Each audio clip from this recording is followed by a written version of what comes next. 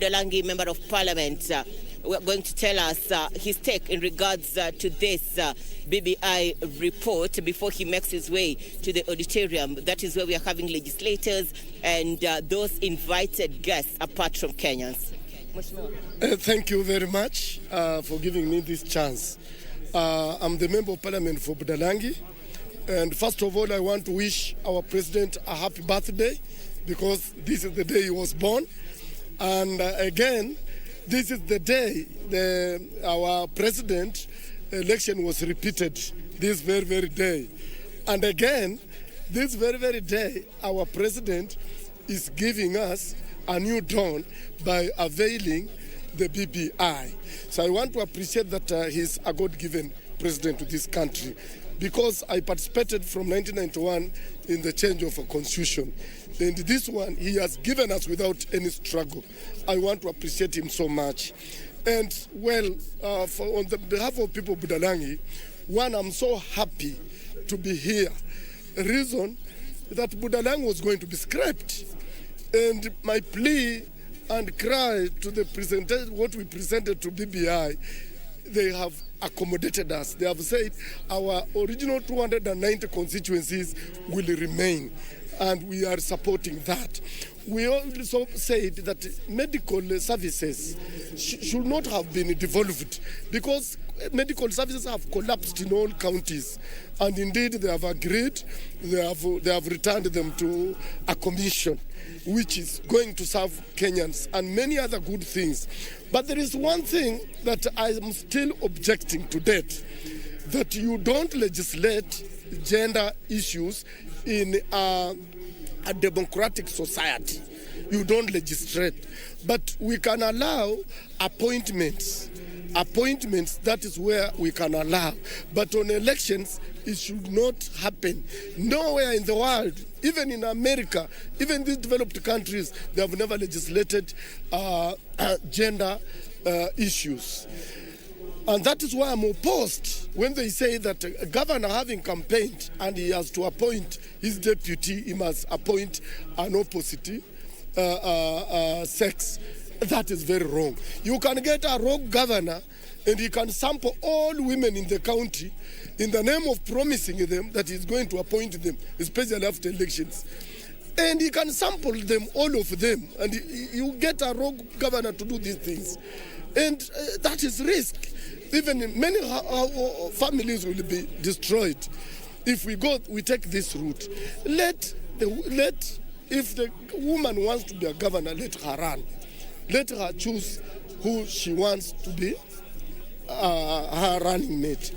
If it is a man or a fellow woman, let a man run, whether he's going to appoint his deputy as a man or not.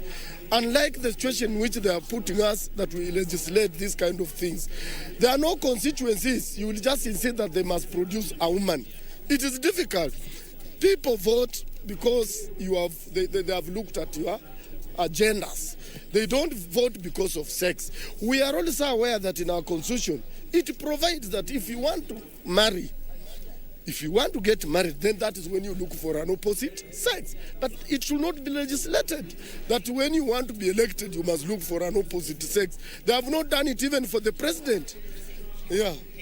That is Budalangi Member of Parliament, Mheshimiwa Raphael, and this is the route that many legislators are using to make their way, though His Excellency ODM Party Leader Raila Odinga has made its way already to the auditorium, and those pictures that you are getting are 4 legislators making their way into the auditorium following the unveiling of the BBI report, which will be graced by His Excellency President Uhuru Kenyatta. Now, there are protocols here, Safin. Before you get in here, you have to get your temperatures checked at the gate, and you have to get an invitation before you make your way to where temperatures are being checked, and also before you sanitize your hands, or if you prefer to wash your hands. Then we have the big tents, and this is where Kenyans will be seated this better part of the day, and they'll be monitoring the events from this end. It's colorful. The seats are matching the Kenyan flag, and it is one that talks of unity, just as the opposition leader Raila Odinga and His Excellency President Uhuru Kenyatta are lobbying for this report. Though it has already received some opposition, and a number of Kenyans have their mixed reaction in regards to this. Legislators have been represented both from the Jubilee section and ODM section. And here I'm being joined now by one of the Kenyans to tell us his sentiments in regards to this report. Why are you here today? What time were you here? Let's start with your names. Thank you very much. I think I'm known. My name is Jaro Soja. I'm a staunch fan of Gor Mahia. We are here because of the BBI.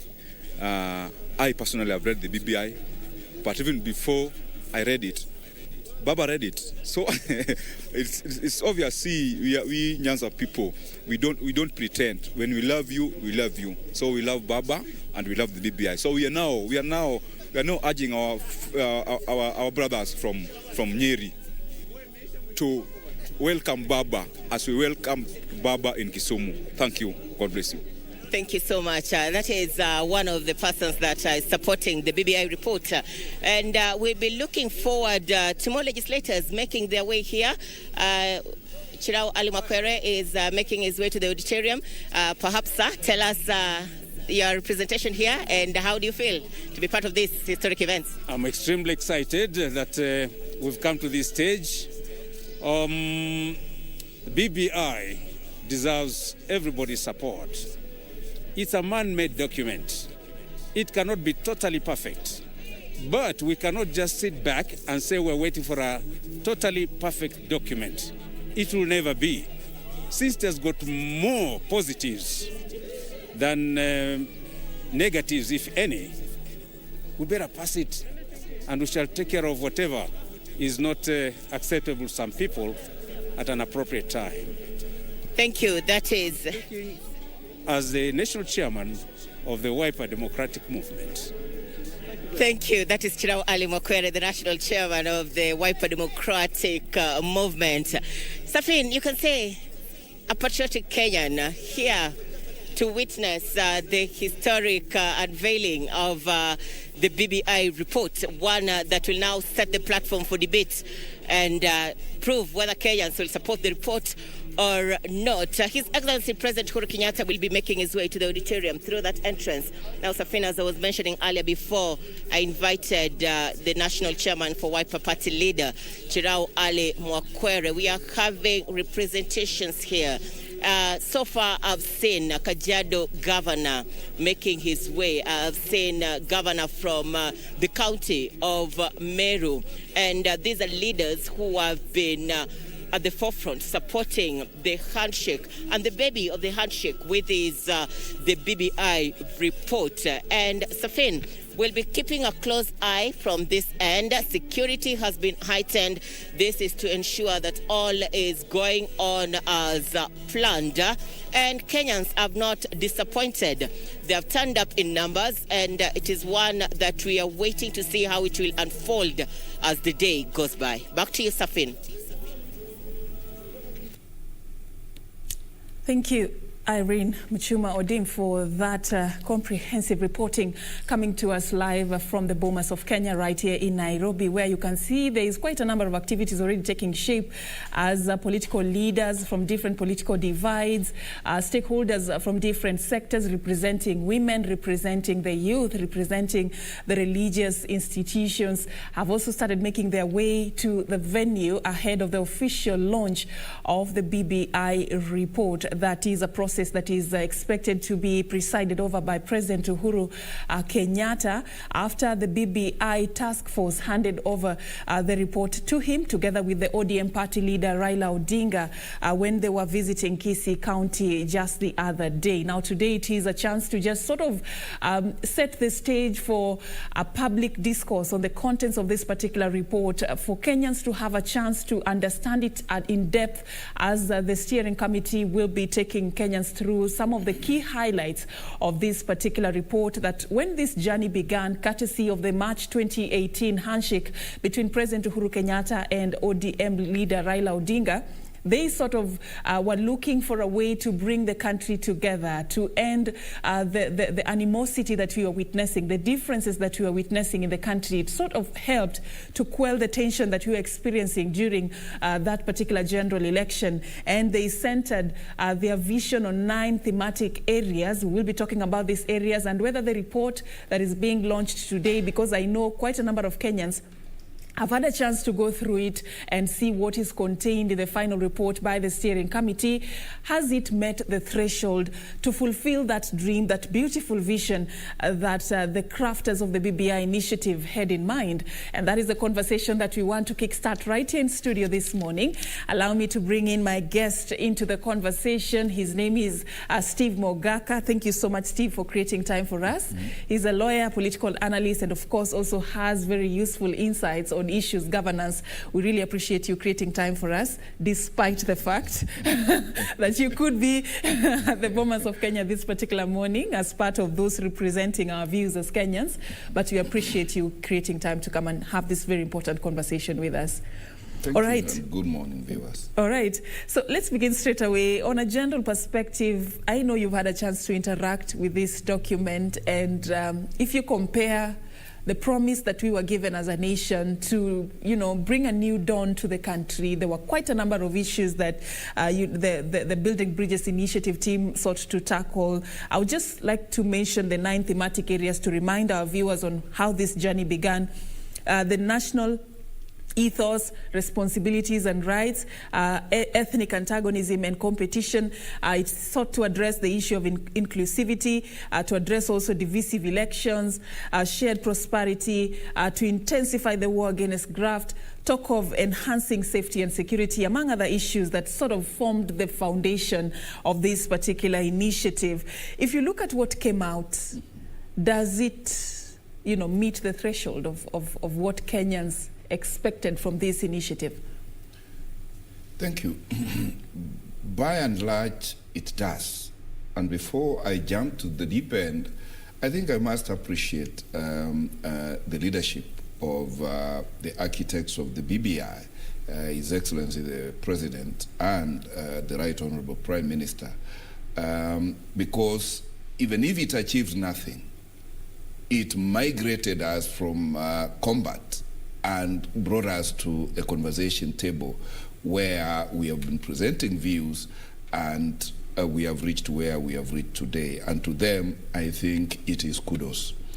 Secondly, of course, though selfish, I must thank them also for choosing to receive this report in the Gusii area. I've been here commentating about the BBI, the steps towards it, and I can't be more proud that the report was presented within the quick, easy proximity of my county. They say that is where it was birthed. That is where reggae began. That is where it was birthed, and I think I must give accolades to the members of the BBI committee for doing what it took to complete the task and again to present the report. And I also must thank the President and the Right Honorable Prime Minister that they have each been faithful and maintained their distance, their political distancing that has enabled this report come this far. And I want to celebrate the unveiling to the public of that report today, and know, as I do, that being a political country, there are those who don't even want to see the BBI report. They don't even want to know the content of the BBI report. But truth be told, this is an initiative to unite Kenyans. And through the Building Bridges initiative, even if you and I are not part of the construction of the bridges, at least let us use the bridges to reach out to other Kenyans, to have a united country, and to push the development agenda of this country that includes everybody, irrespective of who is elected and who is not elected. Now, coming back to your 9-point agenda that was set as the 4 corners of the Building Bridges journey, I think by and large, the report has attempted, I must say, it has attempted to address those very critical milestones that the two architects had laid down. And if you look at the comprehensive report, it has seemed to summarize the people's views regarding those 9-point agenda. And the recommendations that have been put out are, as good an attempt as it is to try and give answers to that diagnosis, because I take the 9-point agenda as a diagnosis of what ailed Kenya. And this Building Bridges Initiative report is an attempt to give a prescription that addresses that 9-point agenda, and to the extent that there are almost recommendations covering 80-90% of that 9-point agenda.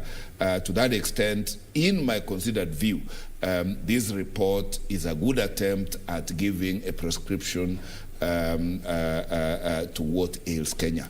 And I do hope that once it gets reduced to a bill and gets debated, more robust talk is given about the report, and it gets improved. I know for a fact that Kenya will be a better country, will have a better legal framework, will have a better constitution, will be a better united country, and will migrate us from inward-looking people to outward-looking people who reach out to one another, because we truly each need one another. Well, underscoring your direction of using the word an attempt to sort of like paint a picture of its work in progress. It is work in progress indeed. Yes.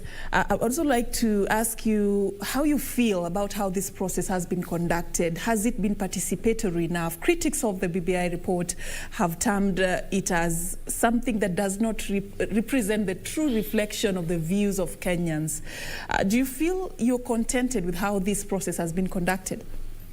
The process has been open, and all those who wanted to participate participated. And those who chose not to participate also exercised their democratic right not to participate, because silence is also as loud as any speech. And to the extent that the BBI committee opened up for people to give written memoranda, others to give a viva voce presentation of their views. And everybody, I must say, was given an opportunity to give their views. And everybody who chose not to give their views were also not coerced to give their views. And therefore, whatever report has been crafted, it is in answer to the views that were presented, obviously, without the views that were not presented. And those whose views were not presented, all is not lost, because this report now forms a summary of the way forward. It will be reduced to a bill, and whatever we did not present to the committee will perhaps be presented through the legislative process, which will also again be people participatory. All right. So there is still a chance for somebody to drop in some salt, to drop in some sugar, so that we feel included in the contributions that we made. So regardless of whether you support the BBI initiative or not, actually it's your responsibility to take part in this conversation and get to present all those issues you could be having with regards to the BBI report. But then let's talk about some of the issues that are contained in this particular report. And I'd just like, first of all, to get your perspective on what is standing out for you among the 9-point agenda, because this is sort of what is summarizing what the report is all about. What is it that stands out for you that you feel is the greatest milestone that has been achieved by just having this report come out, and it is contained as part of the solutions to what ails this country? What is that one issue for you?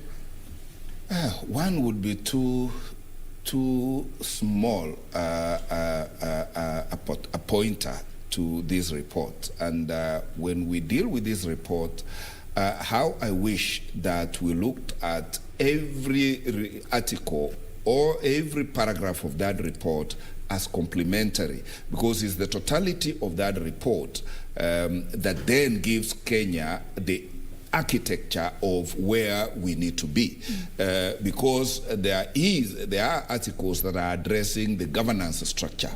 And you and I very well know that every election has been divisive and it has ended in strife. So there are paragraphs and recommendations touching on the structure of government and governance. There are prescriptions touching on the youth, because remember that the future of this country and even the present depends on the quality of our youth and how they are employed and deployed in economic endeavors. So there are prescriptions touching on the youth. There are prescriptions touching on the corruption pandemic that this country has suffered, because cases relating to corruption apparently are endless. Now there is a cap on a prescribed cap on the duration corruption cases are going to take. So in my view, every prescription in this BBI report is complementary to one another, and we must look at them and operationalize all of them together for our Kenyan vehicle to be able to fire in all the 4 or 5 cylinders, if you like. There is no prescription that is lesser than the other. They are all complementary, and they comprise the full dose that the BBI committee has prescribed for Kenya. And if we take the full dose, Kenya will not be different anymore. Let's now get a bit specific, now that you've talked about the fact that this is like a puzzle. One piece cannot operate without the other. Let's get to understand some of the proposals contained in the report in summary, sort of, and help Kenyans understand how this then seeks to solve the problem that we are having as a country. And I'll go to one of the hot buttons that have been shaping conversation during the week before the event that is happening today, and that is the proposal to amend Chapter 8 on the legislature to undertake sort of a remodel of the parliamentary system and bring back to the House the Prime Minister, Deputy Prime Minister, Cabinet Ministers, Attorney General, and the Leader of Official Opposition. We'll go step by step, but let's begin by looking at the expansion of the executive to bring back the position of the Prime Minister, who will have 2 deputies. When you first, it was something that was expected though, but when you found that this was actually part of that particular report, what is it that you feel this is going to add in terms of how this country is being governed? What problem will it solve? Thank you so much. That prescription is actually an enactment of the handshake. Because remember, before the handshake, this country was torn apart. Why was it torn apart? 2 leading presidential candidates and their supporters would not agree on the results. And no sooner did we get a handshake that there was a very sudden calm in the country. And the writers of this BBI report have actually seen that there is a need to include the leading or the runner-up to an election in government, so that instead of running into a dispute as to I will not recognize whoever has been declared president and so forth, now we will be having the Raila Uhuru handshake after any election, so that the winner and the runner-up are both in government, and therefore there will not be any pressure on anybody and their supporters that are getting excluded. And having done that, with the same shot, this report attempts to cure the dysfunctionality of the present constitution, where we have cabinet ministers or CSs who are not in parliament. So that when elected legislators raise issues, there is no answer directly at the floor of the House, which therefore kills the debate as to whether the executive is conducting themselves in accordance with the Constitution, the law, and the expectations of the people and their oath of office. And therefore, by bringing back the Attorney General will be answering all legal issues concerning government. Yeah, by bringing cabinet secretaries, now called ministers or called cabinet ministers, we are now solving the problem of having to wait for time to have answers from cabinet secretaries who are not members of parliament, and therefore. This brings sanity and smooth flow of parliamentary transactions, because the cabinet minister expected to answer to members' questions will be a member of the House, and will always work towards giving the dignity of the House by ensuring that the questions asked by members are given instant answers. So that remodeling of the legislature and the executive is to try and deal with the question of the turnaround time between a member's question and delivery of an acceptable answer to the House. Which is something that, would be a step in the right direction. Initially, a majority of Kenyans were worried on the cost implications that this will come with, somebody being a cabinet minister and being a member of parliament at the same time. But this was answered by one of the issues that the committee said, that they were making this recommendation observing provisions of Article 77(1) of the Constitution that bars state officers from receiving emoluments for more than one role. So at least it's not coming with an added cost. But if you look at the other side of the coin, politics vis-a-vis technocrats, that is the problem we were trying to solve when we decided to separate these two functions. Right now, we know how our politics operate in this particular country, and as much as it's not the reality on the ground, we have tried to keep the hands of our cabinet secretaries clean of all forms of political, undertones in this particular country. We have tried, but though what you see in the public domain may be different in some circumstances. But going back to that part of that kind of arrangement, to mix politics and what the role that the cabinet ministers are playing, don't you see that we are going to be creating a bigger problem than what we have been having initially? Because in this country where politics is involved, rarely do we ever have the interest of Wanjiku genuinely served. No, this is a middle ground, because remember where we came from. We came from where pure politicians were cabinet ministers. Now we migrated to where pure technocrats are cabinet secretaries or ministers, if you like. To keep off politics. To keep off politics. Yeah. And the assessment of Kenyans is that moving from one polar end, from politicians to technocrats, is not answering the questions Kenyans are yearning for answers. And that is why in the proposed amendment, there is now a blend, if you like, where the appointing authority is given elbow space to appoint cabinet secretaries or cabinet ministers from technocrats as well as from members of the House. And therefore, that mixed grill would be able to achieve the politics of cabinet as well as the technocratism of cabinet and the politics of the National Assembly. So that merger is expected to give us a good hybrid. I don't know how that will work though, but we're still having this conversation. We are coming back to continue with Steve Mogaka, but right now let's cross over once more to the Bomas of Kenya. Let's link up with Irene Muchuma-Odim as she's interacting with some of the leaders that are making their way to the venue this morning. I understand she's going to be talking to Mheshimiwa Ole Kenta. Let's just listen into what she has to say.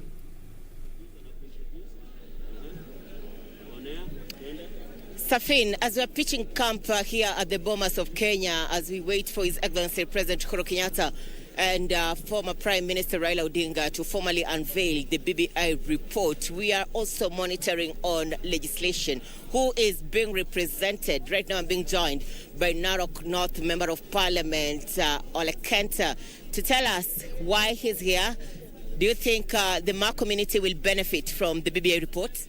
One thing I would like to say is that the Maasai people are also part and parcel of the Kenyan people. And the BBI document, we'll read it once it's launched and be able to advise our people. But as far as we are concerned, what you have read, what you have seen is actually right for the Kenyan people. One problem that I think will be resolved is the issue of skirmishes whenever elections are held.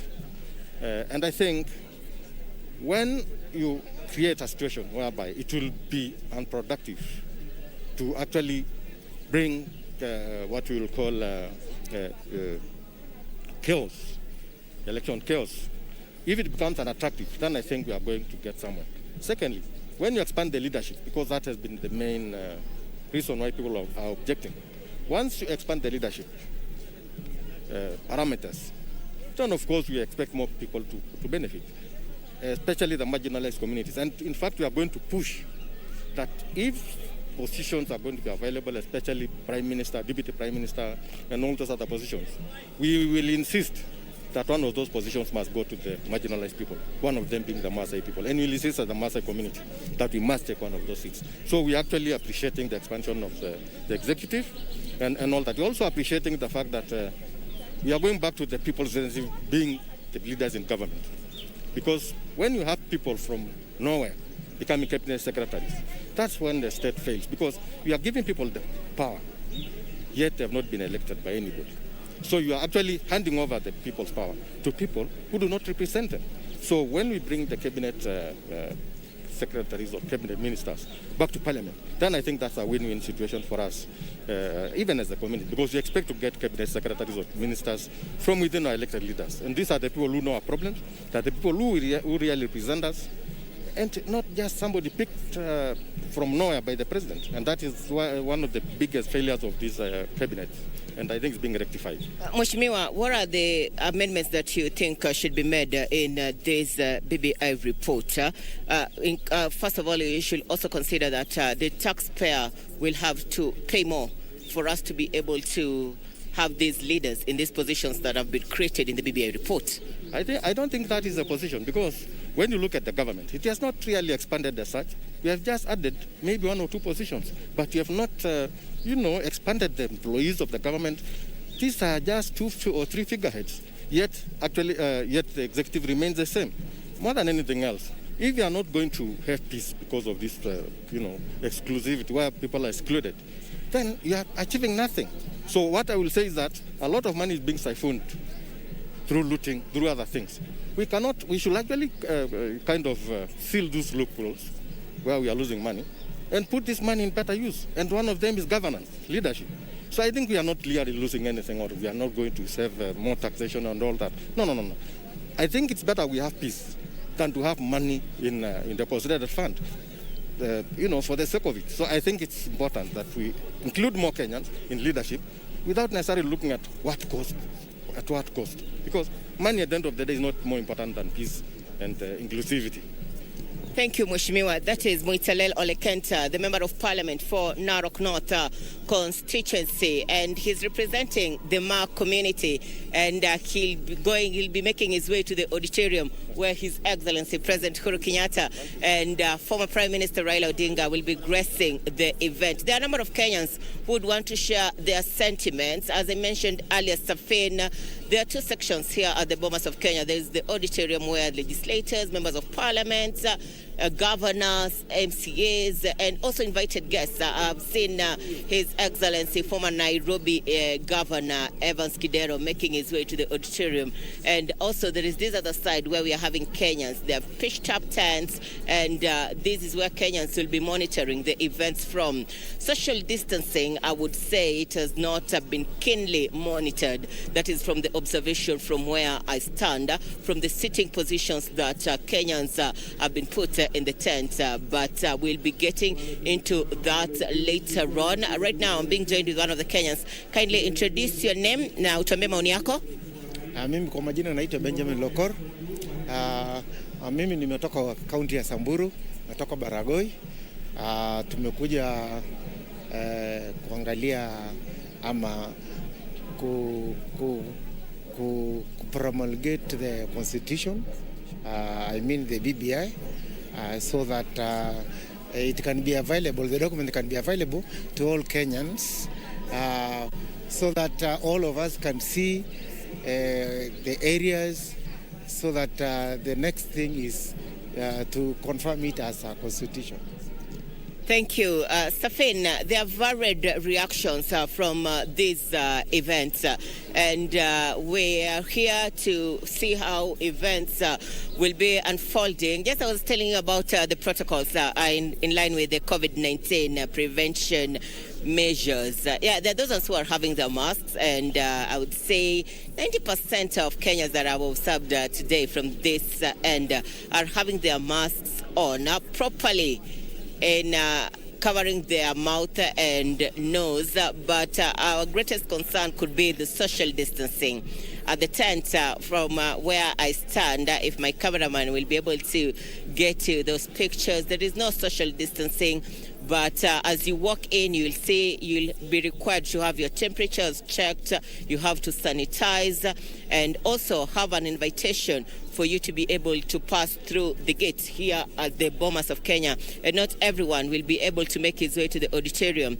As I mentioned earlier, only those invited guests to be at the auditorium. This is where legislators are making their way from. They are not allowed to move in to the auditorium entrance with their cars, and only His Excellency and Interior Cabinet Secretary Fred Matiang'i was allowed to make his way. Also diplomats, I've seen them making their way to the auditorium, and His Excellency former Prime Minister Raila Odinga has also made his way to the auditorium. Our greatest concern is whether His Excellency Deputy President William Ruto will make his way in this unveiling of the BBI report as it gets down to history. Remember, it's also in 2010, 10 years down the line, that Bomas of Kenya hosted such an event as Kenya was unveiling the 2010 constitution after changing the 1963 constitution. And we'll be keeping a close eye to see whether His Excellency Deputy President will be making his way here. He has been at the fore opposing the recommendations in the BBI report, and it's just a matter of wait and see how events unfold from this end. Back to you, Safin. Right. Thank you so much, Irene Mchuma Odim, for that update you're giving us from the Bomas of Kenya this particular morning. As she says, quite a number of leaders have already made their way to the auditorium, and of course at the section that has been designated for Kenyans to also follow the proceedings through big screens that have been mounted there. But an issue that she's raising is just touching on the safety protocols that have not been observed with regards to how this event has been organized. One of the issues that is standing out this particular morning is the lack of social distancing at this particular function. We hope that as the day progresses, something will be done, because safety is of essence, even as the country makes this historic move to just sort of begin a national conversation on the BBI report. But from what she's telling us, it's President Uhuru Kenyatta and ODM leader Raila Odinga have already made their way to the Bomas of Kenya. But it's a matter of wait and see as to whether the Deputy President, William Ruto, will also be attending this particular function. So we're still keeping our eye close to that particular venue. We'll be giving you live updates as we receive them. Plus, when the event officially kickstarts, we will be just taking you straight to the Bomas of Kenya so that you can catch it live and direct right here on KBC Channel 1. So stay with us. We got you covered throughout the day. Now, allow me continue with the conversation I've been having this morning. I've been talking to lawyer Steve Mogaka. And of course, I will also be bringing in another gentleman into the conversation. His name is Wilfred Muliro. Wilfred, thank you so much for creating time for us. Thank you very Wilfred much. is a political analyst. Now, we had just started dissecting the report that was just unveiled the other day in Kisii, and I believe members of the public have also had a chance to go through it in the days that have been gearing up towards this public unveiling of the report. And before you joined us, Wilfred, we were talking about the proposal to expand the executive and introduce the position of the Prime Minister, who has 2 deputies, and also to have a position of the leader of official opposition be introduced during that particular time. You will be giving us your views on how this is going to, sort of heal what has ailed the country when it comes to divisive elections. But let's also listen into what is happening at the Bomas of Kenya. Let's link up now with Ben Troy Njue for the latest developments. Ben, a very good morning from where you are. What is it that you have observed, and what are some of the expectations for the day?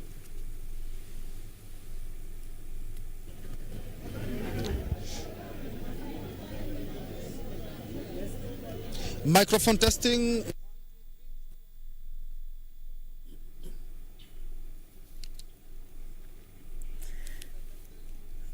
All right, we will be getting back to Ben Troy Njue later on. Let's just go back and listen into what he has for us. Behind my cameraman.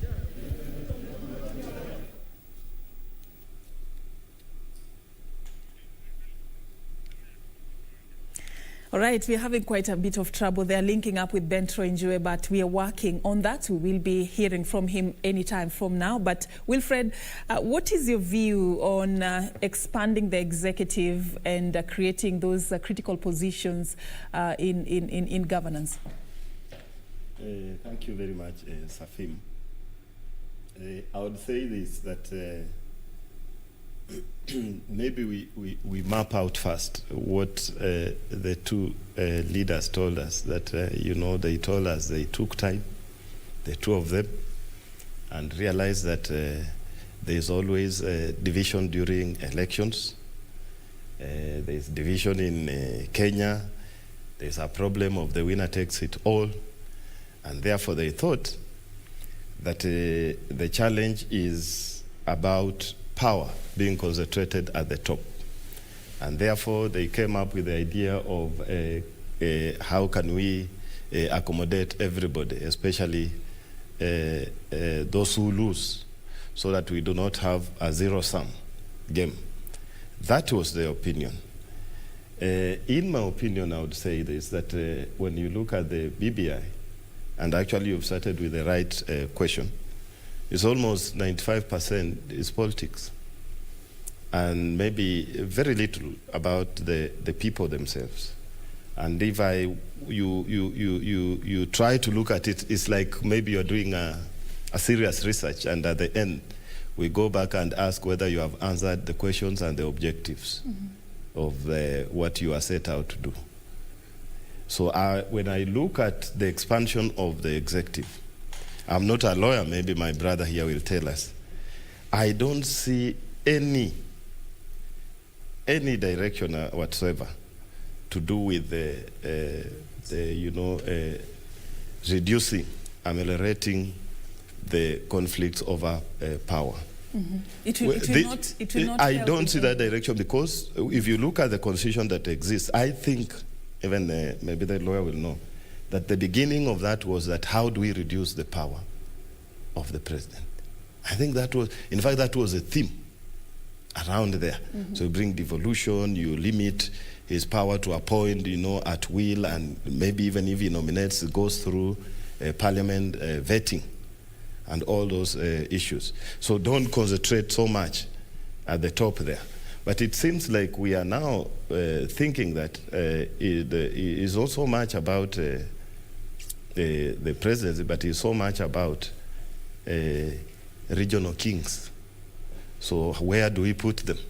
But is that what will bring Kenyans together? I've just listened to Mheshimiwa Ole Kenda there, and he's saying that all those positions that you'll create, make sure majority go to the marginalized and groups. This is actually one of the observations by the steering committee during those validation hearings and just gathering submissions from Kenyans and stakeholders. They say that our politics in this country is defined by us versus them. And this us versus them is usually drawn on the basis of ethnic lines, that which tribe, which community is in a leadership position. So I'm really concerned, Steve, how this is going to work, in as much as we may have the Prime Minister and the deputies and expand the executive to achieve what is called the inclusivity. If we still have that culture of us versus them, won't we then go down to start questioning, yes, we have a Prime Minister, but where does he or she come from? Which community, which tribe? Won't we again, climb the stairs and start our differences on that particular lens? What do you think? My thoughts are that we have learned from history that the two leading presidential candidates in this country and their followers have been the reason for the trouble in this country. And looking at the BBI report, which prescribes a solution for the runner-up in the presidency, that prescribes a solution for the member who has the second largest number of parliamentary seats, then we have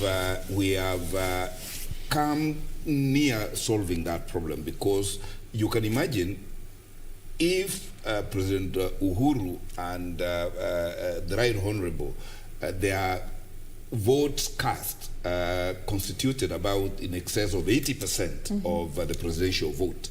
And it therefore is expected that if you have pacified, if you have included 80% of the larger Kenya, you have by and large therefore been inclusive and will reduce the strife, the post-election strife.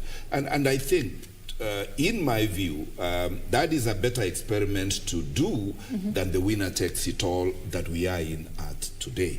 And don't forget that when we have two deputy prime ministers, this takes cognizance that the runner-up in the presidency, or the one who has the second largest parliamentary strength, this has been contributed by the diverse communities and regions of this country. And it is expected, therefore, that these other positions will be spread to make us as inclusive as possible. I know where the challenge is, and this is where Kenyans should zoom into. How do political parties manage their affairs to ensure that there's meritocracy in sponsorship of candidates into these political parties? Because there are regions in this country where people are handed over tickets by the political father of that political party, and they therefore automatically become legislators. How do we deal with that phenomenon? And how then do we ensure that within political parties there are no short changes, that people who have given their honest contribution within political parties are not shortchanged by virtue of their numbers or by virtue of their measured loyalty to the political party's godfather? That is where the problem is. And if we include that when we do the amendments to if we adopt this BBI, my greatest challenge to Kenyans is let us fix the vehicles that contribute people to parliament, and those are the political parties in this country, which are very, very mismanaged and scandal ridden. Safim, can I just mention something in line? I think now he's just captured what I was thinking about. That is this. Remember my introduction, Safim, was 95% is about politicians.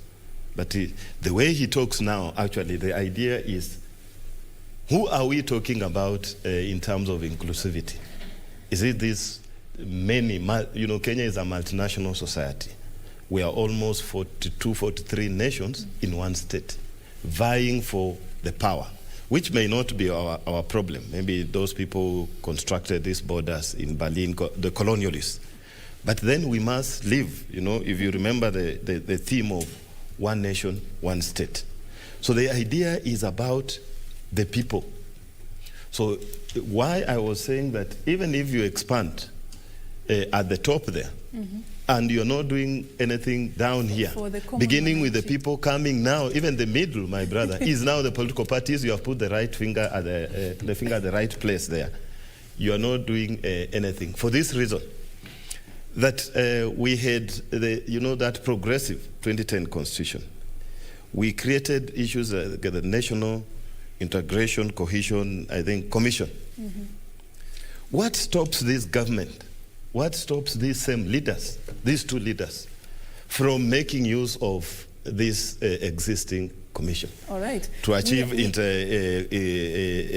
to reduce ethnic divisions and achieve integration. We are picking up from there in a bit.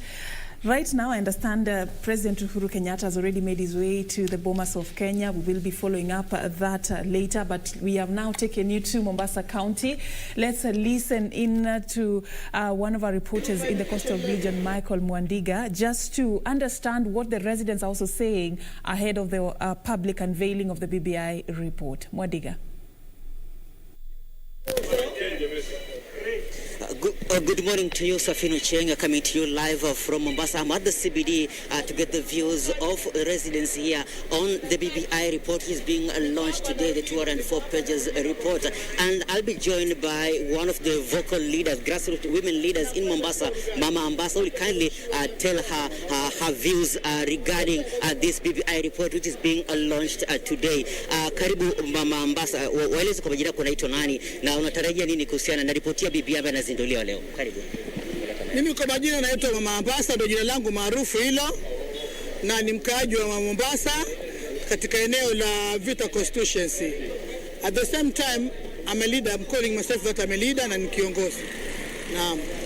Naam, kuhusiana na ripoti ya BBI imeweza kuongezea mambo mengi, hasa kuongeza mapato kutoka 15% hadi 35%, na pia vile kuhusisha kila mmoja katika masuala ya maamuzi. Je, unachukulia vipi ripoti hii? Wallahi, kwa hakika kwanza leo launching yake tungepata hiyo karatasi tukaisoma, na kuisoma hiyo karatasi mimi kama Ambassa peke yangu haitoshi, maana kuna vizungu vingine ambavyo kizungu kimoja lakini kimebeba wingi wa mambo. Kwa hivyo kulikuwa kuna haja to form a team, wale viongozi wenzetu tuite kama wakili aje tufafanulie hapa amesema nini, hapa pameshambua nini, ndio tukubali tuipitishe. Lakini kutuambia tu kama anavyofanya wakubwa viongozi wetu juu, watayari washaanza kwenda kwenye county wakienda wakiomba tuipitishe BBI, that is wrong. This Kenya does not belong to somebody, it belongs to us. Even myself, I am a Kenyan. That BBI, if it is going to be passed, also I'll be also included in that BBI. Lakini kuna haja, there is a need ya kuwa tuisome. Baada tushamaliza kuisoma ndo tuone hao viongozi sasa wakitembea wakienda wakiuliza watu waiunge mkono. Lakini sasa wao wataka tuunge mkono kitu ambacho tutakisoma. It is bad, haifanyiki hivyo. Okay, now thank you so much. Safin, that is Mama Ambassa, grassroots women leader here in Mombasa, and because of time we can't go with much interviews, but as it is now they have to read the report and understand what is in the report. They should not be told, but they should understand what is in the report. They should be informed. But here I'm joined by a gentleman before I bring it over to you, who will kindly tell me what he expects from the report. Kindly, sir, come on, tell me your name and what you're expecting from this report. What is your name? And this report, people are told that they should read and understand. They should not wait for the leaders to tell them what is entailed in the report. What's your take on this? And regarding the inclusion, it's the inclusivity being the issue in this report. What's your take? Okay, my name is Charles Oumawithe.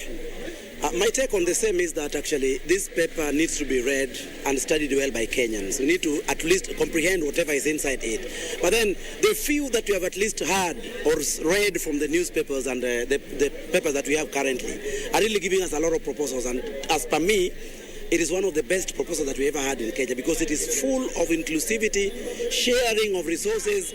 There's nobody who will be left aside that will say, oh, we have been left aside. You see, when we talk of the leader takes it all, is what has been ailing this country. But then a situation whereby the leader takes it, but then the second person, rather the person who follows the leader also gets a share, and even his people also feel the weight of the leadership, that is what we've always been expecting. All the wars, the demonstrations after election that we've been witnessing in this country are as a result of the leader has led and his group takes it home all, while the person who has followed, even at a close range, is left to hang on the ground. So for now, the BBI has brought us a point whereby we will never experience this. When someone leads, we know that he will definitely bring the second person onto the table. They discuss fervently and all people will get it. Another thing that has also impressed me in BBI is that the marginalized communities are also going to get their share, whereby even if we will have this, one of this is called the regional blocks, the regional leadership,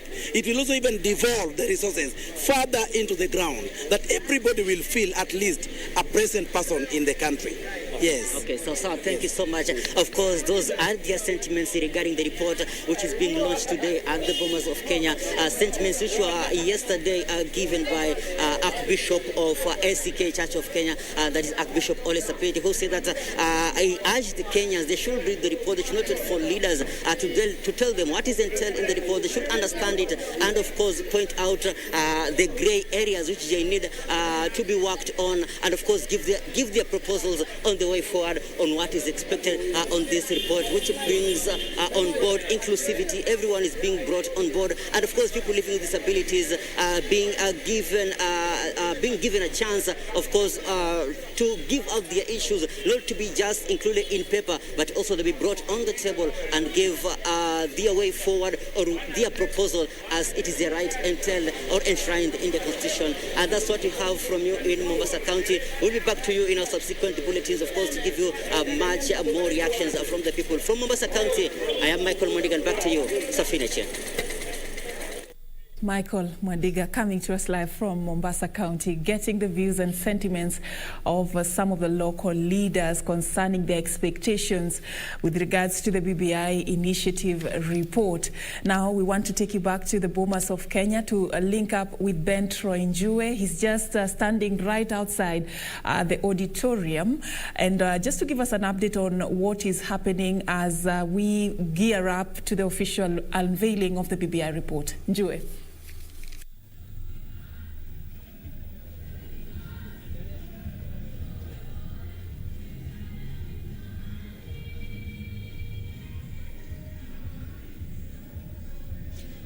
Good morning, Safina Chengauma, back in studio, and thank you so much for joining us. Right now, one thing I can for sure confirm is that the head of state and the Right Honorable Prime Minister Raila Odinga have already arrived here at the Bomas of Kenya, and I'm standing just adjacent to the main auditorium, and I can tell you the security here is quite tight. But away from that, the day is slowly but surely gaining momentum. The launch of the BBI report right here at the Bomas of Kenya. A lot has been said and a lot is being will be talked about in the course of the day.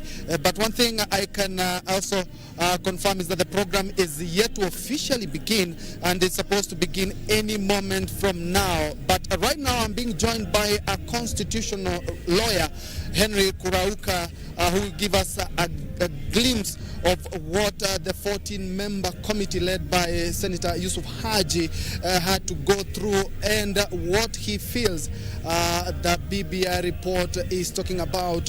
Henry Kurauka, thank you indeed so much for joining us. You are a constitutional lawyer, so and all the things that have been talked about here have basis in law. What can you make an overview of the whole document? Yes, BBI report is wonderful. It's a good work. I congratulate the committee. This is the time we have a serious conversation in respect of our 2010 constitution that has served us for 10 years, because we need to interrogate and find the issues that need reforms, because we need a constitution that upholds constitutionalism, respect for core values and national ethos under Article 10 of our Constitution. I do congratulate our committee because they have come with very, very serious issues that have been discussed over and over time. we have the money to our counties. The national revenue is now 35%. Apologies, we're having the national anthem.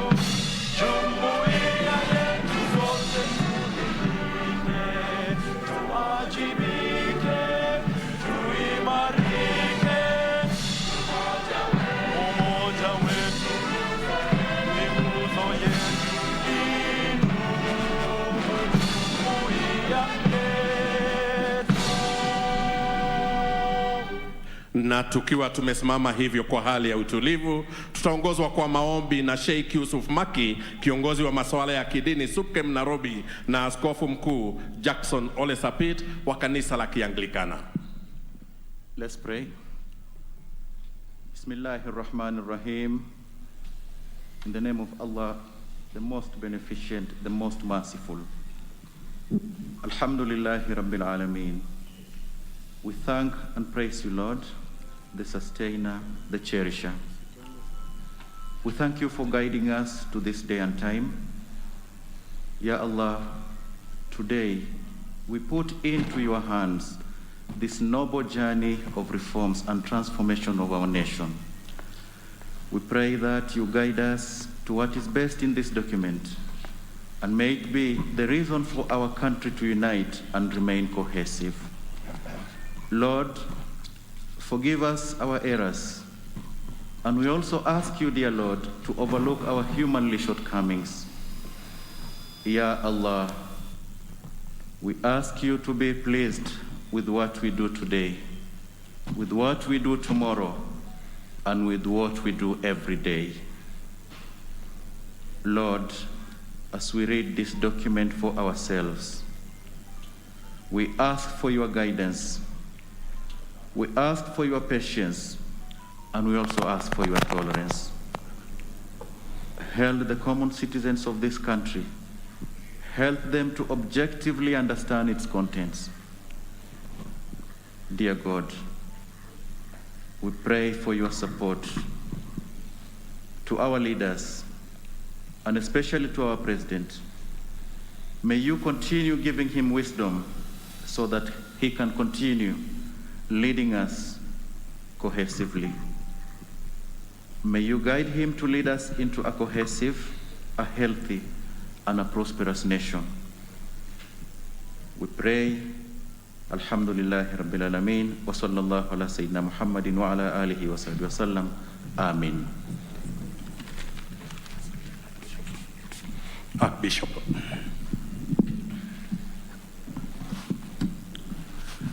Heavenly Father, we are gathered here as a nation and as a people who have every reason to say thank you, Lord. For this far you have brought us as independent Kenya, managing the affairs of this nation the best way we can. We are also conscious that we are not devoid of challenges and moments where we have to reimagine ourselves and rethink again. And today presents such an opportunity when we are gathered here to reimagine how we are going to govern and rule ourselves and continue to ensure that resources are well distributed to every corner of this country, and all of us shall be able to enjoy a nation which we can say we are proud to be a part of. So, Lord, as we come through this conversation, talking about our national ethos, the way in which we can be able to protect ourselves and live harmoniously every corner of this nation. Lord, we want to thank you. Give us this moment as a moment of reimagining a new nation, a nation that is going to prosper the weak and the strong, a nation for us all.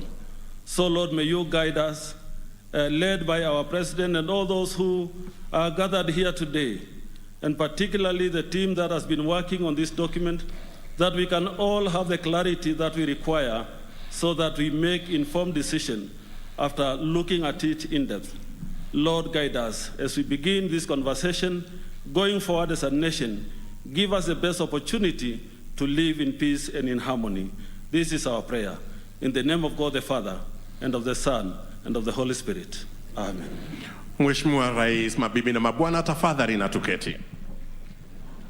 Mheshimiwa Uhuru Kenyatta, Rais wa Jamhuri ya Kenya na Amiri Jeshi Mkuu wa Majeshi ya Ulinzi, Naibu wa Rais Mheshimiwa Daktari William Ruto, Spika wa Bunge la Kitaifa na Bunge la Senate, Jaji Mkuu na Rais wa Mahakama ya Juu, aliyekuwa Waziri Mkuu Mheshimiwa Raila Odinga, mabalozi na maafisa wakuu wa kidiplomasia, wananchi wa Jamhuri tupadayo, mabibi na mabwana.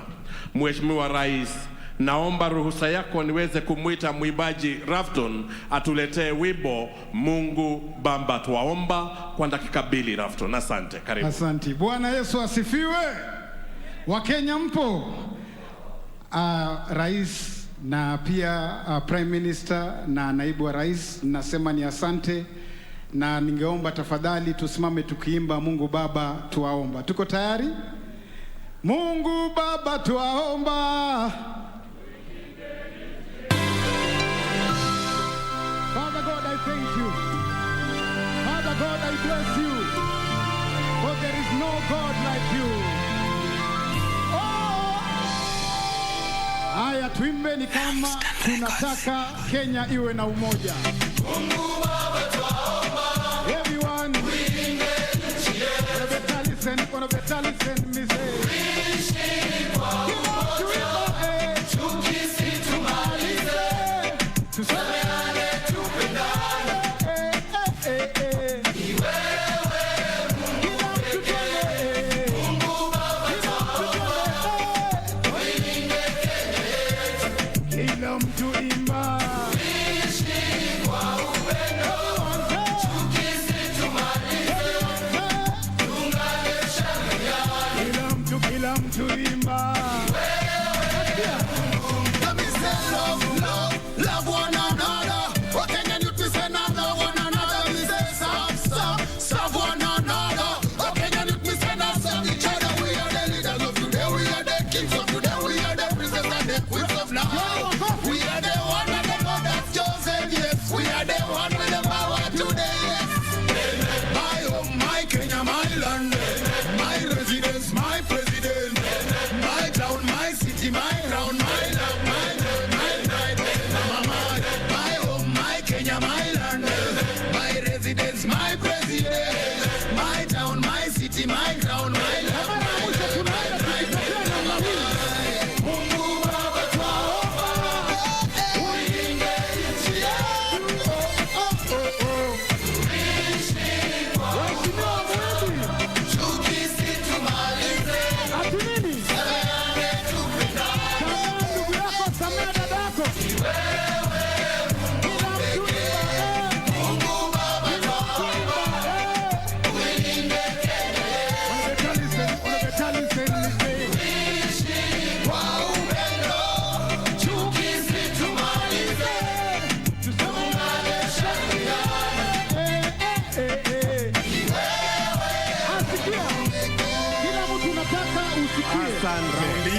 wewe Asante sana Rafton, asante sana wote na tuketi. Kwa kweli Mungu Baba Twaomba, uilinde nchi yetu, tuishi kwa upendo. Kwa heshima Mheshimiwa Rais, naomba tuelekeze macho yetu kwenye runinga kwa makala mafupi yafuatayo.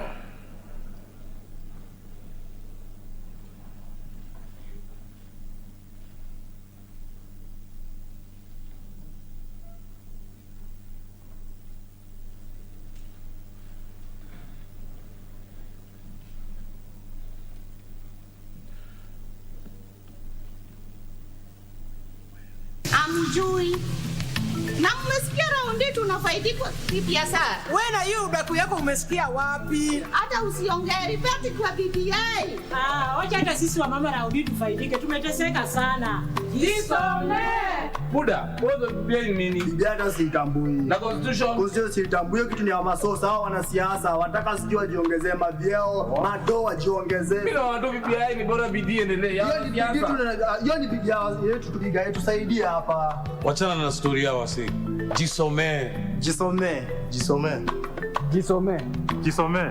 Jisome. We, jisome. Usitegemee unachosikia. Jisome. BBI report itatekeleza mikakati ya kuboresha maisha ya Wakenya wote. Jisome. Wanawake tusonge mbele. Hata vijana wajisome.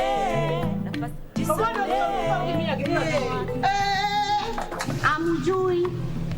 Na mmesikia raundi tunafaidika vipi sasa? Wewe na hiyo udaku yako umesikia wapi? Hata usiongee ripoti kwa BBI. Wacha hata sisi wa mama raundi tufaidike. Tumeteseka sana. Jisome. Buda, wewe BBI nini? BBI hata sitambui. Na constitution sitambui. Hiyo kitu ni ya masosa, hao wanasiasa wataka sijui wajiongezee mavyeo, madoa wajiongezee. Bila watu BBI ni bora bidii endelee. Hiyo ni bidii yetu tupiga yetu saidia hapa. Wachana na story yao wasi. Jisome. Jisome. Jisome. Jisome. Jisome. Jisome. We, jisome. Usitegemee unachosikia. Jisome. BBI report itatekeleza mikakati ya kuboresha maisha ya Wakenya wote. Jisomee, na kwa kweli hata mimi nitajisomea. Kwa heshima Mheshimiwa Rais, naomba uniruhusu nimwalike naibu mwenyekiti wa kamati ya utendaji ya BBI, Profesa Adams Olo, aseme kwa kifupi. Profesa, karibu.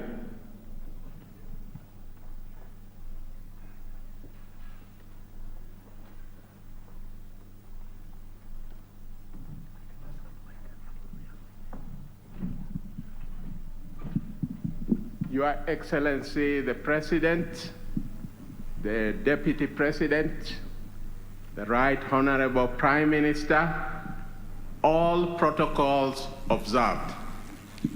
Your Excellency, it's been more than 2 years since you and the Right Honorable Prime Minister unveiled the Building Bridges Initiative. And today, just like last week, that baby is born. That baby is alive and kicking. That baby's parents are okay. Your Excellency, let me just ask the task force members, steering committee, who became steering committee members, to just stand where they are so that the congregation acknowledges them.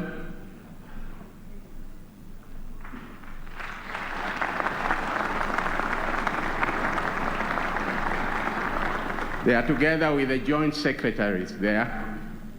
Your Excellency, we also did work with a team of experts. Wherever they are, some of them will be presenting. Let them also just stand up so that the congregation acknowledges.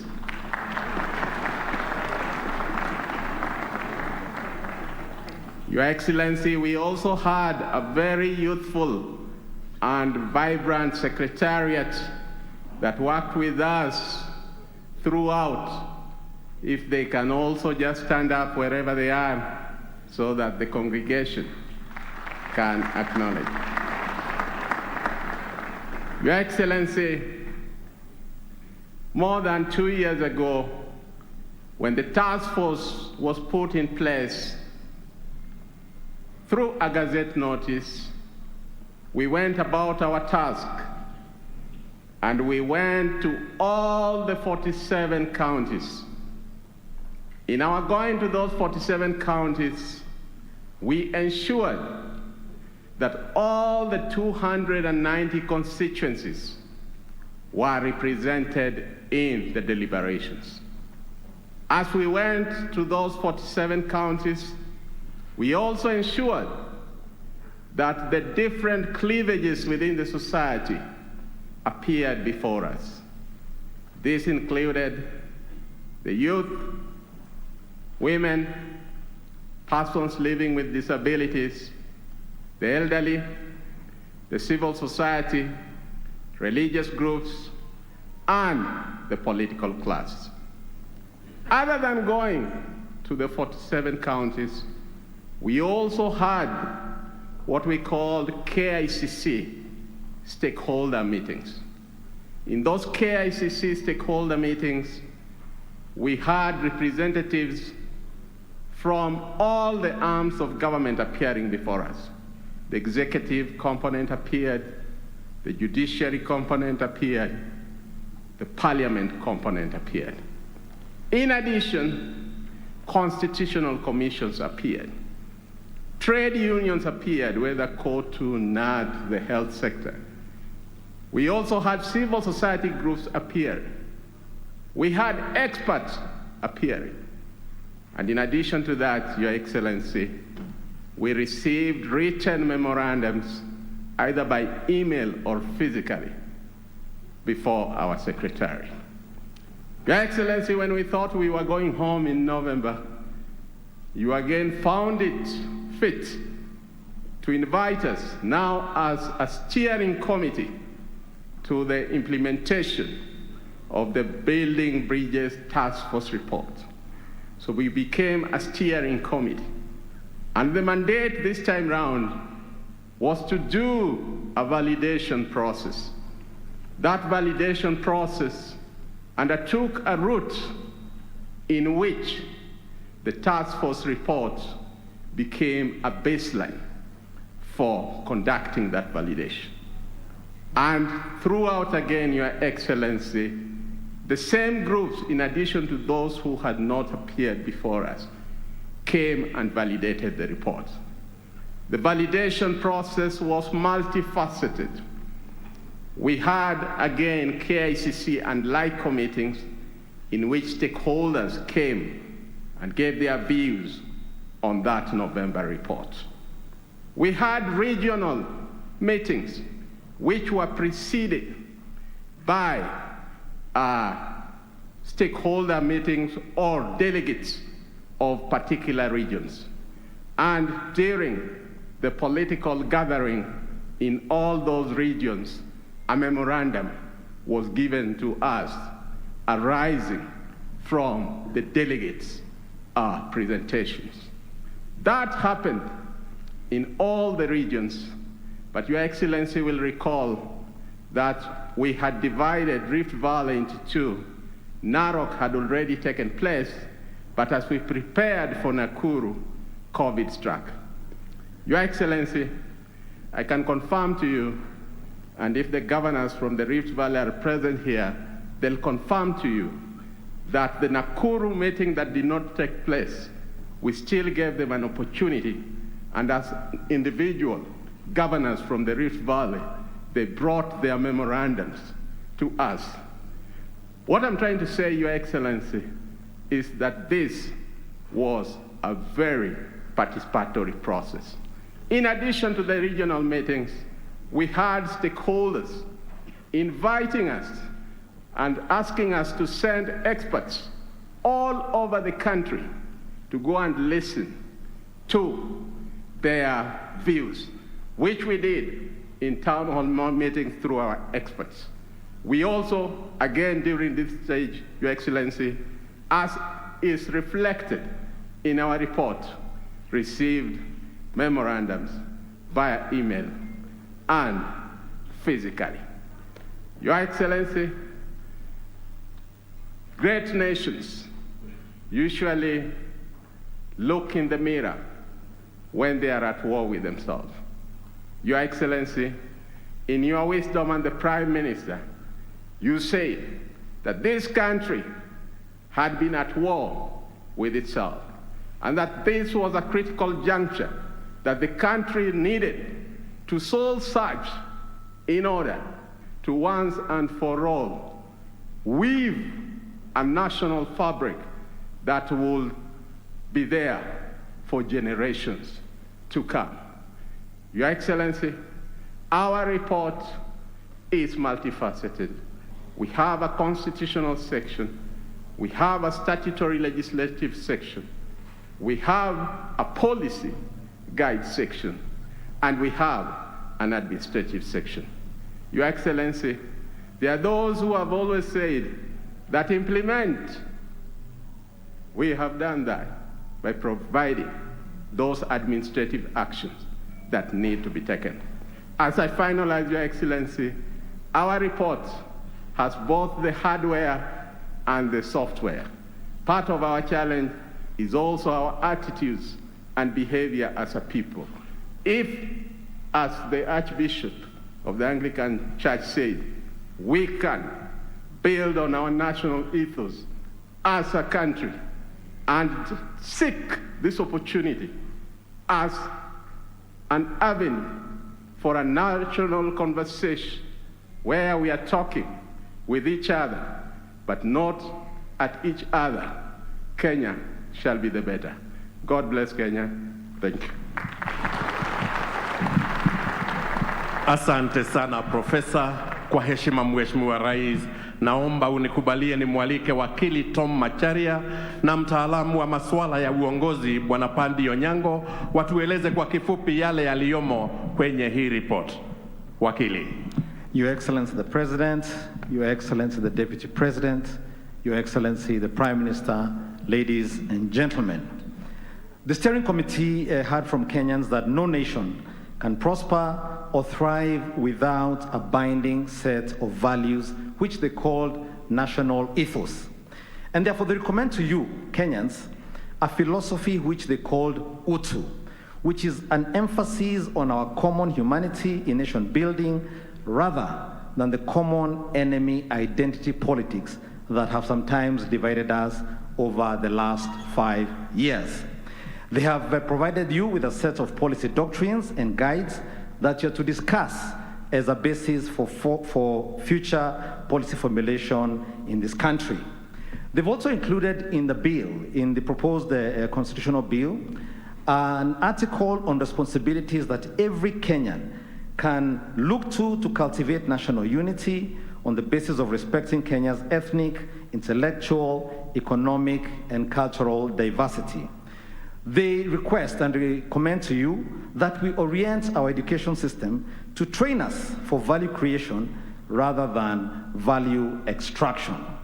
On the question of devolution, economic issues, our war on poverty and shared prosperity, they came up with a concept they called the No Kenyan Left Behind. And here's what they have for Kenyans. A constitutional authority for shared prosperity, which is captured in an article on the economy, which is to be implemented together with many legislative measures, and which they came up with a concept called Biashara Mashinani. One of those things they intend to do, or they recommend to you, is increase the county shareable revenue from 15%, the minimum, to 35%. They recommend the creation of a ward fund where 5% of all county revenue will be paid into. The fund will require public participation in project identification and implementation. They recommend a statute known as the Prompt Payment Bill for the payment of invoices for the supply of services and goods to government, where invoices should be paid within a period of 60 days and a tribunal to resolve any disputes as regards outstanding payments. They recommend a one-stop shop, incubation shops and centers all over the country, beginning initially with the counties and going to the wards, where everybody who has a micro-enterprise, a member of the youth, women, will be able to obtain contracts under AGPO, capital under Youth Enterprise Fund and the Women Fund, counseling in the form of information and support and prosperity for all small businesses. For the youth who leave colleges and even for those in universities, they recommend a 4-year moratorium once you leave college on higher education loans board loans. They recommend, again for the youth and for some of the older ones as well, state responsibility for infrastructure that supports the digital economy so that we can sell farm produce and cottage industries right from our villages digitally. They recommend for county that the resources be allocated on their progress in eradicating wastage and corruption and attaining Article 43 rights. These are your rights to health, your rights to housing, your rights to food security, education, and social security. The more you use money, the more money you get. They recommend that the president once a year, during the State of the Nation address, indicates to the country what steps the nation has taken to implement the rights on health, housing, food, education, and social security. The steering committee recommends the simplification of tax laws and broadening the tax base so that taxation policy encourages rather than suppresses business. They encourage closer commitment to our East African community and project and trading partners, which they see as integral to our prosperity. They recommend that in the governors, among the governors, that if the governor is male, then he should or she should consider a member of the opposite sex for their running mate.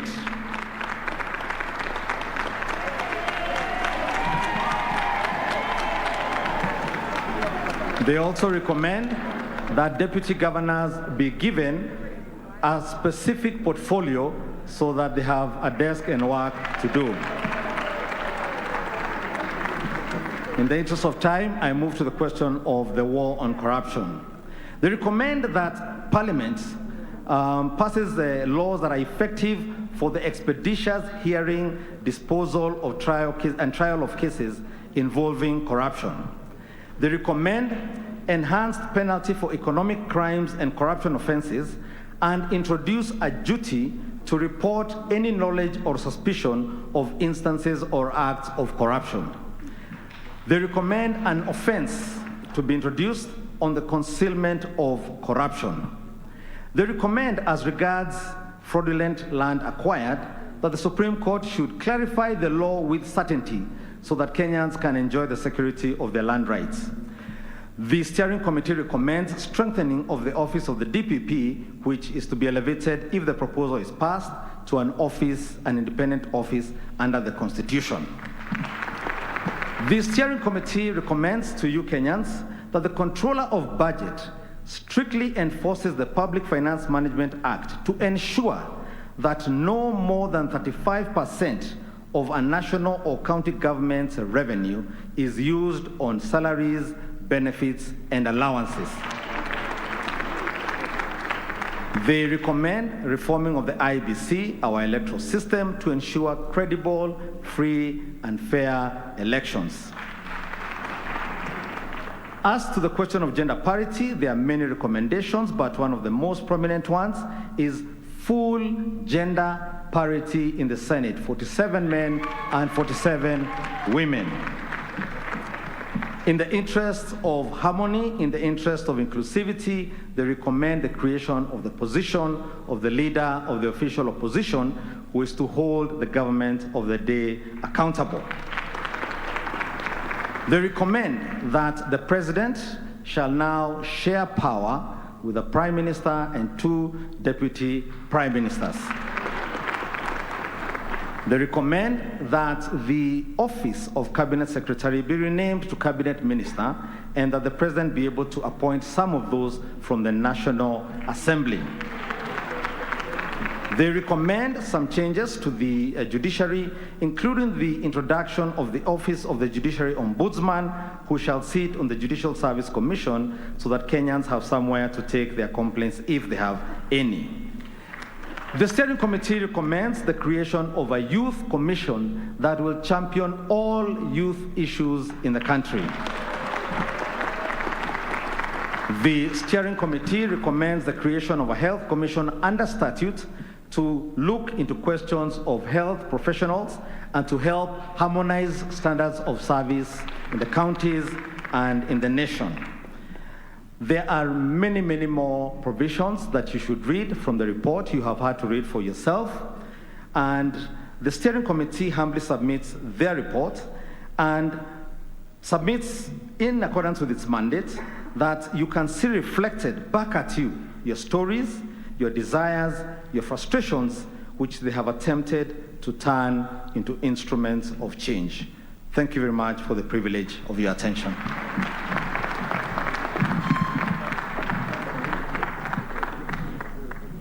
Asante sana wakili, na sasa nitamwalika mtaalamu wa masuala ya uongozi Bwana Padi Onyango aendelee kutufafanulia yale yaliyomo kwenye ripoti ya BBI. Padi Onyango.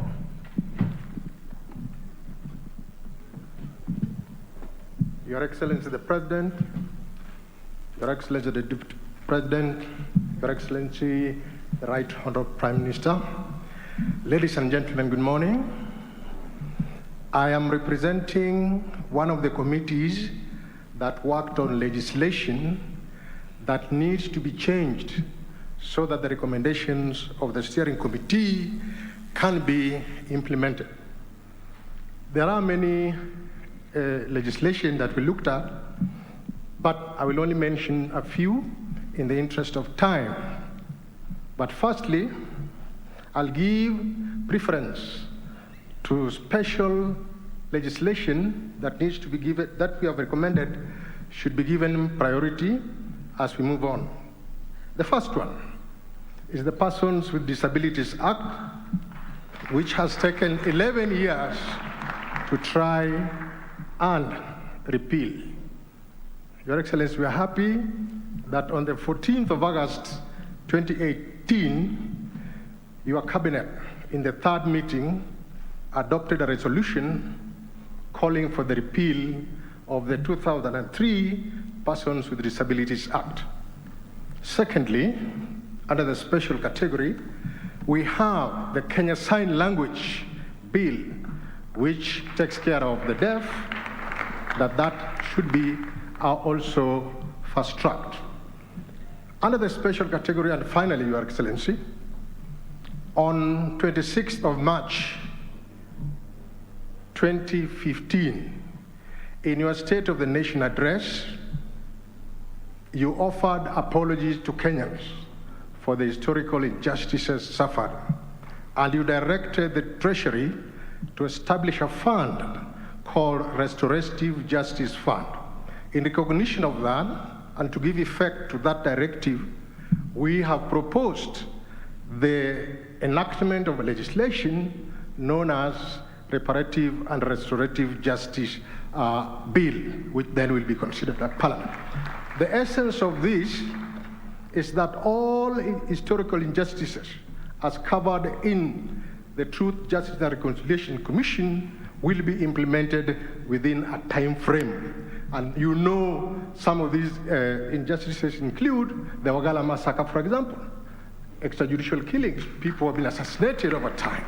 Now the committee has recommended that these be given priority. On the other legislation, which are facilitative of the recommendations that are contained in the constitutional proposals, which my colleague Tom has presented, I will start with the elections laws. There are many of them. One is the IBC Act. The IBC Amendment Bill seeks to reform the IBC. First, to give it strength and independence from any interference. Two, to make it possible for inclusion, for example, when the time for recruiting commissioners and officials, the persons with disability, for example, are taken into account in terms of Article 554(2) of the Constitution. In reforming the Constitution, we are all aware that there is a vacancy at the moment. We only have 3 commissioners. We should have 7, and that was the recommendation of the committee has given. In this regard, a process has been recommended where the existing commissioners will be vetted. afresh, as is the case with other vettings that we have had in the past, and then those suitable will continue in office. We are saying that there will be a panel to do that vetting and appointment. So the recommendation is that the 4 vacancies that are there should be filled in the next 6 months. That is the recommendation that has been given.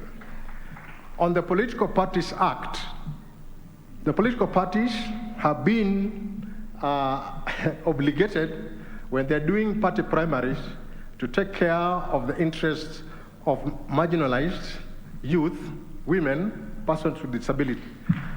And in case of persons with disabilities, there is a recommendation that persons with disability who are members of political parties form an electoral college within the party so that they elect one of their own rather than being given someone to represent them.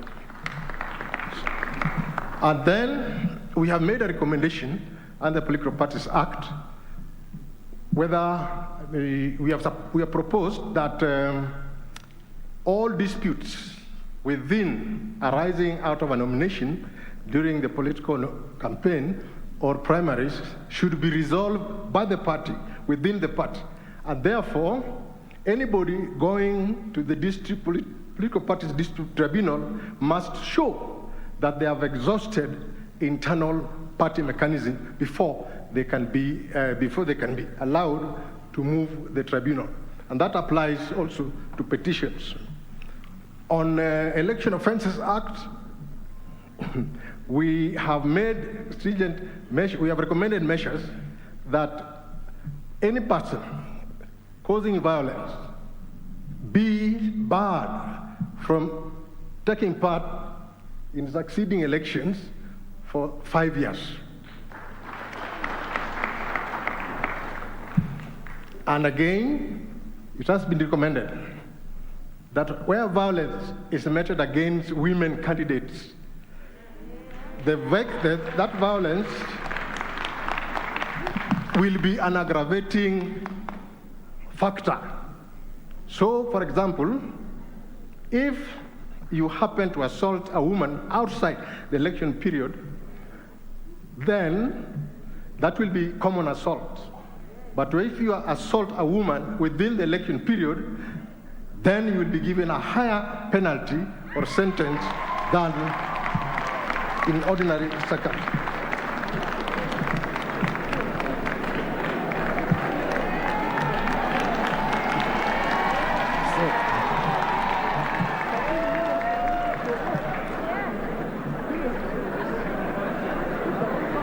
Yes,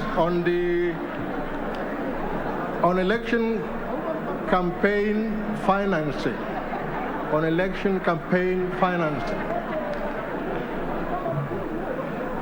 there is a requirement,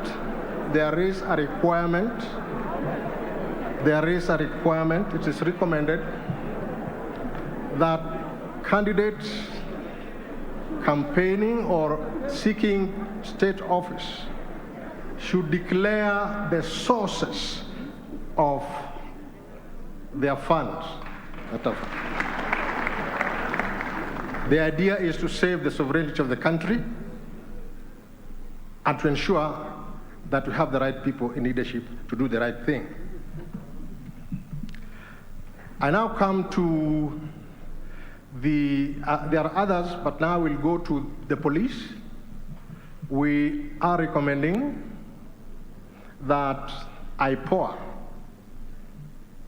be elevated to the status of a commission, a Chapter 15 commission, for purposes of oversight and ensuring that there is discipline in the police force, so that issues of extrajudicial killings associated with the police should be a thing of the past.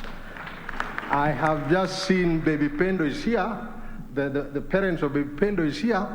That is something which should be a thing of the past in our existence. I don't want to go further There are others my colleagues have mentioned, and I would like to leave it there for now. Read the legislation, read the administrative function. Yeah.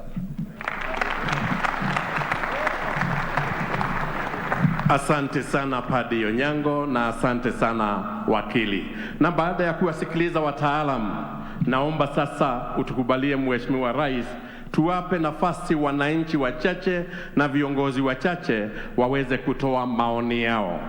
And I wish to most humbly and with utmost humility request all the speakers to observe time strictly as we agreed, and to also respect the program as set, so that when we invite you, it's only you and you won't invite somebody else to speak. Most kindly. Na kwa sasa Mheshimiwa Rais, naomba uniruhusu nimwite Mama Pendo, Baba Pendo na Joseph Maina Kawe wazungumze kwa kifupi. Mama Pendo, karibu.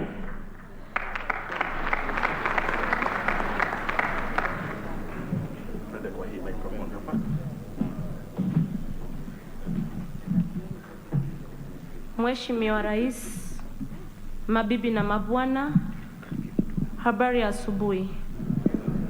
Kwa majina naitwa Lensa Chieng, mimi ndio mamake Pendo, na kama familia ya Pendo, si tumekuja kuhubiri amani ili tusonge mbele.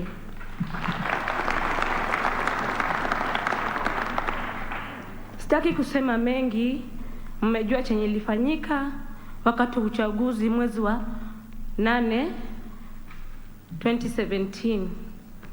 A flower was uprooted from my garden and it can never be replaced.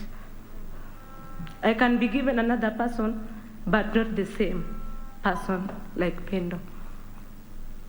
Kwa wanasiasa, sisi wana Kenya, mkikuja kwetu, muuze siara zenyu, tupige debe, wale wenye tujashinda, tukubaliane na mwenye ameshinda, tusongeshe Kenya yetu mbele.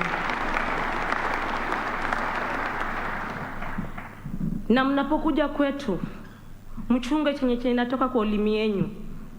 Msifanye sisi youth tupigane na nyinyi mnaendelea mbele.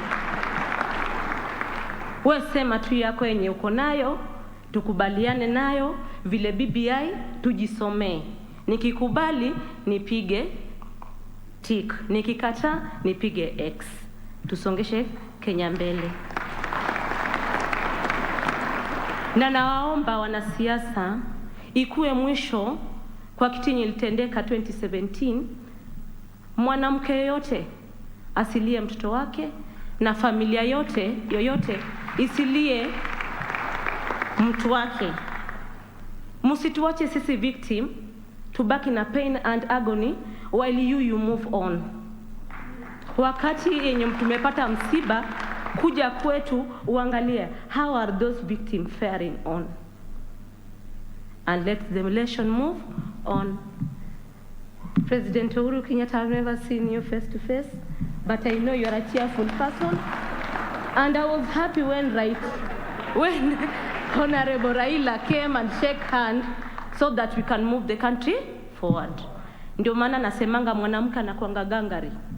Mwanamke unzampiga, mwanaume anzapiga mwanamke afure uso. Akiamka asubuhi jirani amuulize nini nilikufanya, atasema liteleza, na atacheka ili asitoe hiyo uchi wake. Ikuwe hivyo, tusitoe uchi wetu, tukue kama mwanamke gangari. Asante. Asante sana Mama Pendo, asante sana. Niombe sasa umshike mtoto Baba Pendo naye aweze kuja kusema kwa kifupi. Baba Pendo, karibu.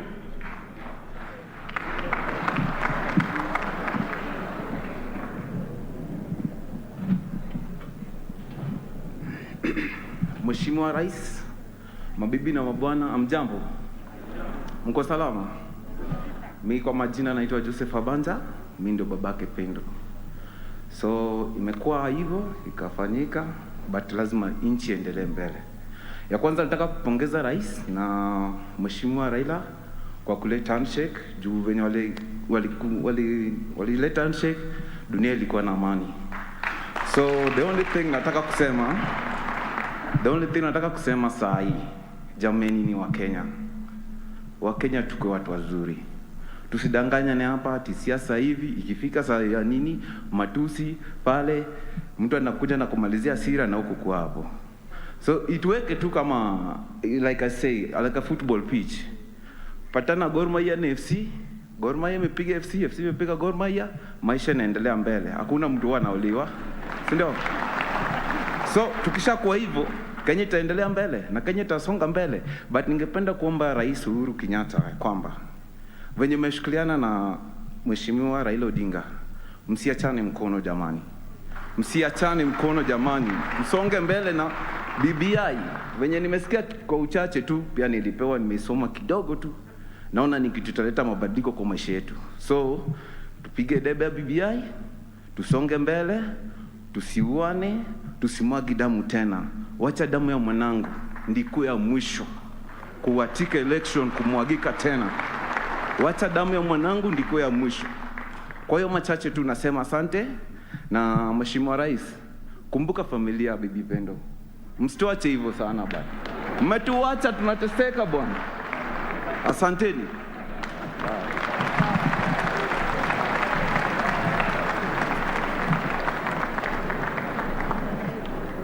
Mheshimiwa Rais, mabibi na mabwana, majina yangu naitwa Joseph Maina Kawe kutoka kaunti ya Nakuru katika sub-county ya Molo.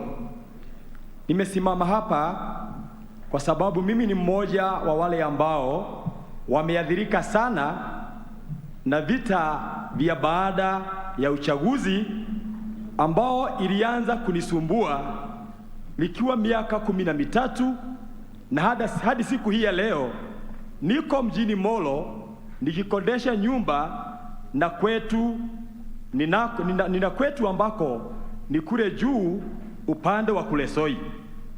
Na haya mambo yote kutoka mwaka wa 1992 kulitokea vita, na wakati huo mwajua ya kwamba mtoto wa miaka 13 hawezi akapiga kura, hana kitambulisho.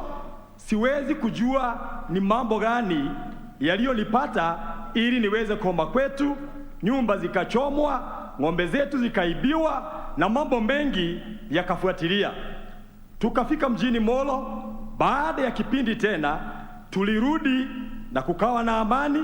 Tukarudi mwaka wa 1997, yale maneno yakajirudia, na ikawa ya kwamba tena kile kidogo ambacho tulikuwa tumeleta pamoja na mama yetu mjane, ikawa ya kwamba tena kimeharibika, sio kwa sababu ya jambo lingine, ni kwa sababu ya matukio ya baada ya siasa.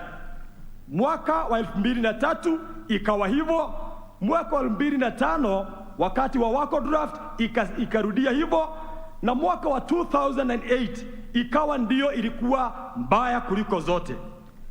Ombi langu siku hii ya leo ni ya kwamba jameni, ninavyosikia kama vile nimesikia ikielezwa, kama vile nimeiangalia, nimekuwa nikiuliza tiba itatoka wapi?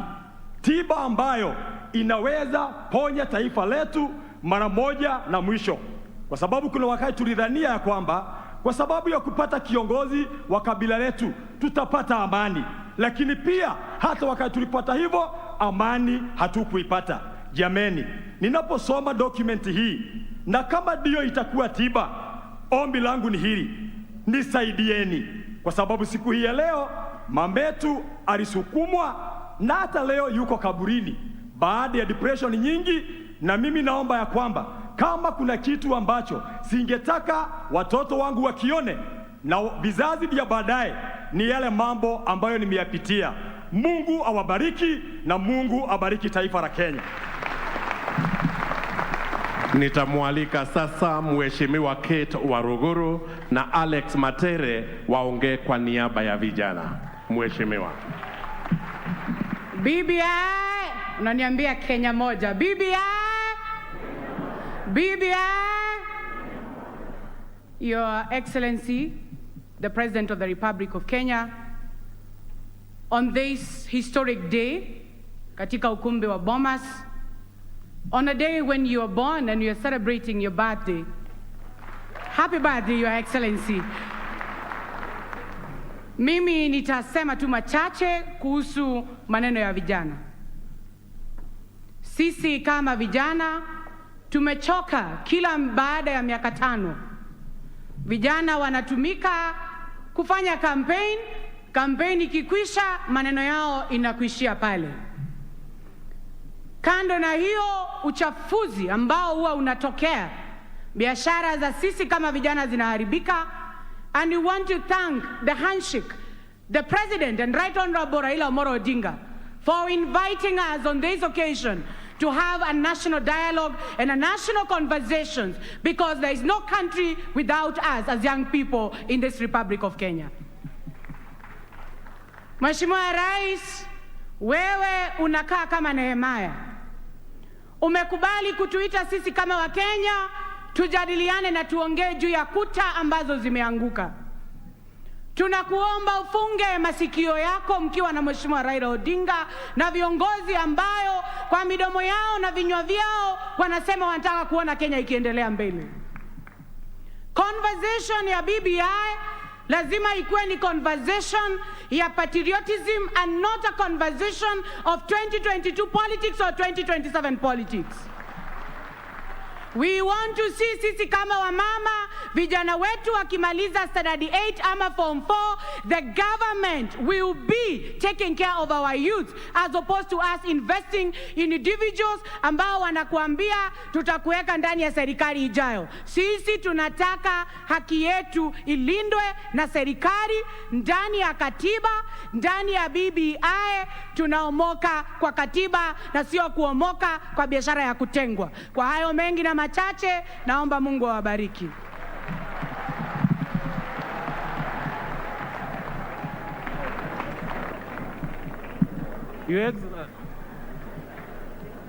Your Excellency the President, Your Excellency the Deputy President, the Right Honorable Prime Minister, it is with profound humility that I stand before you today representing the more than 39 million young people of our country.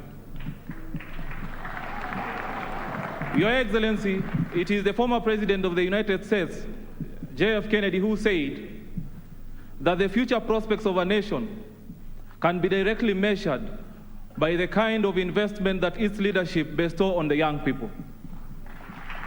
And as I stand here today, I know when the introduction was being done that the head of Secretariat of the BBI task force together with the Secretariat are actually young people.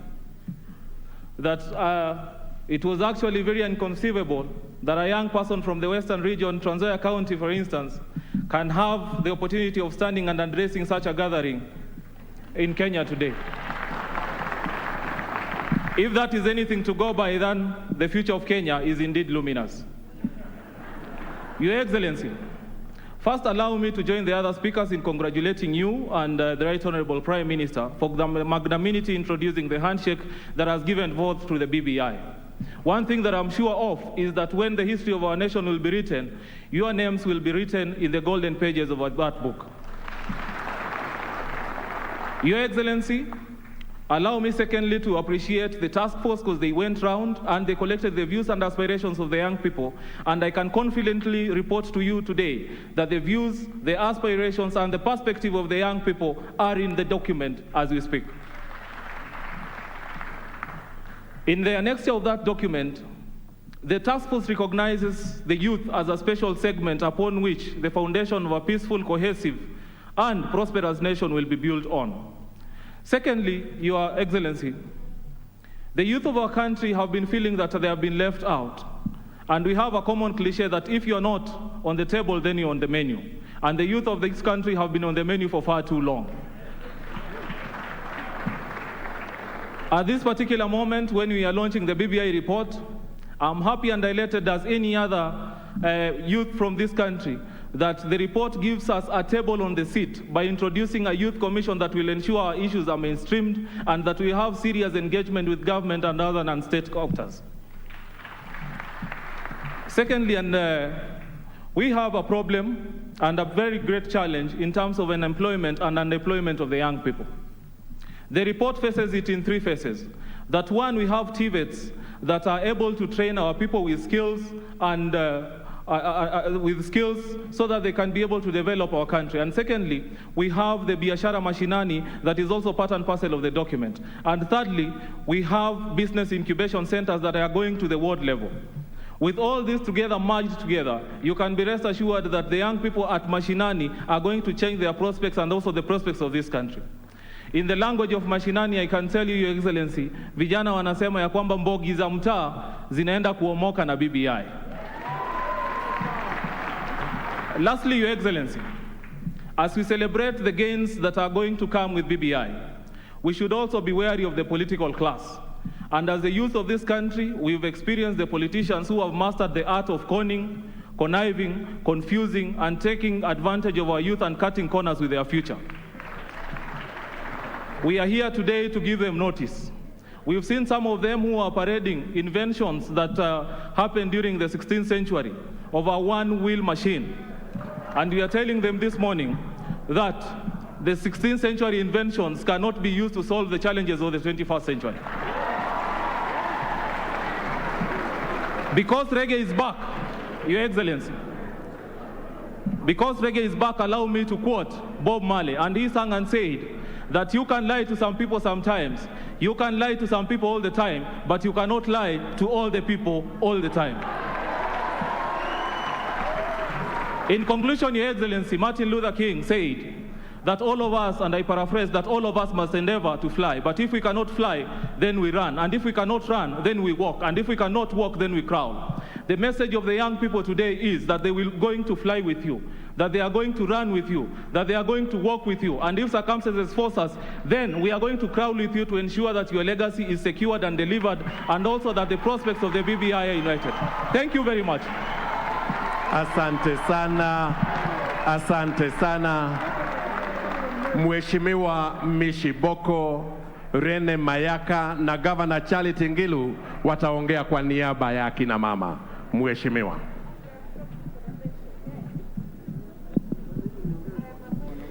Mheshimiwa Rais wa Taifa la Kenya, Mheshimiwa Uhuru Muigai Kenyatta, Naibu wa Rais, Mheshimiwa Raila Amolo Odinga, itifaki zote zikizingatiwa, mabibi na mabwana, Kenya hoye!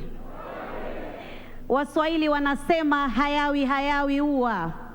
Leo tumefikia siku mwafaka, siku muhimu ambayo tunazindua ripoti ya BBI, ripoti ambayo ilikuwa inazungumzia kujenga madaraja ya kuleta amani katika taifa letu la Kenya, madaraja ya kujenga umoja katika taifa letu la Kenya, madaraja ya kuleta ufanisi wa maendeleo katika nyanjani.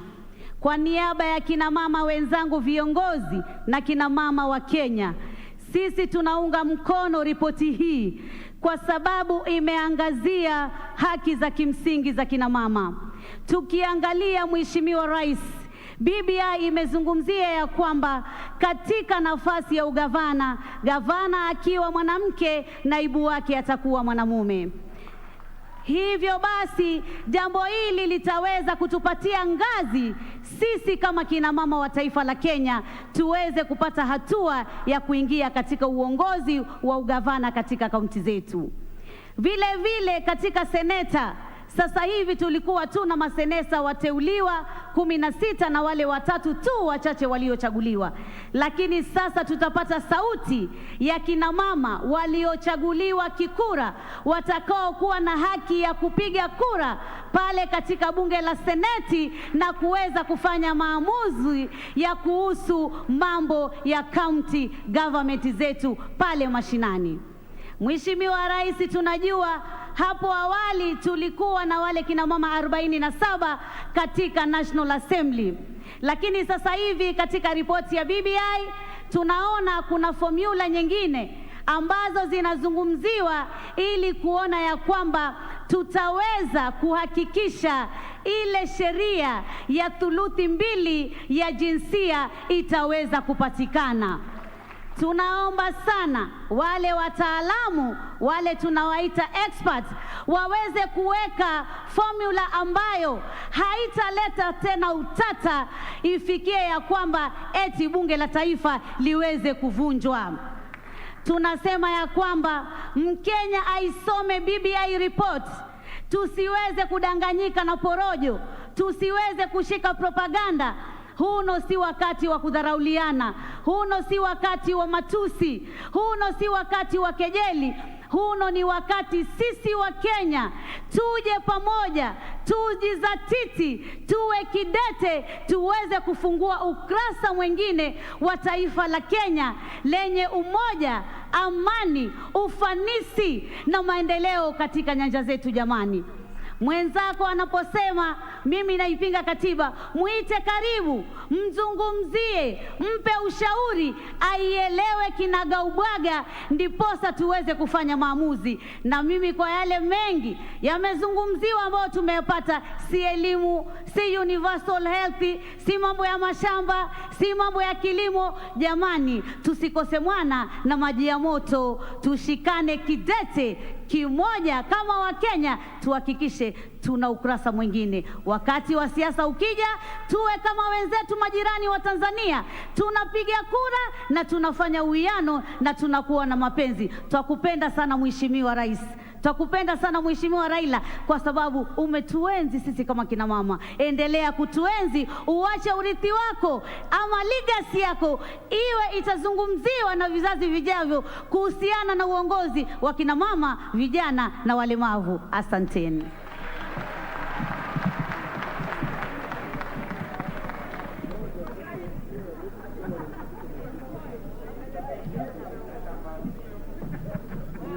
Your Excellency, the President of Kenya, ladies and gentlemen, all protocol observed. Your Excellency, elections such as ours in previous years have always come out with an aspect of winner takes all, where some Kenyans end up laughing all the way to the bank as others laugh all the way to the toilet. Your Excellency, we are particularly happy with the handshake that happened between you and the Right Honorable Prime Minister Raila Amolo Odinga on March 2018. That for some of us came as a shock, but we were quickly very happy about it, because as a result of it, the country that is Kenya has started to be in the process of ensuring that we are no longer polarized. Your Excellency, as the women of Kenya, we are particularly very happy with the BBI. Wamama tumefurahi ama tujafurahi? Tumefurahi ama tujafurahi? We are happy, Your Excellency, because in particular when I talk about the Senate, where now we will have our women being able to vote, and now we even want to have the formula coming back so that the women of Kenya in the Senate can actually vote for a higher percentage for water, and they can vote for a higher percentage for women empowerment at the county level. Your Excellency, we are happy with the Youth Commission, that we must say right now that we want it to be explicit, leaving no room for maneuvers and variances. Your Excellency, as a member of County Assembly, from the County Assembly of Nyamira, we are particularly happy with the 35% that is coming to the devolution. We are also happy with 5% for ward development, because this has been a thorny issue for many members of county assemblies for a very long time. At least now we are able to ensure that Article 35 is taken care of. Sisi kama ma MCA tunangoja the next process na tutacheza kama sisi. Your Excellency, as a young Kenyan, I recall that one day on the 25th of July 2019, together with 4 other young ladies, you gave us a platform as presidential candidates in a reality TV. And because of that platform, Your Excellency, I want to assure you that together with other like-minded young Kenyans, we are starting a Baraza la Vijana forums to enable our young people have discussions on the BBI report so that we can make informed decisions. Your Excellency, as I conclude, I'd like to say, as the mothers of this country, we will nurture the BBI reports like a baby. We ask the fathers to join us so that 50 years from now, our children and our children's children can celebrate the BBI 50th birthday. And speaking of birthdays, Your Excellency, on behalf of the women of Kenya, I'd like to wish you a happy birthday. May the good Lord bless you. May the good Lord bless our nation of Kenya, and may the good bless all of you. Thank you very much.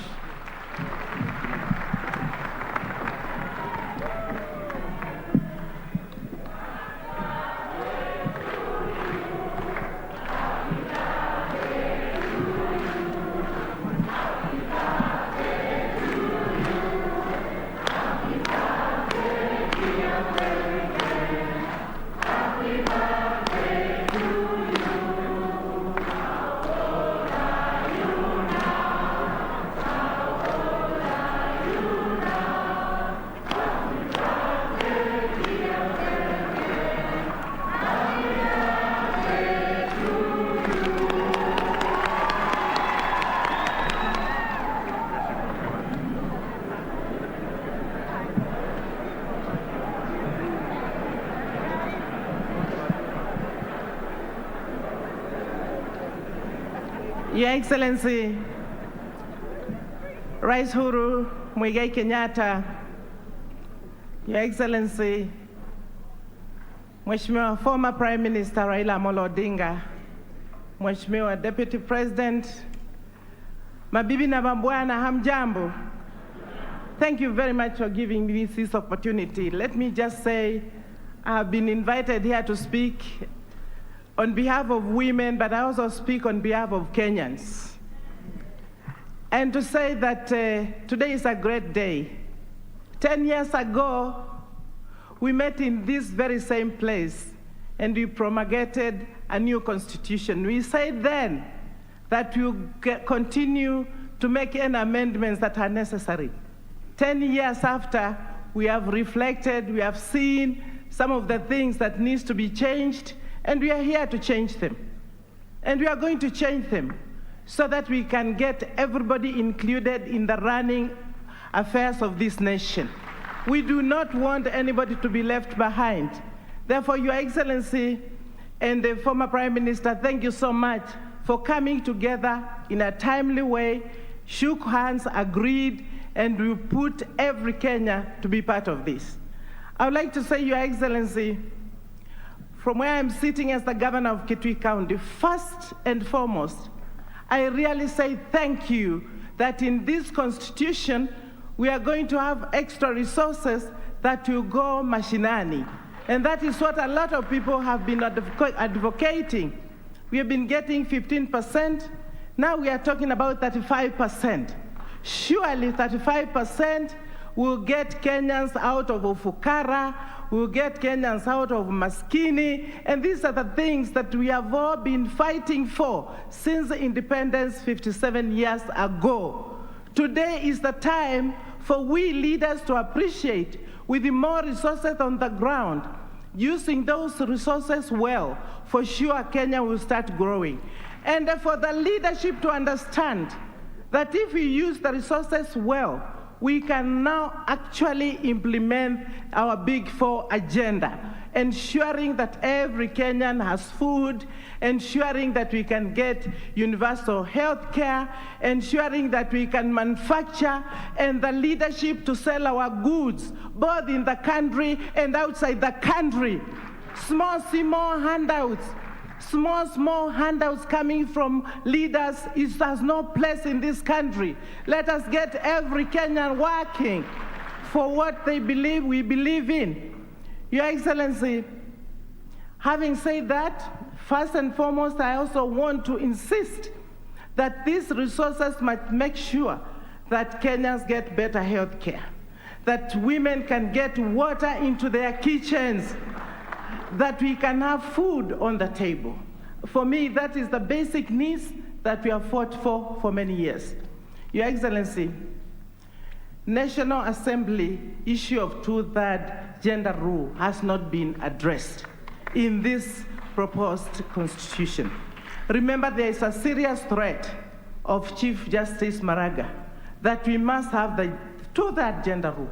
And when they say that, it is not others, it is we women who are targeted.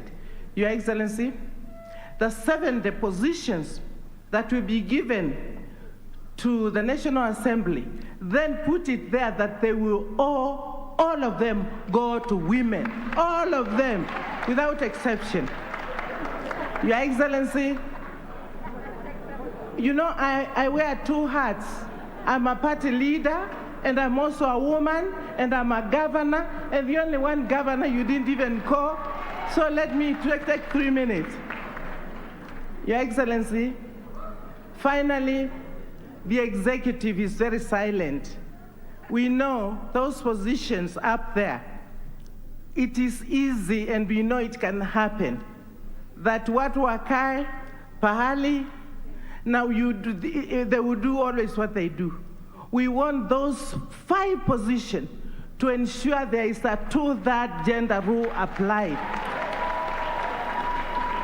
Your Excellency, it is said, and it must be said all the time, where 2 or 3 are gathered to make policy decisions, there's got to be gender rule applied.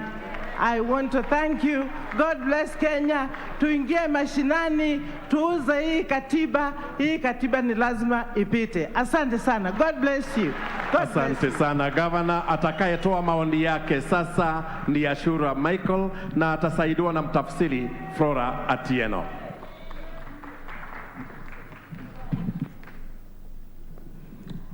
His Excellency, Honorable President Uhuru Kenyatta, His Right Honorable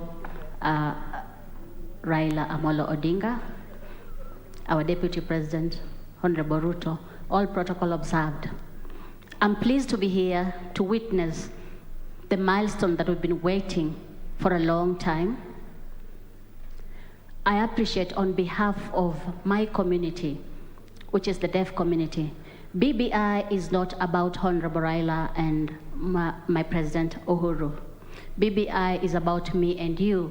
It's to promote diversity in our nation. BBI is going to unite us.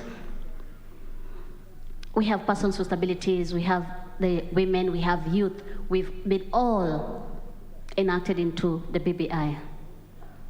My name is Ashura Michael, a graduate of Nairobi University and taking law in the same university.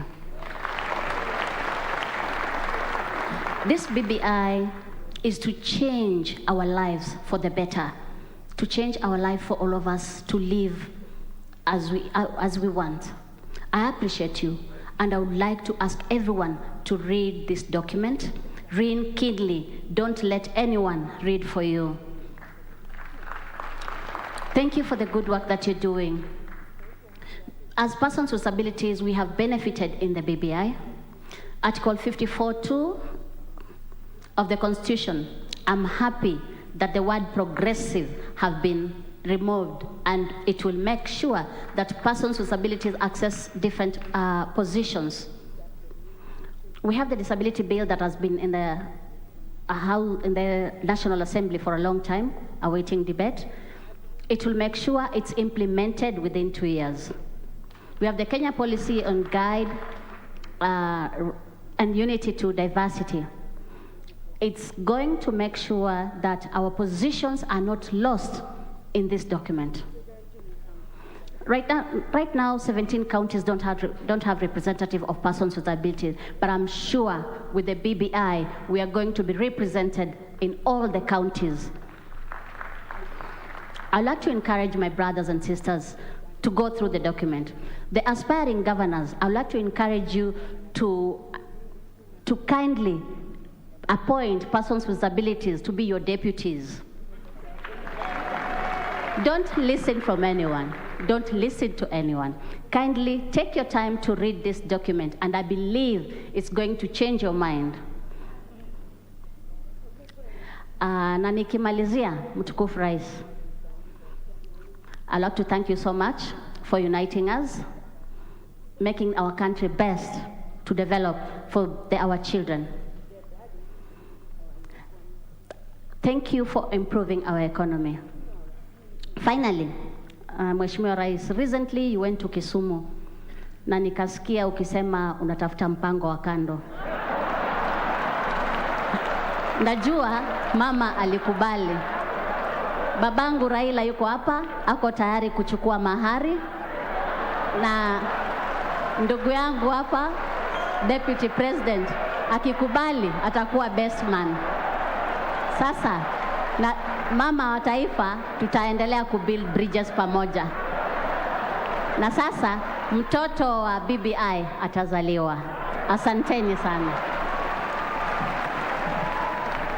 Tumpungie mkono hewani, tumpungie mkono hewani. Asante, asante sana. Kwa niaba ya wafanya biashara hapa nchini, asante, asante. Kwa niaba ya wafanyabiashara hapa nchini, Nick Nesbitt wa KEPSA, Mike Raba na Richard Muteti wataongea kwa kifupi. Karibuni.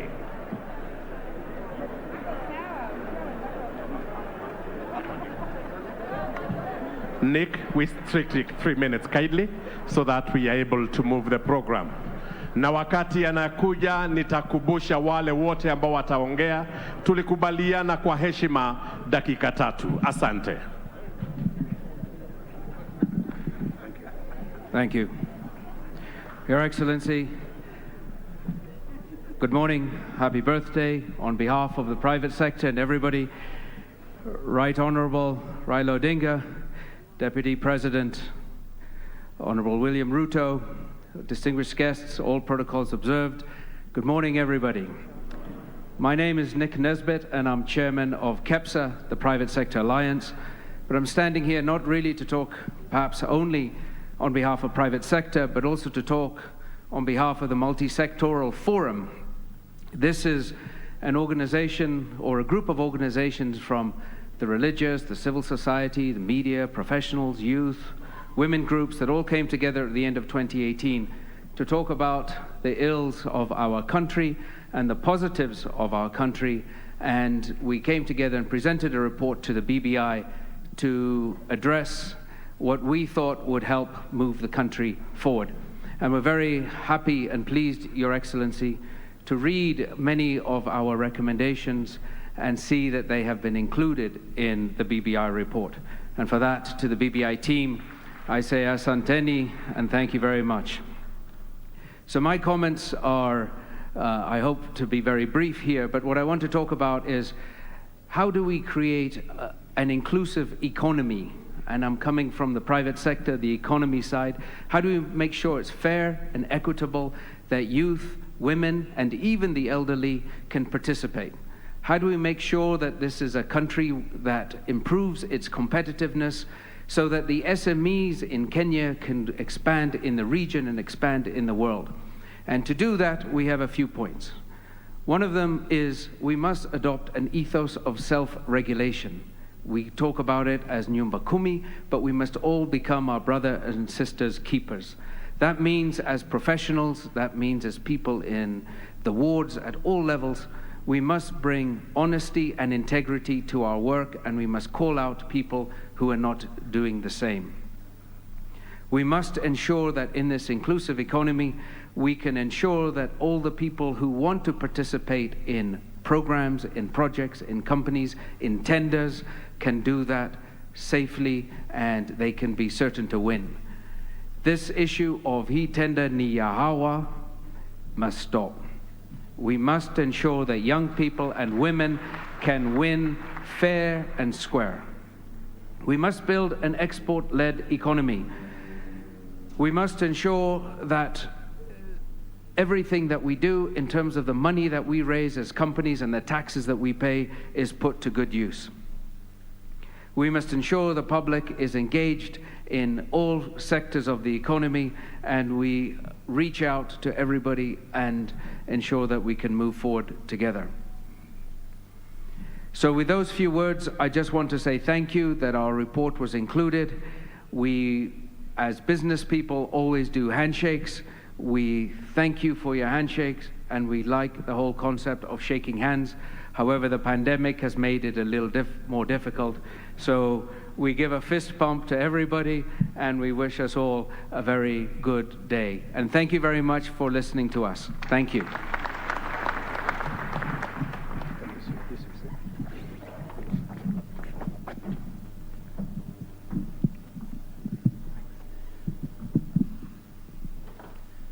Your Excellency, the President, Your Excellency, Deputy President, Your Excellency, the Right Honorable Prime Minister, distinguished guests, ladies and gentlemen. Good afternoon. Good. My name is Michael Rabah. I'm an entrepreneur, and I'm here to speak on behalf of the SME sector. I'm the founder of a group of companies called the Homeboys Entertainment Group of Companies. We're in the business of entertainment, sports, media, and broadcasting. Homeboys was founded 20 years ago while I was in university. I began my business by selling cassettes to matatus. In our past 20 years of existence, the company has now grown to employ over 200 young people whose livelihoods fully depend on the growth and sustenance of the entertainment industry. Your Excellency, it's not been easy building and sustaining the business under the current prevailing environment, especially being in the Juakali sector. However, with commitment, perseverance, and hard work, we have soldiered on and have been very successful in expanding the business as we continue creating employment opportunities for young people. Despite the challenges, Your Excellency, we are, however, proud to state today that by the end of this year, we shall be listing in the NSE, the first of its kind. This, indeed, Your Excellency, is a milestone and will be a first for business like ours in the Juakali sector. This goes to show to my fellow entrepreneurs, with hard work, vision, commitment, and an enabling environment, and repeat the terms, enabling environment, our dreams can come true. So, Your Excellency, what does BBI mean for small businesses? As for the document, its first aim is to reduce the hurdles of setting up small businesses. The cost of doing business shall be reduced, the bureaucracy of getting paperwork shall be reduced as well, and this shall encourage businesses in the smallest sector to thrive. Secondly, it aims to give youth-owned enterprises a 7-year tax break. That is music to our ears. 7-year tax break, meaning small businesses can now set up and pay taxes 7 years once they establish themselves. I think for us, had this been happened a few years ago, it would have been much, much bigger than we are right now. Thirdly, it aims to set up business incubation centers across the country for the purposes of providing access to finance, advice, mentorship, and access to market and to government contracts. These are resources we never had as we set up our business 20 years ago. So this, again, is a big positive that BBI brings to the table. Again, having been a university student, I know what it means to have to pay your HELB loan immediately you get your first job. The BBI proposes to give us a 4-year moratorium, a grace period in which to settle down, start our businesses, then begin paying our loans. That, again, a big plus for those who've just come out of university. Again, BBI aims to increase the county shareable revenue from 15% to 35%. That means that there shall be a lot of business opportunities for young people right in the county level. No need to rush to the city to get these jobs, all right? It also aims to create a fund at the ward where 5% of all revenue county receives, 5% gets to the county at the ward level, meaning there will be enhanced business opportunities for young people in the local wards. And lastly, it supports the setup of affordable and reliable access to digital platforms and villages. This will promote e-commerce at all sectors. Anybody with products in the village can then access the market both locally and internationally. I think, Your Excellency, this will be a big positive boost for businesses in the country. Your Excellency, as we build bridges, the BBI will also help build businesses. I think the second issue with businesses as well, not beyond bridges. So building bridges, building businesses initiative. Thank you very much, and may God bless you.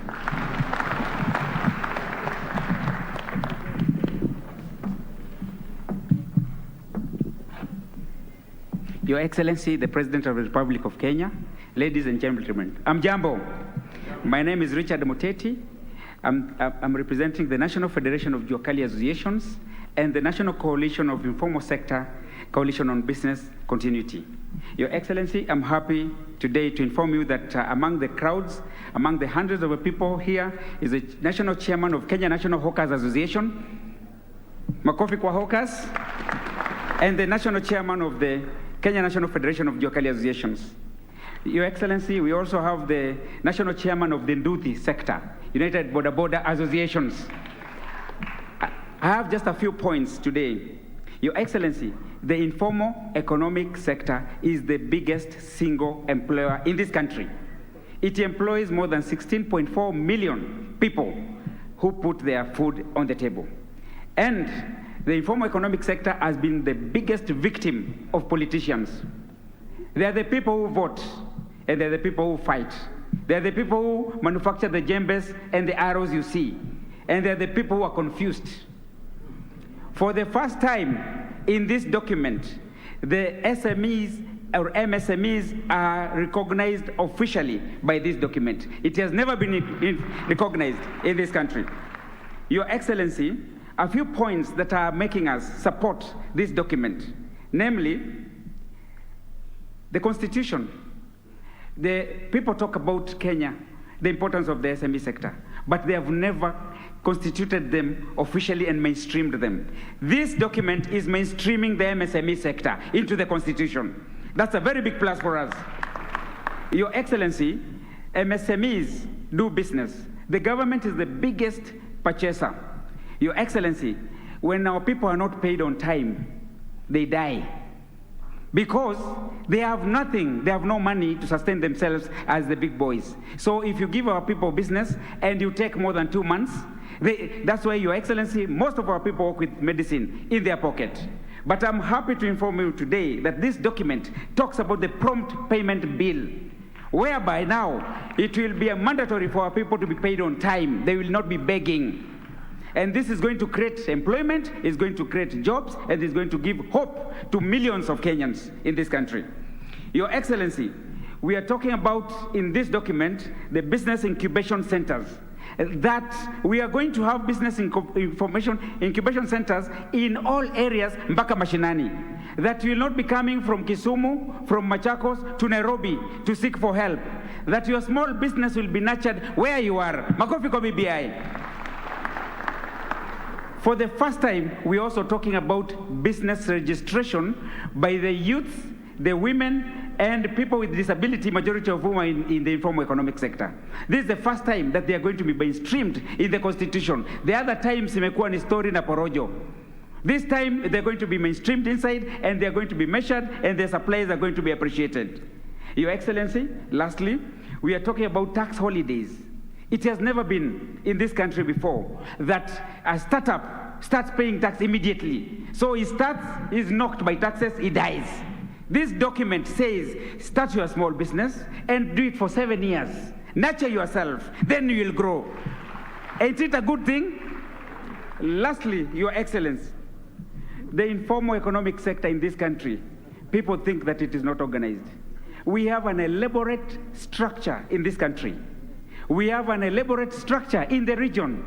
I am the head of the Secretariat of the Informal Sector in the East Africa region, and one of the messages they have for this country is that they are waiting for this BBI to pass, empower our MSCs, and then they encourage their countries also to have a BBI. Thank you very much.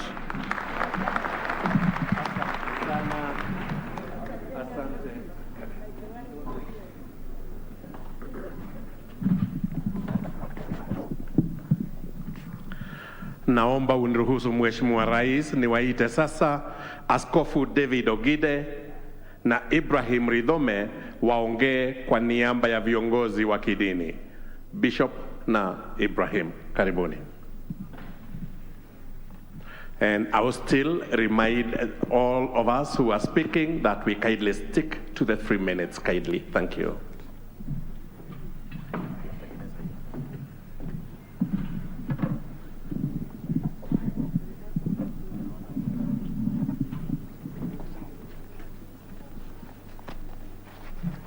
Your Excellency, President Uhuru Kenyatta, Your Excellency Deputy President, and Right Honorable Prime Minister, we are delighted to be here this day. As a religious community, our greatest concern for the nation is peace.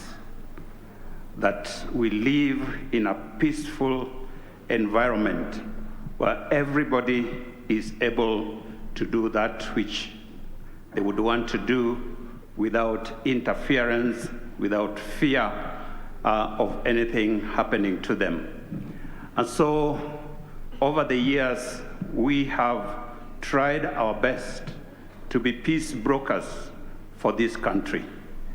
I was privileged in 2017, after the contested results of the elections, that I was part of a small team that from the diplomatic community, from the business sector, from civil society, and the religious communities under the leadership of the former US Ambassador Robert Godek.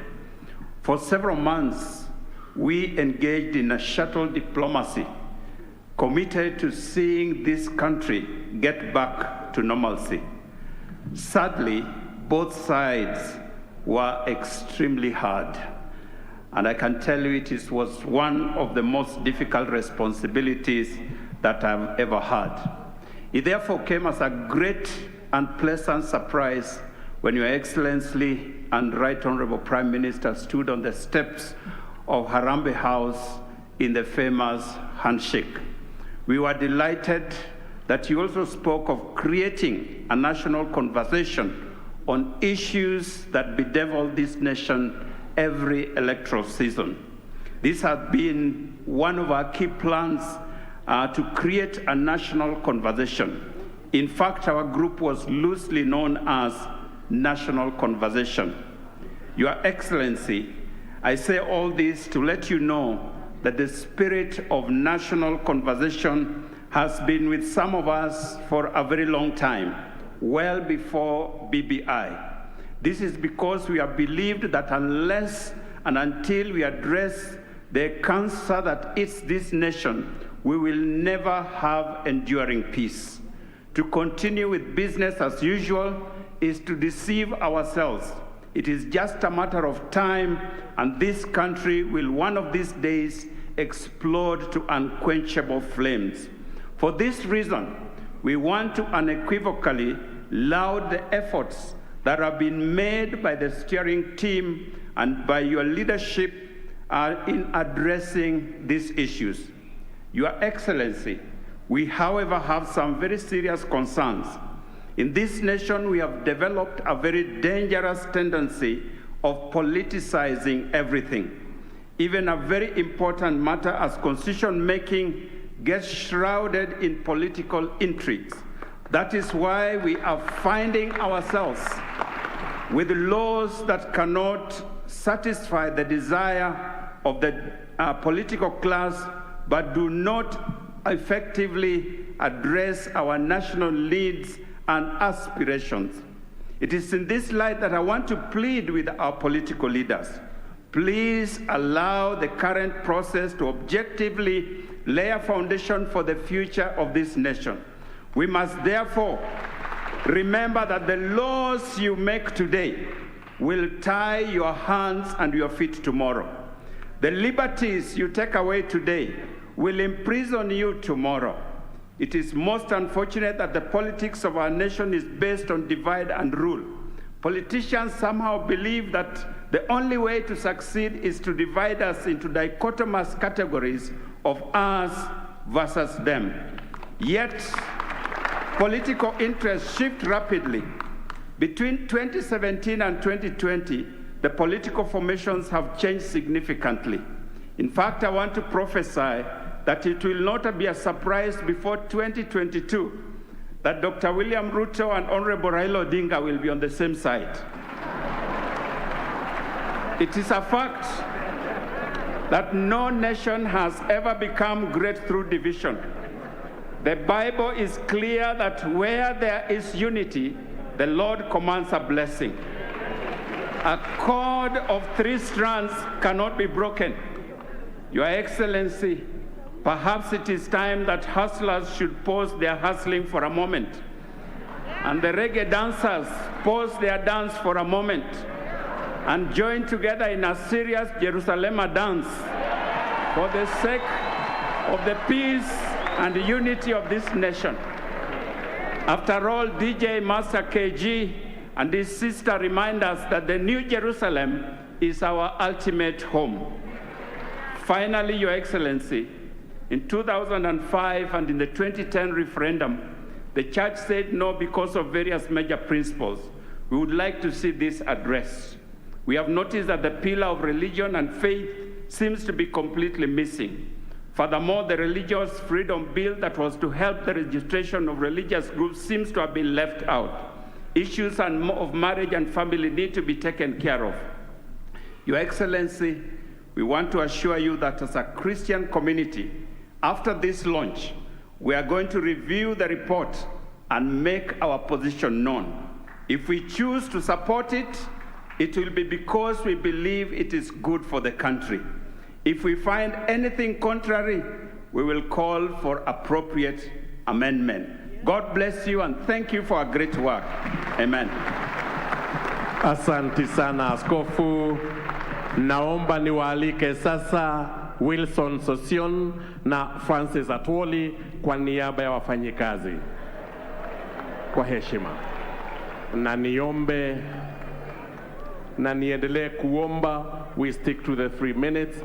Mzee, tunaweza kuanza na Mzee Atwoli because you are here, sir. Kindly.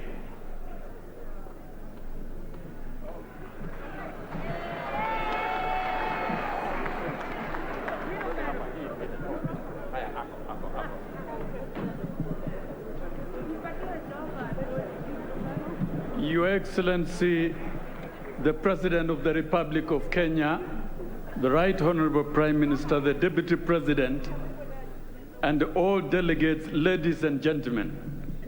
Hii ni siku ya historia, sababu tumekusanya na tumepitia safari ya kina kama wa Kenya. As a country and from the labor perspective, it has been very disturbing from 1992.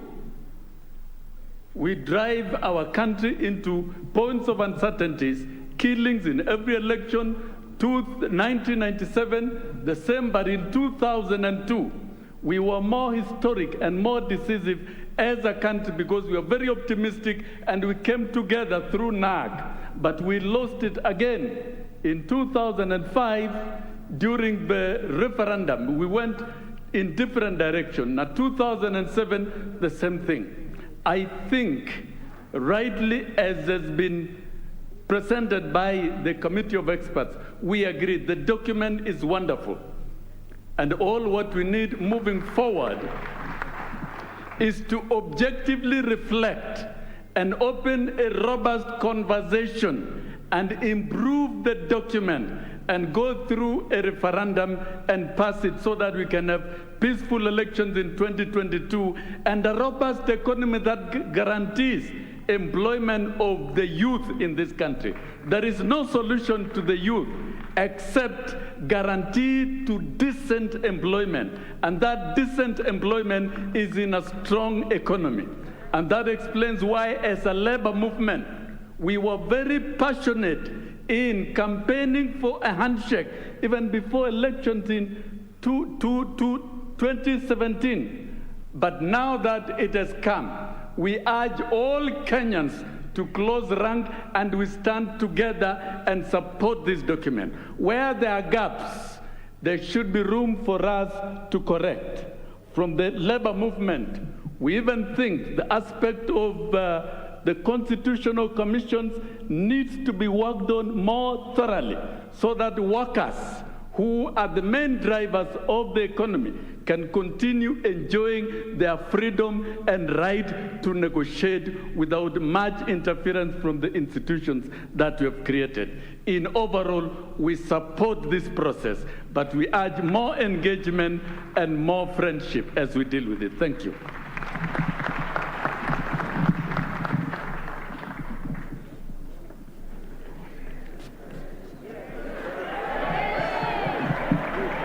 Yes! Yes! Shenzi sana. Wakati nilisimama hapa last time, nikaambia hii document ni document mzuri na inataka ipigwe msasa kidogo, wengine wakapiga kelele, na tulikuwa tunajua ni kwa nini. Na nataka kushukuru mtukufu rais, ulikuwa na nia, ulikuwa na sababu, na ulikuwa na uwezo, na tumeona document. Nataka kuwashukuru wale ma-experts, na nataka kuapili kwa Kenyans wenzangu kwa niaba ya wafanyikazi wa nchi hii. Kuna vitu vingi ambavyo sisi tuliuliza kama wafanyikazi, vingine havijakuwa sawa. Kwa mfano, migomo ya madaktari, kila wakati tulisema tuwe na constitutional commission ili madaktari wakae hospitali kuangalia watoto wetu. Mambo ya SRC na madoyas wako hapa, profesa nilikuwa mwenyekiti mdogo wa steering committee. Unajua hii kitu inaitwa SRC, it contradicts the ILO Convention number 87 and number 98 on free collective bargaining. And Kenya is a signatory to that convention, and the ILO domesticated it here. It is reflected in Article 41 of our current constitution. Kwa hivyo hiyo ni kitu ya kutolewa kwa ajili mshahara wako ni kati yako na mwajiri wako. Hiyo tutaangalia. Jambo lingine sisi tulikuwa tumeuliza, ilikuwa ni mambo ya special seats for special interests. We need to have a constituency. Brothers Osion don't need to go through ODM to represent workers in parliament. We need to have our own constituents as workers, and at our governing council we elect our representative to represent us in parliament, not through political parties, not through my party KANU. But hizo tutaangalia wakati wanatengeneza constitutional amendment bill. Kama haiwezekani, jambo kubwa liliangaliwa, mambo ya all inclusiveness. Watu wamesema, Mama Pendo amesema hapa, nikatoa machozi. Wakati shida inapotokea, sisi wafanyikazi tuko katika miji mikubwa, ni watoto wa mama na wafanyikazi ndio wanapata shida. Wengi wakubwa wenzangu wanatoroka. Na katika nchi hii, na mimi najua tukufu rais, ndugu yako Raila Amolo Odinga ni mmoja wao wale wa Kenya, and I should say he's the only one maybe after the late Matiba, ambao wanaweza kupeana holiday outside government gazetted holiday.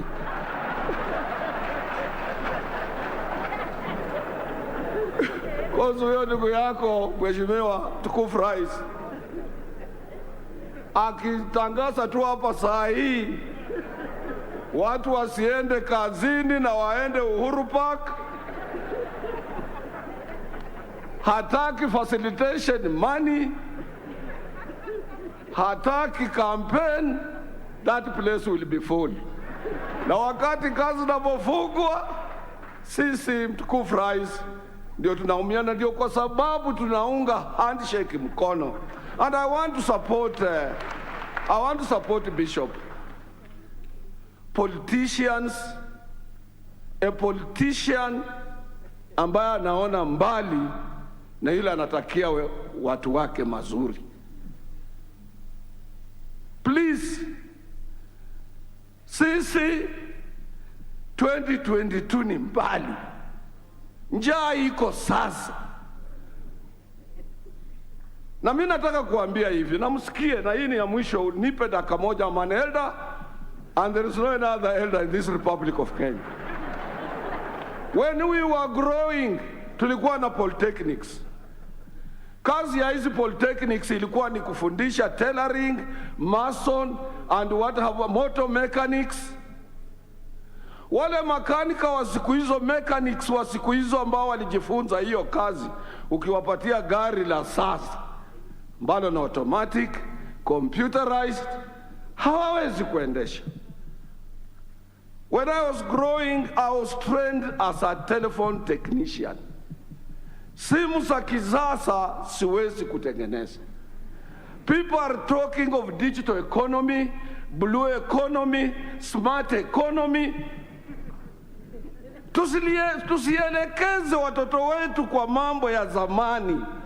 The world is changing fast and we need. Na tunapeleka watoto kwa shule. Na unataka mtoto yako akitoka kwa shule afunge tai.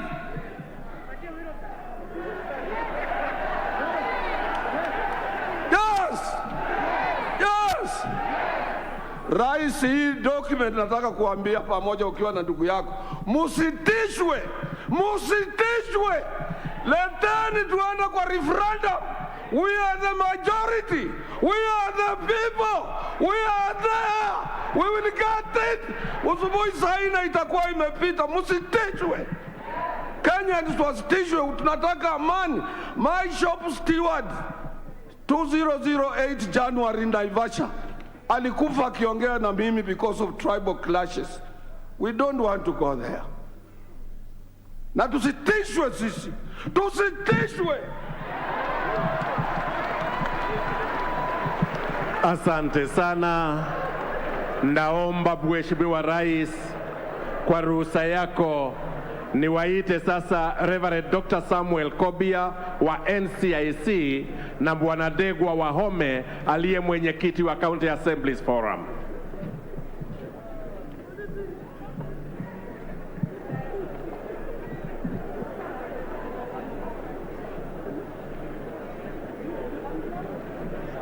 Your Excellency, the President, ladies and gentlemen, first of all, Your Excellency, I want to wish you a happy birthday, and may God continue to richly bless you with good health now and in the days coming.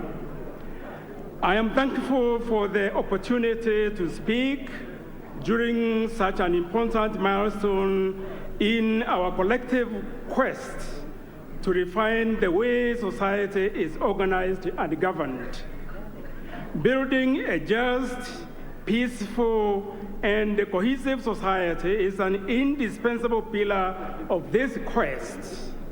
And given that most of the issues in the Building Bridges agenda touch directly or indirectly on our mandate, we as the National Cohesion and Integration Commission have maintained a keen interest in the BBI process.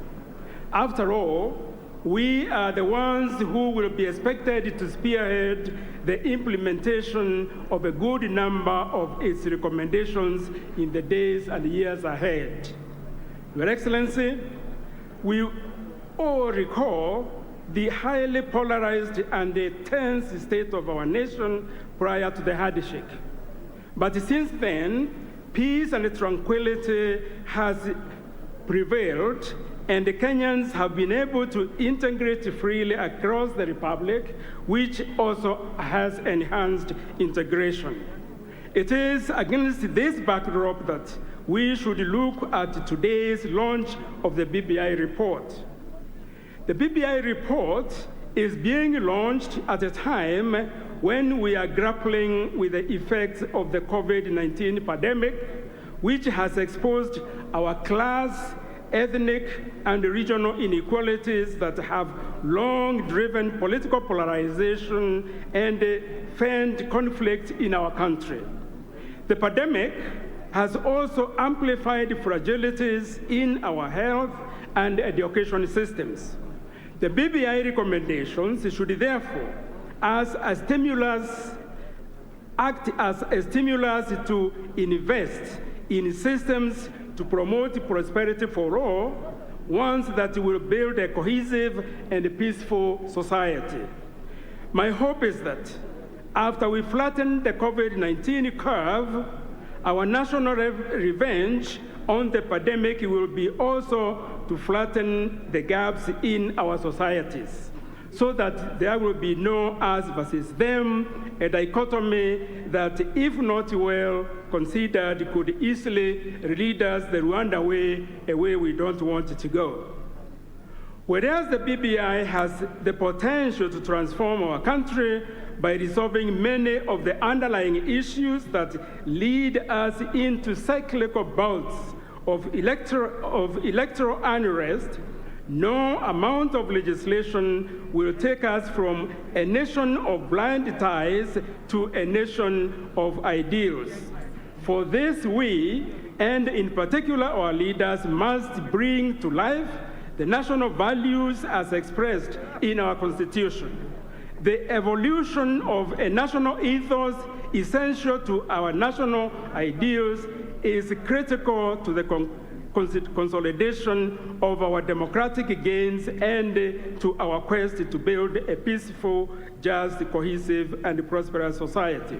In conclusion, I wish to confirm, Your Excellency, that NCIC will continue working to ensure the process is peaceful, leading to a transformation of our political culture and the infusion of healthy values and in uplifting national ethos into the lives of all Kenyans. Thank you, and may God bless Kenya.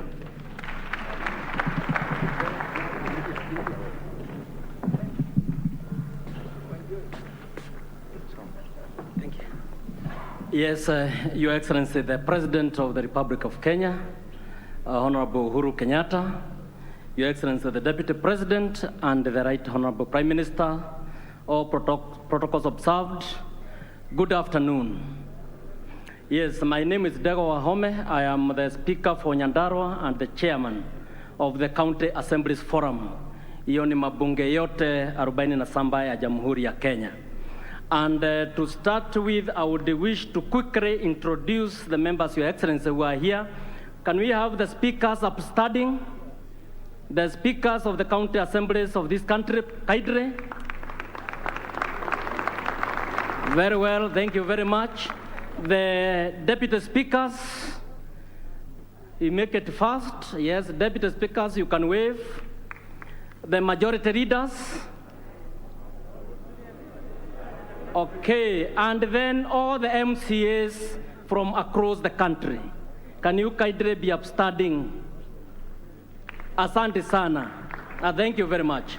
Your Excellency, we would have been more than this, but due to the limitations of COVID, we are only to get a few of us so that you would be able to fit here and be part of the history of this country. Your Excellency, as the county assemblies of this country, we have listened to you very carefully. And we have also, in the preliminary, looked at this document that is the BBI. And what we can say at outright, even before we make an assurance to you that actually we are going the 2,287 MCAs in this country, that we commit that we are going to look into this document and we are going to read it ourselves. Secondly is that we are going to ensure, as the leaders who operate at the village level, that this document reaches Wajiko and that Wajiko is able to understand it, is able to appreciate it, is able to own it, and therefore make the right decision on it. But as I've said at the preliminary stage, is that we are very happy and appreciate with the 35% of the vertical sharing of revenue that will be coming to the counties. That one is actually strengthening devolution and securing devolution. And with those kind of resources, Your Excellency, coming to the counties, we are assured that there will be no commotion at the national level for leadership at the national level. Everybody will follow resources at the counties to be able to work for our people at the grassroots. Secondly is that we thank you for the establishment of county assemblies fund. This will ensure that the billions that will come to the counties, that the assemblies are now will be independent financially and will be able to take care of this money to ensure that it serves the purpose for which it was brought to the counties. Your Excellency, we also thank you and we appreciate this report for the reasons that the concept of World Development Fund has been incorporated in this document. And with the World Development Fund, it will be ensured that there is equitable distribution of development programs across the counties. But this will be a point of discussion, and we know that the steering committee and those concerned will listen to us so that this amount goes to at least even 50% of all the funds. Your Excellency, the President, is that as the assemblies of this country, we have said we have only looked at this document at the preliminary, and we can already see good things. We can see good tidings on this document, and I know we are going to bring a positive report on this document. Asante sana. Asante sana.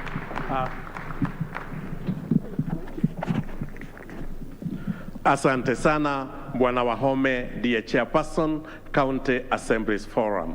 Naomba Mheshimiwa Rais nimwalike sasa Governor Ali Roba na Mheshimiwa Governor Wycliffe Oparanya kwa niaba ya Council of Governors. Mheshimiwa.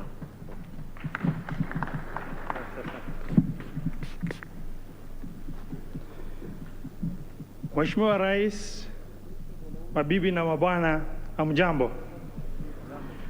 Yangu itakuwa ni fupi sana. Tumezungumzia mambo ya BBI kwa muda mrefu. Dalili yake ambayo imeanza na handshake baina ya Mheshimiwa Rais na Mheshimiwa the Right Honorable Raila Odinga. Nataka kuchukua mfano moja mfupi sana. Hivi juzi wakati Mheshimiwa Rais alikuwa Nyanza na akiwa Kisumu, wakati alikuwa amekaribishwa na raia kwa shangwe, vigelegele, vifijo, nderemo na hoihoi, kiasi ya kuwa ukiweza kuangalia runinga furaha iliyoko katika nyuso za wananchi wa Nyanza ambao miaka 8 iliyopita iko kwa inaweza hata kufikirika kimawazo, inadhihirisha Wakenya wamechoka na uhasama baina yao. Na mimi ninaongoza county ambao ni mojawapo wa county ndugu yangu Right Honorable Raila hakuweza kufika kupiga campaign 2 zilizopita kwa sababu ya hiyo uhasama ya kisiasa. Leo hii imetupa fursa ya kuweza kuleta Wakenya pamoja, kuhakikisha tumeangalia siasa tofauti na vile tulikuwa tunaangalia siasa hapo zamani. Ikiwa hakuna sababu nyingine, tunaweza kuiunga hii BBI report pamoja na mabadiliko ambayo imewekwa katika mkakati yake, sababu ya kuweza kuleta Wakenya pamoja na Wakenya kuweza kujiona kama Wakenya pasina utengano. Itakuwa ni muhimu sana sisi kupata fursa hii. Kwa wale ambao ni wafugaji, miaka mingi tumeweza kuzungumzia mambo ya marginalization. Devolution ilianza na hiyo 15% imeweza kubadilisha town zetu, imeweza kupatia ajira watu wengi. Mheshimiwa Rais, employment ambayo imegeneratiwa under your leadership under devolution has never been recorded. We need to record because this is also your legacy. There are a lot of people in sectors and subsectors that have been employed under devolution who are making income out directly from the government of Kenya under your leadership. If 15% of devolution and the circular flow of income within our counties today, in 2013 when we were campaigning in my county of Mandera, we could not find vehicles to hire for purpose of campaign. Today there is traffic jam in Mandera town, courtesy of devolution. You can just imagine what 35% can do for areas that were previously considered marginalized. Hatuna sababu nyingi za kuangalia. Hiyo document tumeweza kuangalia kwa kifupi, haina madhara.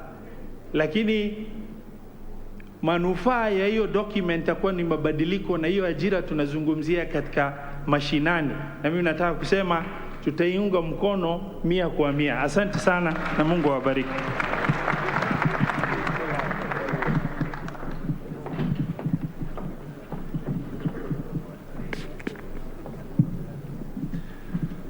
Mheshimiwa Rais, mabibi na mabwana, mimi nimekuja hapa kuongea kwa niaba ya baraza la magavana, na tuna magavana wengi ambao wametoka kaunti mbalimbali. Nataka niwatambue, wasimame tu, deputy governors na governors wote wasimame, muone hiyo ndio wamekuja kwa wingi. Na nina apologies kutoka kwa governor wa Kwale, Mheshimiwa Mvurya hangeweza kuwa na sisi hapa siku ya leo, lakini amesema anaunga mkono BBI. Leo hii na siku ya historia, Mheshimiwa Rais. Ni siku ya historia kwa sababu wewe umetuita hapa kuongea mambo ambayo inaweza kuleta Wakenya pamoja. Na hii ni jambo la muhimu kwa sababu sisi wa Kenya tumepata shida nyingi miaka zile zingine. Nataka nikushukuru wewe na Mheshimiwa Raila kuja pamoja kwa handshake. Kuja kwenu pamoja kumeleta amani katika hii nchi, na hiyo amani itatusaidia sisi kuendelesha maendeleo ya nchi hii kwa niaba ya wananchi wa Kenya wote. Sisi kama familia ya ukatusi tumesoma. Wale ambao wajasoma naomba waende wasome, lakini sisi ambao tumesoma tumeona ukatusi is the first winner in this BBI. Aswa pesa nyingi zitaenda mashinani kutoka 15% to 35%. Tulikuwa tumependekeza iwe 45, lakini tumepata 35. Tumesema hongera. Pia vile unajua, kila mwaka enda rudi tumepata shida ya pesa kwenda mashinani, aswa tukianza mwaka mpya. Wherever we have a new financial year. Mwaka huu mnajua ya kwamba tumepata pesa mashinani mwezi huu, na wale ambao suppliers katika county kuanzia mwezi wa Julai mpaka sasa wajalipo. Ndio unasikia wengi wao wanakuwa auction, ile kampuni zao zinafisika. Hii BBI imekuja na njia mwafaka ambayo itasaidia sisi wananchi pesa kusambazwa katika mashinani, na zile amendments zote ambazo zimewekwa katika Public Finance Management Act. Ile ya muhimu pia na hii Ward Fund. Mnajua sisi governors tulikuwa karibu kuwa impeached na hawa MCA kwa sababu ya Ward Fund. Na sisi tukasema hakuna sheria maalum. Sasa tuna mapendekezo, tutakuwa na sheria maalum ambayo itawezesha kutekeleza Ward Fund, na hiyo is a win for devolution.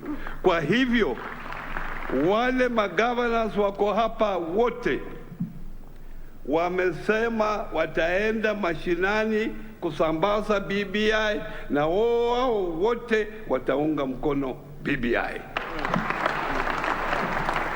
Mheshimiwa Rais, hawa ndio watakuwa ambassador wako, na sisi tuko pamoja, tutaendelea hivyo. Mungu awabariki. Asante sana Mheshimiwa Gavana. Kwa sasa Mheshimiwa Samuel Pogishio na Mheshimiwa Amos Kimunya wataongea kwa kifupi kwa niaba ya Bunge la Kitaifa na Bunge la Senate. Mheshimiwa Pogishio.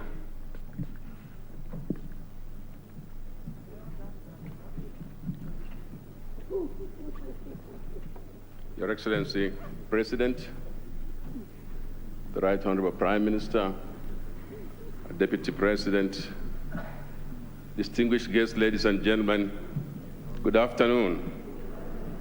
I'm Jambo. Your Excellency, I have only a few minutes to speak. On behalf of the Senate, we wish you a happy birthday. We also want to say this, Your Excellency, that the document that is going to be launched today, I, being a student of the Bible, a student of communication and science, I know something about how we read documents. Your Excellency, if you want to marry many women, you can find it in the Bible. It depends on what you want to read. Just there.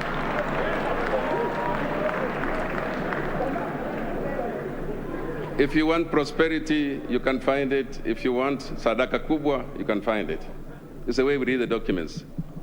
Your Excellency, in the area of communication, we have something called selective perception.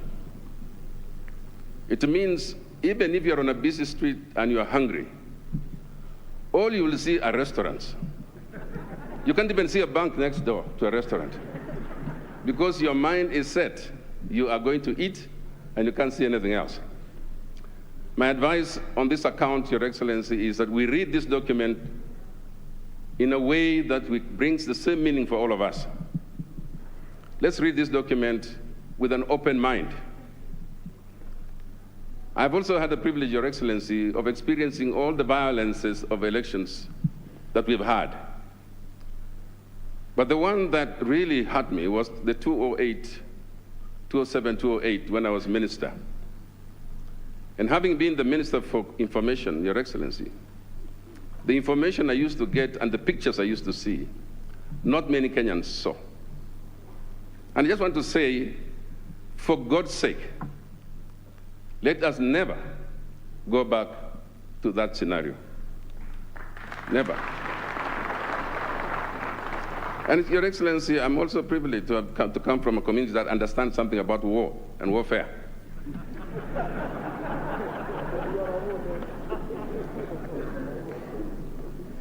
I want just to say that war drums start beating early before the actual war. And Your Excellency, the President, the handshake was never in vain. Let the handshake never be in vain. It's a place where we started. I have seen, Your Excellency, war drums beginning to beat. I hear from afar. I have a sense of that. I want to ask politicians that let the BBI be the place of healing. If you want to ask for votes, please, for goodness sake, use another method. Don't use a method. Don't use a method that divides us into us versus them. It is my plea, Your Excellency, for all the leaders seated there with you. Please, let's find a method that does not create the poor and the rich.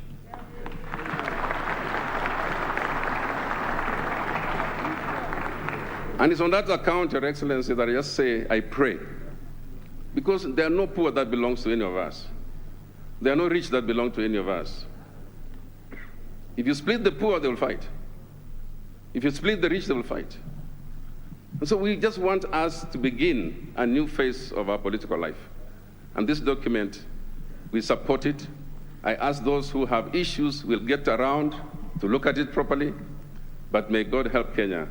Never again shall we have conflicts associated with elections. God bless Kenya. God bless.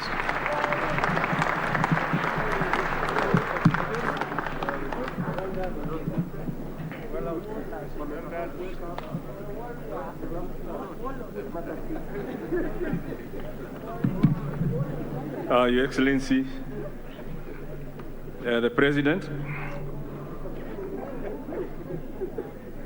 Your Excellencies, the Deputy President, and the former Prime Minister, let me also recognize in a special way the presence today of our speakers of Parliament, distinguished leaders and Kenyans, because the whole of Kenya is here.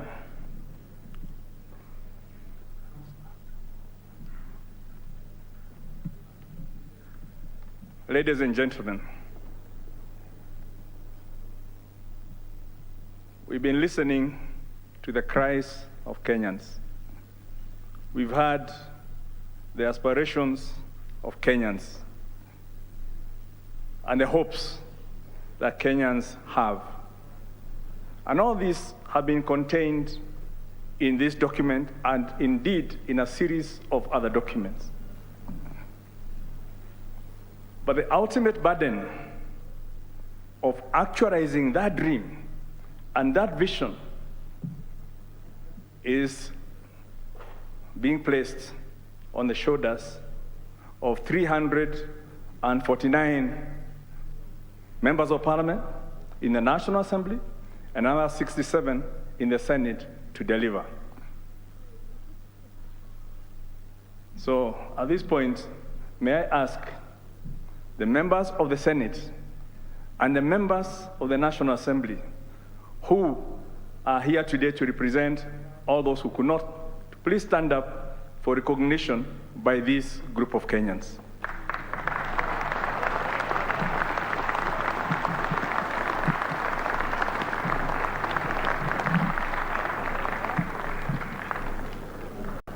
Thank you.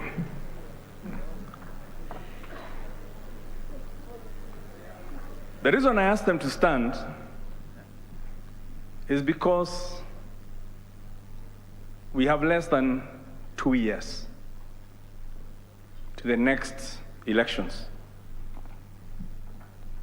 So at least their term of office is guaranteed for that period to deliver on a whole myriad of legislation, constitutional amendments, in addition to what is already in the pipeline. They need your prayers. They need your support so that we can concentrate in the House instead of in the constituencies if we have to deliver on this dream for the Kenyan people. We've done it before. In 2010, in August of 2010, that's when the Constitution was promulgated.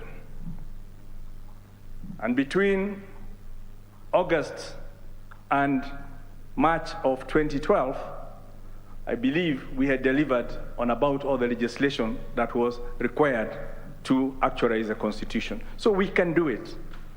But now, time is different.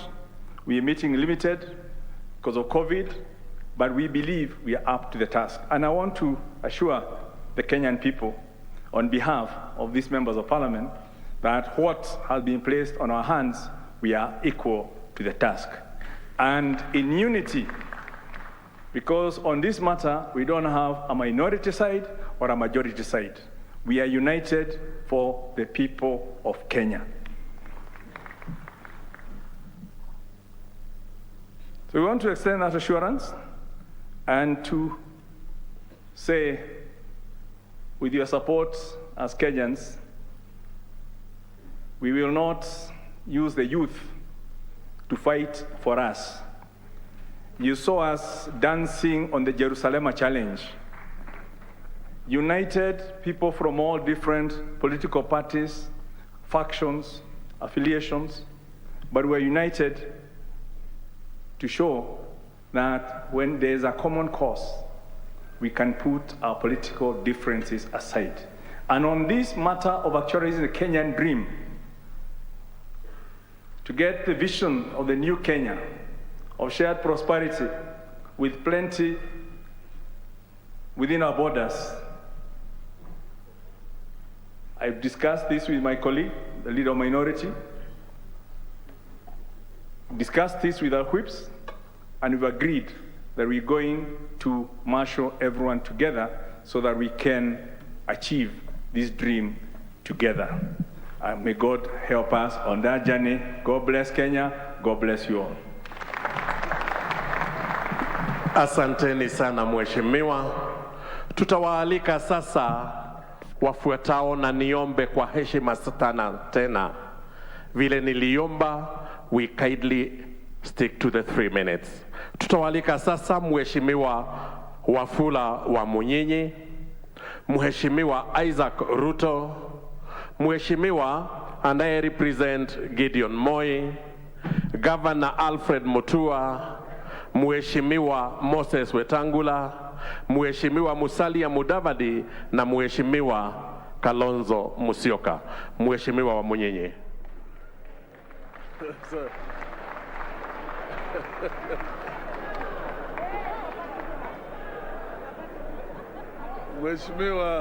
Mheshimiwa Rais Uhuru Kenyatta, Mheshimiwa Naibu wa Rais Dr. William Ruto, Mheshimiwa Right Honorable Prime Minister Raila Amolo Odinga, all protocol observed, ladies and gentlemen.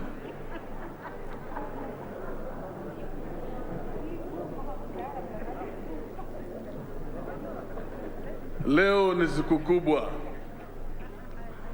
and for me, first of all, BBI answers the questions regarding the dispute in Fort Kenya. Because BBI is proposing that we must stick to those mechanisms for resolution of disputes. They must be internal, and if you're not satisfied with internal mechanisms, you move to the registrar and the tribunal. In our case, the matter is at the High Court, for no good reasons. Your Excellency, allow me to say, today we restart a journey to accomplish what our forefathers, their dreams by independence heroes. Your Excellency, this country is at crossroads. Those dreams we talk about, the dreams of a united Kenya, the dreams of a peaceful Kenya, the dreams of a secure and stable Kenya.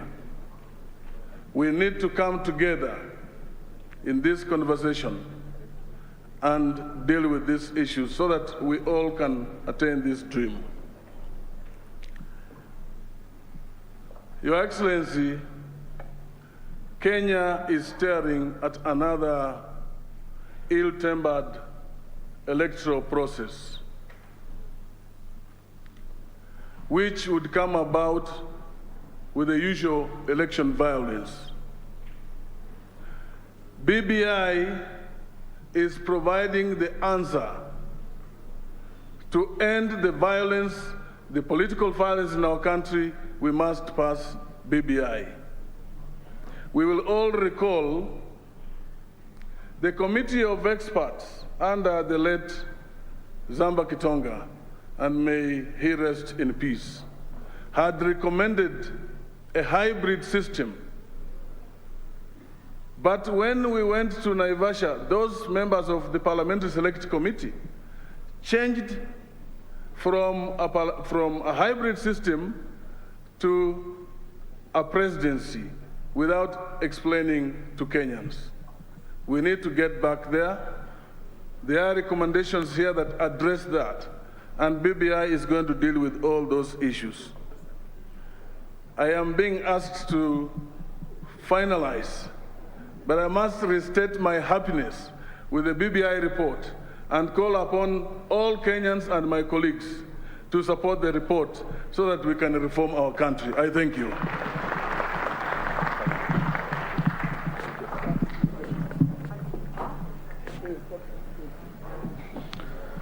Mheshimiwa Rais, mabibi na mabwana, all protocols observed.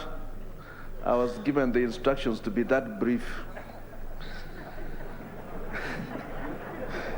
Now, I'm very elated because for once we are standing here today, we are meeting here today to actualize and strengthen devolution.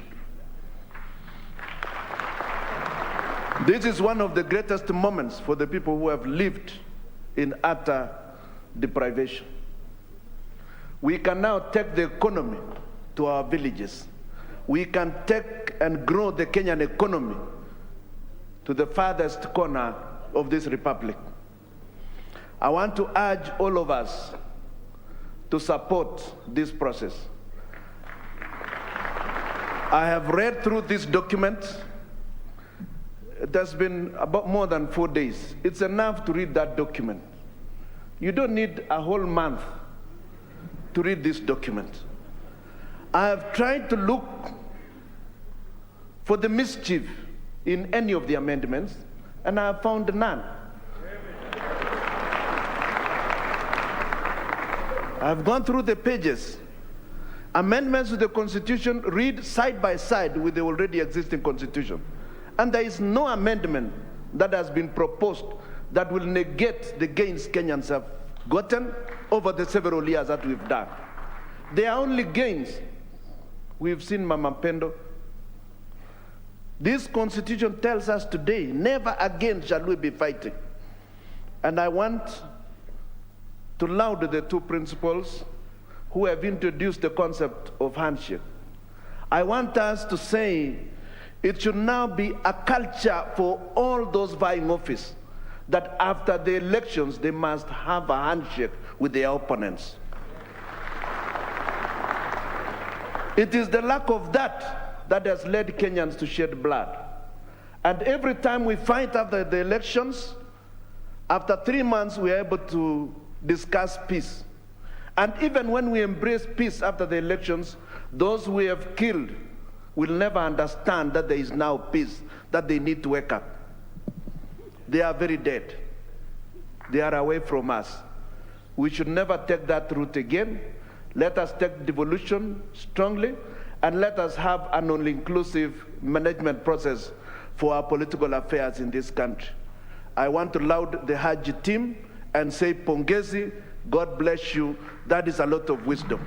I will be on the campaign trail to ensure that this document is passed the soonest possible. And for the constitutional amendments, there is no more debate. Let us just go and pass it. Give us the bill. For the legislative agenda, let us look at it. You can debate it as much as you want.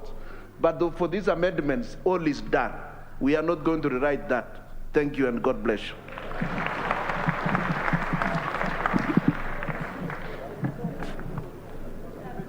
Your Excellency, the President of the Republic of Kenya, I'm here to convey the message from KANU on behalf of our chairman, Mheshimiwa Gideon Moi, who could not be here with us, but is here with us in spirit. This is the position of KANU with regards to BBI. On behalf of our national chairman, party leader, the Honorable Gideon Moi, the National Executive Committee, and the entire membership of KANU, I take this opportunity to most sincerely thank His Excellency the President, Uhuru Kenyatta, and his handshake partner, the Right Honorable Raila Amolo Odinga, for their steadfast statesmanship and brotherhood that has enabled us to gather here today for the official launch of the report of the Steering Committee on the implementation of the Building Bridges to a United Kenya.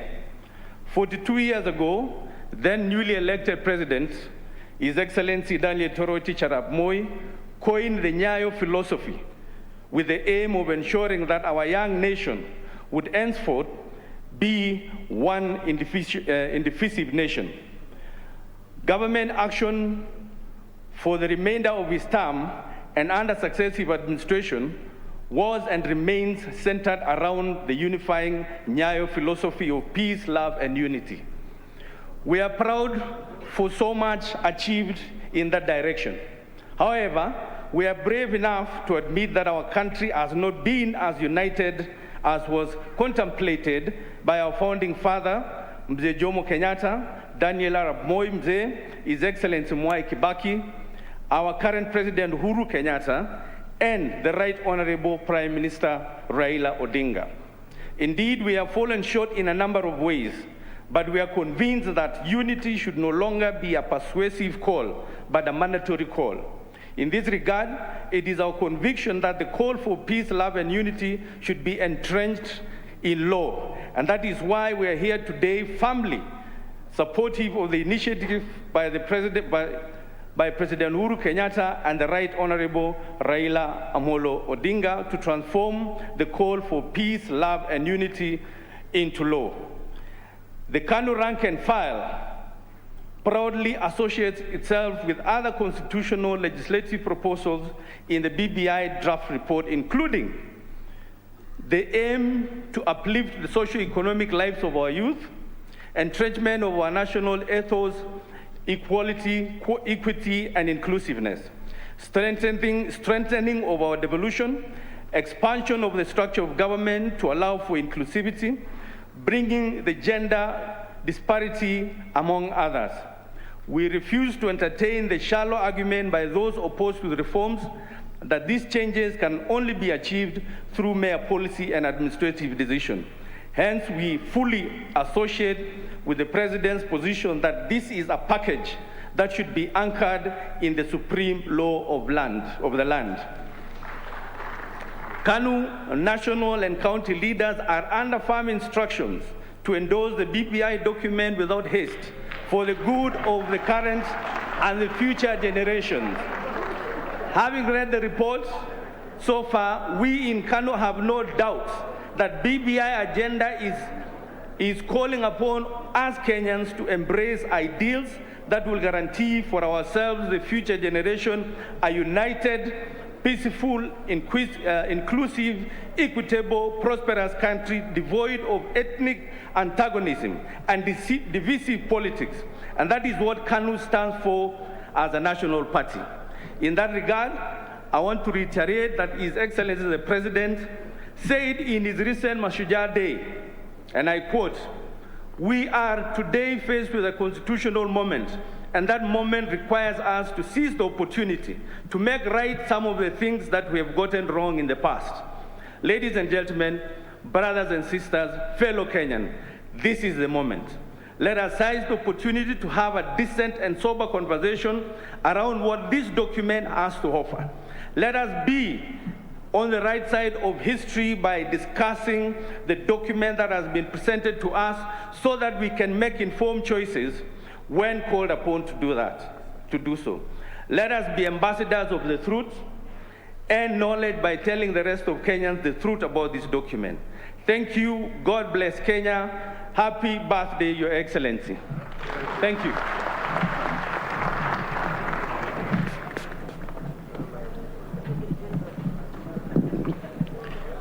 Your Excellency, the President, Excellency, the Deputy President, former Prime Minister Raila Odinga, all protocols observed.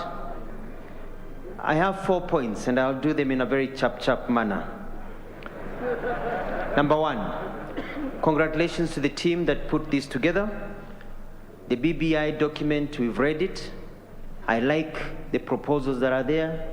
We love the fact that devolution will be enhanced. We've done miracle work as governors across the country. Now with more money, we'll be able to help our people develop. The tax relief to young people to enable them to pick up so that they can create employment across our country. The World Development Fund. I'm very happy about the industrialization section and growing the economy, manufacturing, because we want to grow factories in every village in this country, because it's all about money at the end of the day. It's all about money. So as Maendeleo Chap, we're very happy and we support this process of the BBI. Number two, I'd like to tell Kenyans that amendments of the constitutions are okay. There's a lot of propaganda going around. It's acceptable.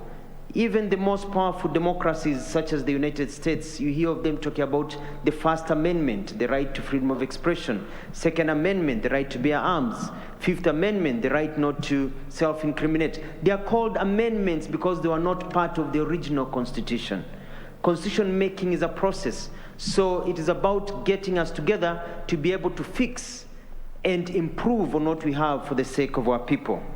Number 3, lazima pia tusome funzo la historia. Mimi nilikuwa msemaji wa serikali mwaka 2005 wakati kulikuwa na ule mvutano wa chungwa na ndizi, na hapo ndio mambo yalianza kwenda mrama katika nchi yetu ya Kenya. There was a lot of polarization in our country. The winner takes it all process started at that time. Na nchi ilichemka, na mkisoma ile ripoti ya Justice Waki mtaona ya kwamba ile vurugu tumeipata mwaka 2008 ilianzia 2005. Kwa hivyo mimi naomba hivi kwa nyenyekevu ya kwamba sisi wote kama viongozi katika nchi yetu ndio tusichomane tena kule 2022. Tuangalie hii document, kama kuna vipengele vichache ambavyo vitaki tuunganishe, sisi wote tusimame pamoja tuweze kuwa na document ambao viongozi wote wanakubaliana nayo. Kwa sababu tukienda hivi mvutano, watu wameanza kukataa, wengine wanakubali, tutaenda pale pale na hawa mabazuu yako sawa, si watoto wetu ndio wanaumia kule chini. Kwa hivyo tuangalie nchi ambayo inashikana. Na mwisho kabisa, nataka kuwagotea vijana na Wakenya wenzangu popote ulipo, nitakuwa kuwapatia rada kiasi. Unajua sisi tumechoka nchi ya mabezanga wachache wenye pesa nyingi na mamilioni ambao wamesota. Tunataka nchi ambayo watu wako na usawa. Nataka kushow birthday boy Unye na Rao ya kwamba na mabazu wengine wako hapo wote, ya kwamba sisi, especially the young people in this country, tunataka Kenya ambayo tunaendelea kuchochwa saa zote. Haswa tunataka Kenya kofea, ndio kijana akiamka asubuhi anadondoka anajua atapata wera ama atapata do, si kulala njaa kila wakati.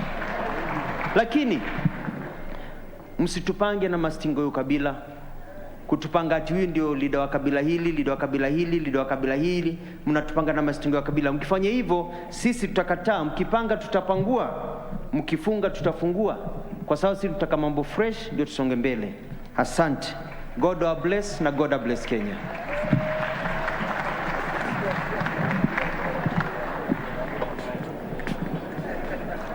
Your Excellency, President Uhuru Kenyatta, Deputy President, Prime Minister, fellow Kenyans. Today is a day like no other. We assembled here as a leadership of the country to put a final touch to a document of hope, a document of peace, a document of prosperity for our country. We have come a long way as a country. We have gone through challenges, and as a resilient country, we don't give up because we have challenges. We rise like a phoenix out of the ashes to take a new trajectory for our country. The BBI report before us, Your Excellency, is tremendous work in progress, is a good report and must be supported. For anybody who may wish to have an issue with it, I encourage you, don't say reject, say improve. Because there is room for improvement on each and everything that we have in life. I'm particularly happy, Your Excellency, that for the first time we have put our commitment to the integration of the region in our Constitution. Kenya stands to gain tremendously by continuing to be the major player in the economy of the East African region and beyond. Equally important, Your Excellency, is the centrality of devolution in this document. Today, as we speak, Your Excellency, Nigeria has emerged as the largest economy on the continent because of embracing devolution and taking more money to devolve the units and to the villages. By taking 35% of our revenue to the villages, to the counties, we are going to witness a revolution in the economy of this country like never before. And this is going to change the narrative, the psyche, and above all, the manner in which Kenyans engage with each other. When there is plenty in our midst, room for conflicts diminish. When there is less in our midst, everybody struggles for the little that there is. I want to encourage Kenyans, read the document, understand the document, and like we were told from Kisii, nothing is cast in stone. A good idea will always give way to a better idea. And I have no doubt, Your Excellency, that this is your signature legacy to this country. I want to finish by saluting our retired President Mwai Kibaki. He, after the 2007-2008 conflicts, navigated and midwifed the birth of the 2010 Constitution. And that's why we're here to look at that Constitution and make it even better. You said, Your Excellency, in Kisii, that in 1963, we had a Constitution that was a ceasefire document. In 2010, we had a Constitution that was a stopgap document. Now we are going to have the ultimate document, the Constitution that will lead this country for generations to come.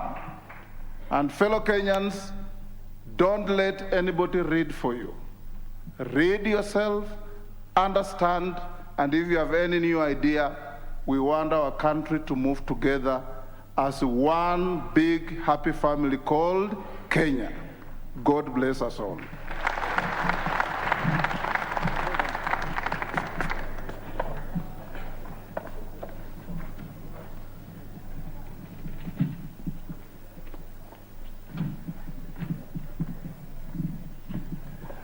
Your Excellency, the President Uhuru Kenyatta, the Deputy President William Ruto, Honorable Honorable Raila Amolo Odinga, fellow Kenyans,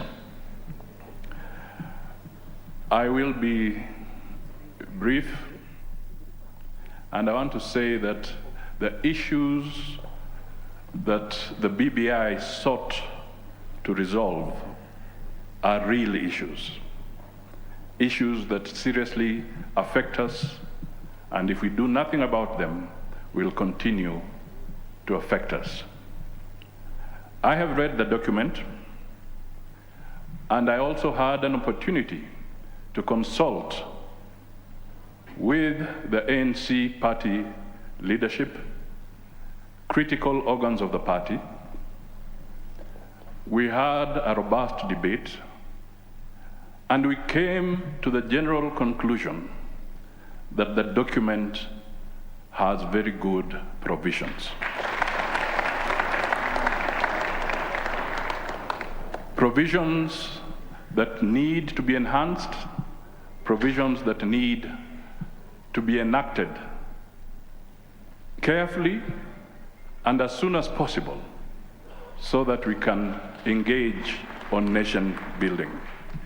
Your Excellency, there are some areas, and I want to highlight just one or two, because my understanding is that the launch is giving us an opportunity to reflect on these issues and then to enrich them so that the same task force that was handling it can take into account issues that may not have been captured appropriately. Indeed, a number of speakers have indicated there may be a few areas that require refining. Your Excellency, I think the strength of the Senate needs to be relooked at again. When it comes to matters devolution, after reading it, I think the articles that have been touched tend to remove or to downgrade the role of Senate when it comes to allocation of resources to the counties. Senate is the anchor to devolution. I think that requires a review, not a rejection of the document, but a review. Your Excellency, the judiciary is independent. There's a very good provision recommending the appointment of the ombudsman to handle the issues of the judiciary. I think that is good. However, I strongly believe that in order to enhance the independence of the judiciary, that appointment should be made by the Chief Justice. Your Excellency, I'm making these points so that they can be looked at. The other point that I would like to make,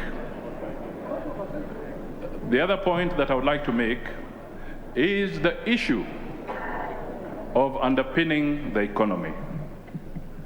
Your Excellency, you and I have the unique commonality of having served as ministers of finance. This is an area you understand very well. I strongly recommend that in the document, and as we look at it, because I believe there's a window, we can underpin the need to tame our public debt.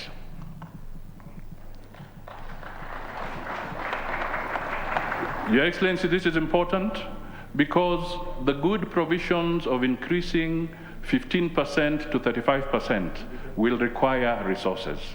If the debt consumes too much of our resources, we shall again fail to serve the counties. That is critical. Finally, Your Excellency, I just wish to say that you have a mammoth task, we have a mammoth task. The 2010 Constitution, when it got to the referendum, it had a 67% acceptance across the country. That was the referendum statistics. I want to beseech Kenyans that let us work together.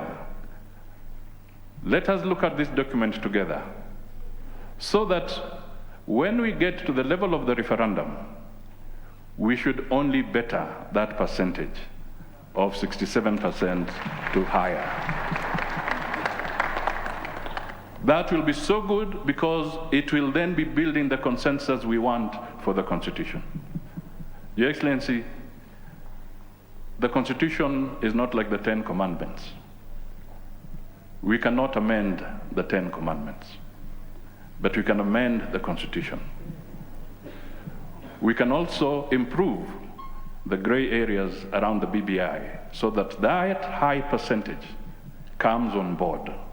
And it is on this basis that I revisit the Kisii address by His Excellency the President, that we must build consensus. He emphasized that in his speech, so that by the time we are reaching the plebiscite, we shall have developed very broad consensus. Kenya is ours, we must all protect it. This initiative is excellent. It is not work that can be taken lightly. So we support it, we'll work to support it, and we'll work to improve it. God bless all Kenyans, and God bless the souls of all those who have sacrificed or have lost their lives in the quest for a better Kenya. Thank you so much.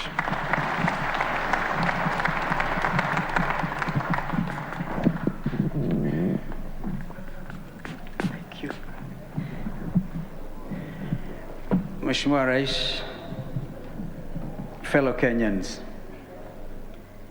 I join others in wishing you a very happy birthday. And I want to take it up from where my friend Bishop Ogide left it. He once got me into a lot of trouble when I attended his inauguration as a Bishop of Sitam. He did refer to Psalms 133, I beg your pardon. It's just three stanzas, 3 verses. And it's actually a song by David. Jehovah, just a minute.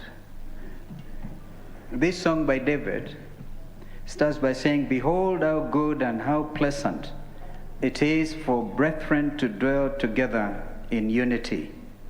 It is like the precious oil upon the head that ran down upon the beard, even Aaron's beard, that came down upon the skirt of his garments, like the dew of Hermon that cometh down upon the mountains of Zion. For there Jehovah commanded the blessing, even life evermore." I think this is a moment for us Kenyans to reflect on this. And Mr. President, for once, I think we have a God-given opportunity, even as we prepare to take this country to a referendum, to have a non-contested referendum. Those are precisely the words that I used when I attended the inauguration of Bishop Ogide. When I said that time, let us listen to what the church is saying so that we can build the consensus. I have read and I have traveled, and the most recent interesting reading I've come across is that of some of us who think that this is another trick. As my brother Chamasha Mashinane said, he did not find any mischief in this document. But there are those who are reading mischief. Unfortunately, let us also bring them on board. For instance, they think that this whole thing is aimed at creating and expanding the structure of the executive to the detriment of everything else. But you have heard here the Kenyans in a celebratory mood because devolution is the biggest gainer of this whole thing. 35% to the counties. Recently, Your Excellency will recall the very tough discussion in the Senate when senators could not even agree on the formula. Now everything looks straight. And I want to urge here that we get into this norm of believing that every Kenyan is important. Every Kenyan. Those on 4-wheel cars and those even on one wheel. Every Kenyan matters. Every Kenyan matters. And therefore nobody should read mischief where there is none. Governors, when you get this money, I plead for the love of this country. Please let us adhere to the provisions of Chapter 6 of the Constitution. I know that there are ward representatives who may not agree with some of the governors, and then they have been denied development assistance. Now, it was Wiper Democratic Movement's position that this 2%, that Ward Development Fund be included as a constitutional amendment. And this we're very proud of as Wiper because it was listened, we are listened to, we are listed in that document as one of the parties that made this presentation. Because we believe in devolution. Let us deepen it and of course avoid the stealing. What one ambassador once said, Kenyans, we steal and we vomit on their shoes. We have an opportunity to grow our own economy and not vomit on each other, but grow this economy. Mr. President, I want to be very brief today. And I say that we have read this document. We cannot be in a reading mood all the time. It's not a very big document. We have read it. What happens next, in my view, Mr. President, is that the bills that have already been drafted, and there are several of them drafted, let then the whole concept, which is enshrined in Constitution 2010, take root. Participation, public participation with regard to each of those bills that has been drafted subsequent upon this report. So the report then can have some hands and feet to stand on. And the country then can prepare for the next very important thing. So we have read, let us not kid ourselves. People cannot read forever. It has been read, and I think it is a time to move on and support this change, which is important. And while you are doing it, avoid radicalizing this country. You see, there are very many types of terrorism. If you start a class war, what are you doing to your own country in the name of wanting to get elected? This is not good. I've just come, Your Excellency, from a visit to Mount Kenya region, and beautiful Thompson Falls, compared to the famous Bomas of Kenya thing. It's amazing. Beautiful territory, beautiful country. But then we radicalize the youth, so they look at you. A youth looked at me and said, Kalonzo, we welcome you. Karibu sana. At least somebody has brought us a wheelbarrow. What have you brought us? Even I'm saying the wheelbarrows are important to this country. It is important. Therefore, let us embrace this possibility, God-given opportunity to have a non-contested referendum, so that there will be no wheelbarrows and there will be no other types of Kenyans. Class war, dangerous. Finally, Mr. President, Alanet Jr., whom I celebrate, put you into a very tricky situation. And even as we think of appealing to my brother Raila to stop the reggae, and William to stop the wheelbarrow story, I love this Jerusalem song, that dance. But then, Mugithi may even be better, so that we all follow in a Kenyan song where we come together.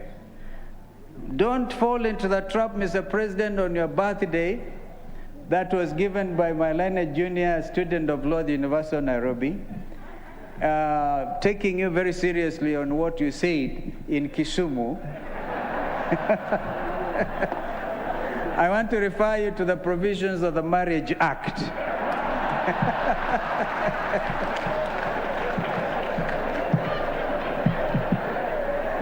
And I'm quite sure First Lady Margaret Kenyatta will be very happy that the law protects this situation. When you have a president committing bigamy, it's the worst thing that you can do. God bless Kenya. God bless you. Happy birthday again. Thank you. Asanteni sana Mheshimiwa Rais, tumeketi kwa muda na nitaomba kwa ruhusa yako uniruhusu dakika moja peke yake, sote tusimame tunyooshe miili tukiimba wimbo nchi yangu jukumu langu, mimi ni shujaa. Simama Wakenya wote simama, twende pamoja. Simama wewe shujaa, simama kwa pamoja.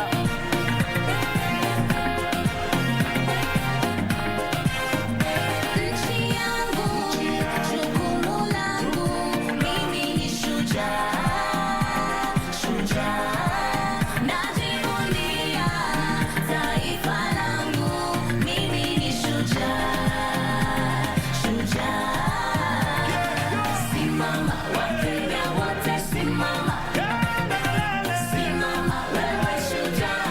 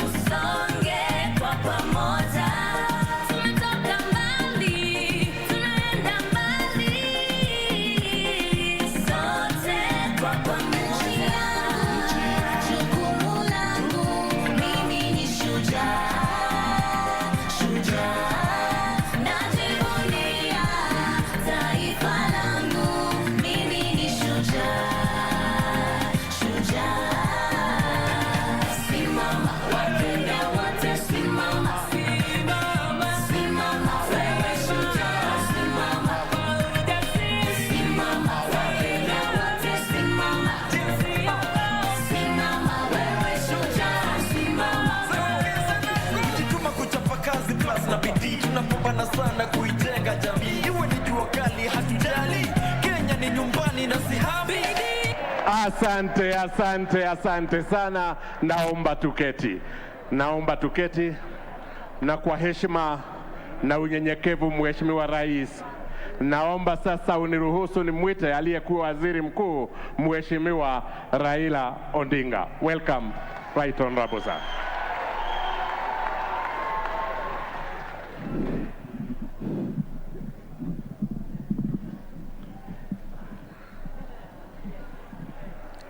Your Excellency. Haya. Your Excellency, ndugu yangu Rais Uhuru Muigai Kenyatta,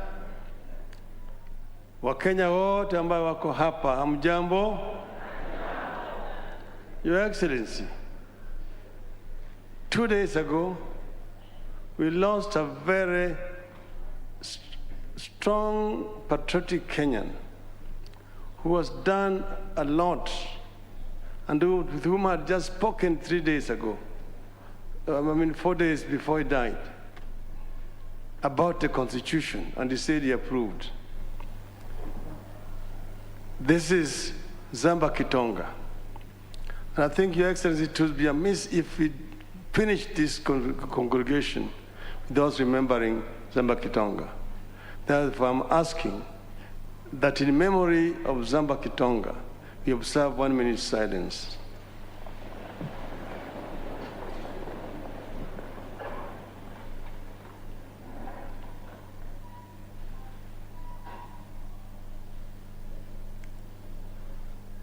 Asanteni.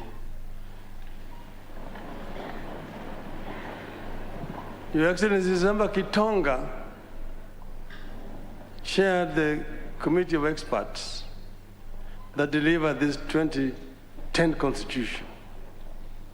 And before he passed away, he actually had a conversation with me and said that this was still work in progress. In 2004, we were in this hall, Your Excellency. I was delegate number 155. Nilikuwa nakaa pale juu. And one day, as the delegates were gathered here, and we were talking about devolution, and one of the delegates, the late Dr. Odhiambo Mbai, stood somewhere that side and spoke for about 10 minutes about devolution. By the time he finished, everybody said that gentleman should be the chairman of the devolution committee here. And he was appointed to chair the devolution committee. Unfortunately, he did not live to see it through because he was shot and killed in cold blood. We remember him, but we need, going forward, to have a proper remembrance of Dr. Odhiambo Mbai. Your Excellency, that same year, we gathered here as we were in the final stages of completing the document. And a group of delegates here walked away from us and went away because they did not agree with some of the provisions of that Constitution. That was the then cause of, then they went to court and stopped us. Then this Kilifi which came, eventually Kilifi Wako, and that is what created bananas and indices.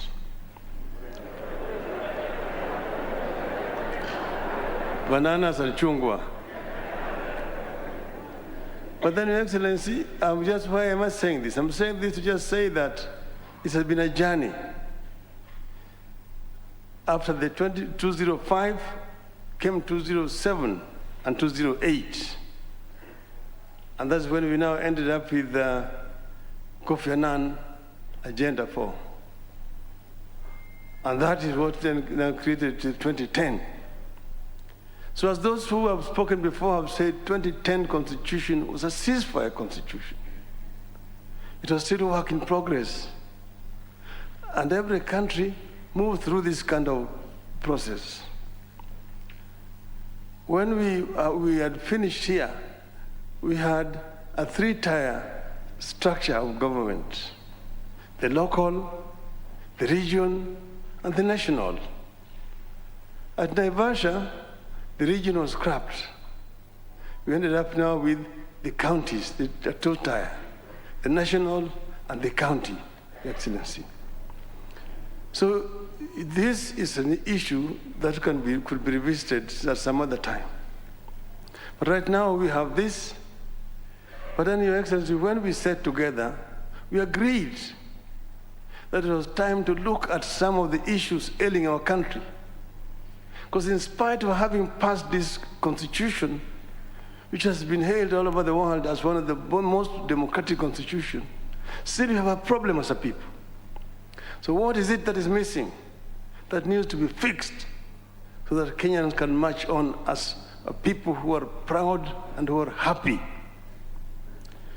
That was the essence of that conversation that we had. And after we talked, we put up this team together and tasked them to go around the country and collect views of our people. And then they came up with this proposal, which we brought here last year. And from here, we started now a new journey. Validation, as the chairman said. We went first to Kisii for the Nyanza region. And the Bagusi, the Luos, the Koreans spoke in Kisii. Then we went to Ingo, Kakamega. Those people also spoke. We went to Mombasa. We went to Kitui. We went to Narok, to Garissa. Eventually, we went to the mountain, to Meru. But we were unable to go to Nakuru for reasons which have been explained. So this document is as a result of very extensive consultation with the people of Kenya. The proposals which have been made here. But as other people have said, it is still work in progress. We need to be, and you have said it must be inclusive. Everybody needs to be involved. Your Excellency, as the Bible says,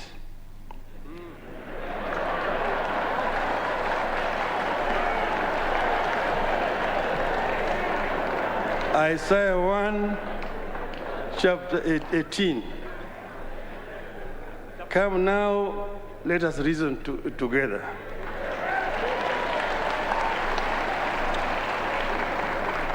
Then the Quran says, in Surah 39, Ayah 18, those who listen to all statements and then follow the best of it, these are the ones whom Allah has guided, and these are the ones possessed of minds.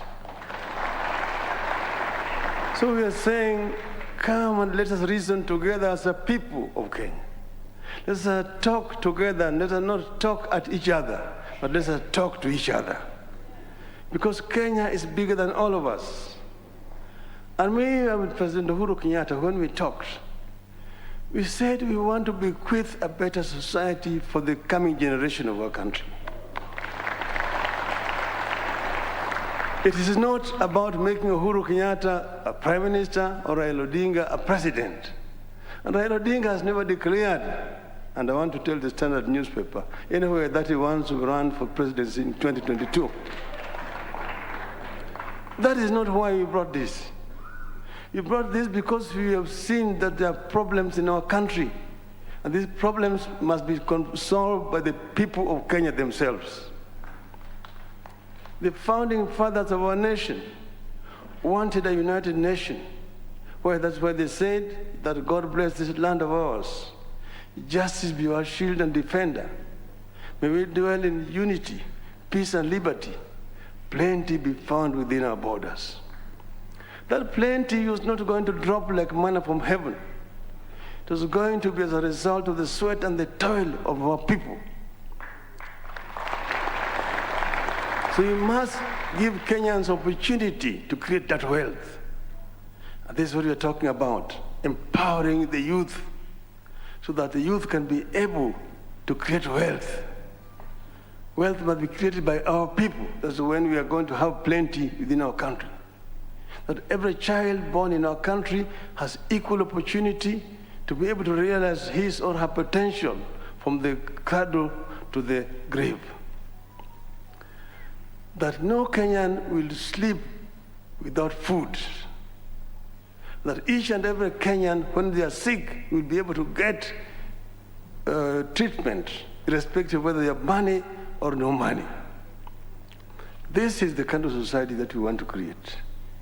An equal society where everybody has an opportunity. Not a polarized society. The haves and the have-nots. The low downtrodden and the up there. We don't want a proletarian revolution. And proletarian revolutions have never been led by the bourgeois.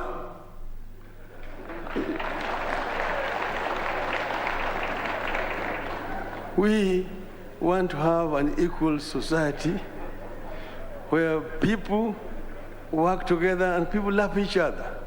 And that's why we are proposing a new ethos of Utu. Utu. Utu. Kila moja ni ndugu.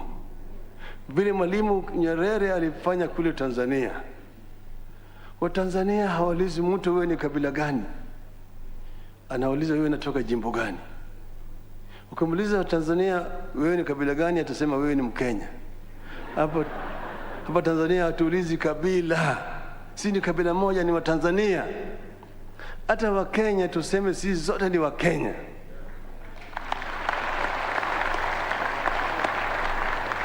Usiniambie mimi wewe ni Mkisii au wewe ni Mkale au wewe ni Mgiriama au wewe ni Mkikuyu au wewe ni Jango.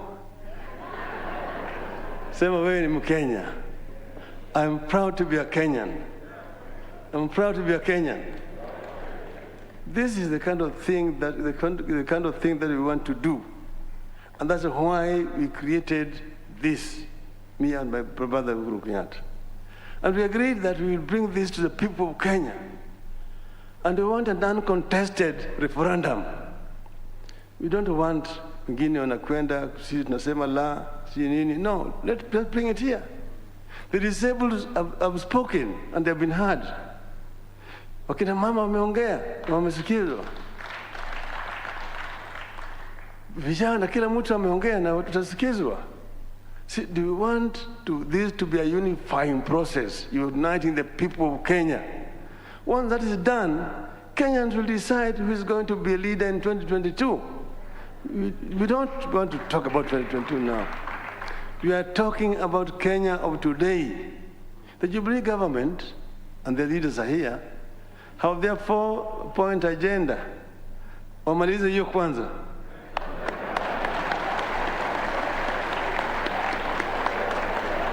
Hapana ambia sisi vile mtafanya 2022. Sasa hivi fanyeni sasa mlize kwanza.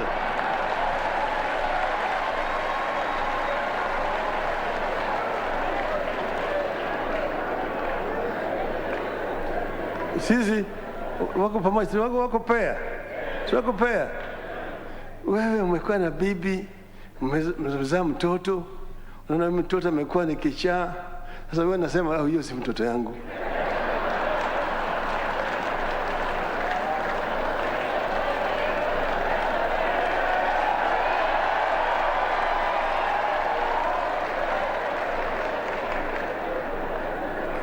BBI, sema kwa Kenya moja. BBI.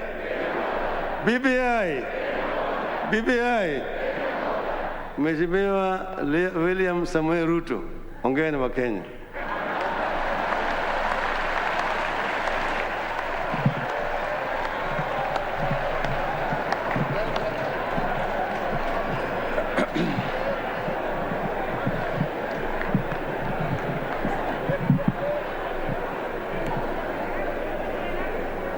Mheshimiwa Rais wa Jamhuri ya Kenya,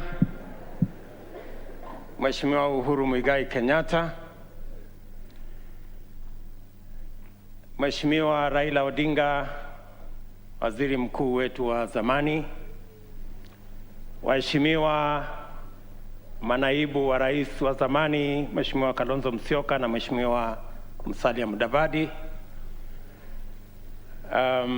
Your Excellencies, High Commissioners and Ambassadors, maspika wetu wa bunge la Senate na bunge la kitaifa, viongozi wote, ladies and gentlemen, good afternoon.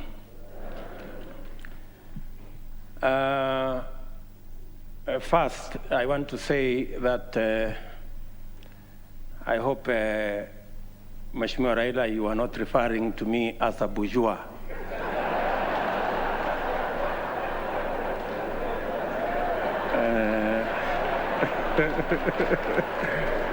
But I want to agree with you. I want to agree with you that we have a mischievous media sometimes, not all the times. On a day as important as this, when you have a headline saying Raila Odinga says he's going to run in 2022, they are trying to reduce this occasion to a matter of 2022, but we have all agreed that it is not.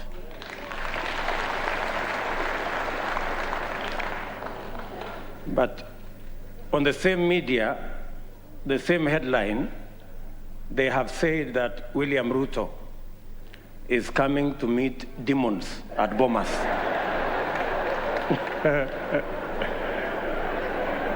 Now, I am asking myself whether there are any demons in Bomas. Or better still, maybe I can ask them, Olisikia wapi, that there are demons in Bomas. But having said that, Your Excellency, this is a very important moment in our history. Important because you have persuaded us that the making of a constitution is always work in progress, and that we must strive progressively to have a negotiated constitutional settlement, or to arrive at a place where we are all working together, building consensus. And I share fully with those sentiments.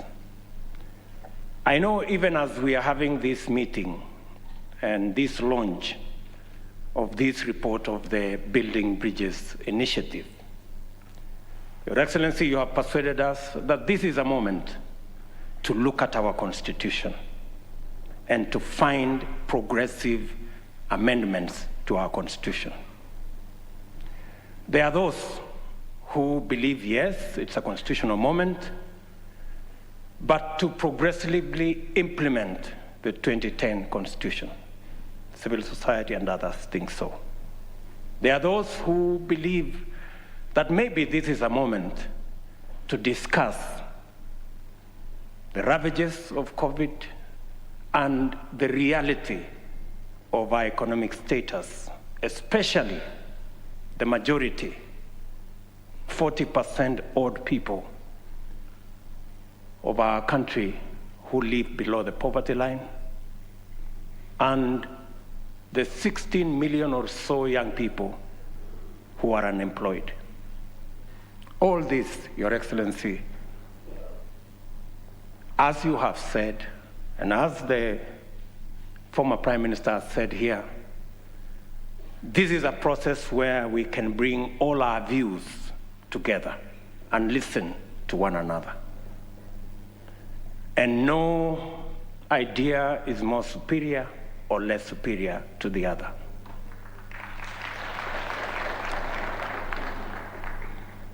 Let me say we have a civic duty, all of us as Kenyans, to engage in this process.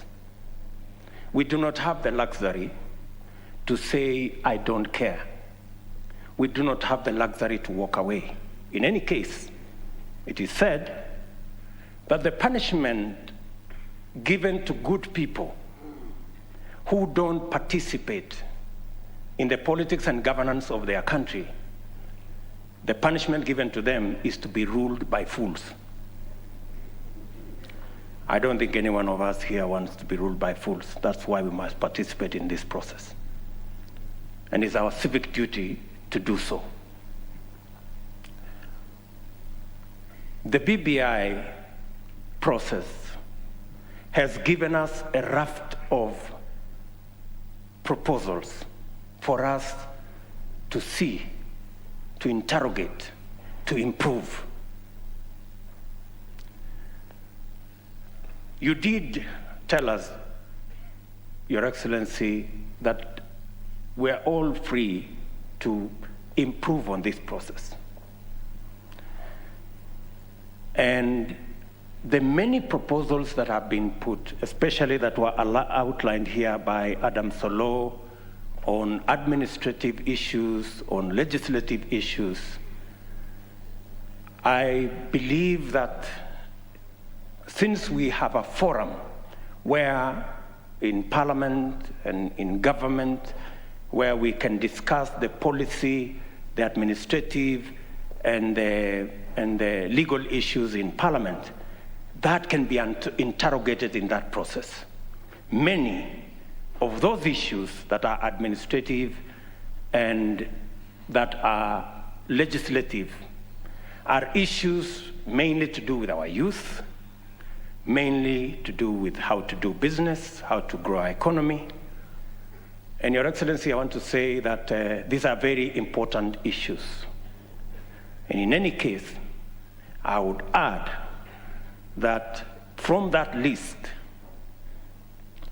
especially on matters to do with young people, how we can assist them with Higher Education Loans Board and give them a moratorium, how they can start business, it must not be lost on us that the real problem, the real problem is that these young people are jobless. That is the real cause of all this. And that is the discussion we must have. That is the discussion we must have. Having said that, Your Excellency, there are, in my opinion, gaps. The single most important sector that drives our economy, contributing 25% directly to our GDP, and through manufacturing another 24%, and which employs almost 65% of all people in Kenya, is the agricultural sector. I dare say, Your Excellency, that this is an area that, again, we must find a mechanism of having a conversation, especially the farming community, and matters to do with productivity, matters to do with proposals that were made on guaranteed minimum returns for our farmers, our wheat farmers, our sugarcane farmers, our coffee farmers, our tea farmers, our dairy sector, the pastoralist corner. Your Excellency, it is my humble submission that that is an area that we can improve this document on.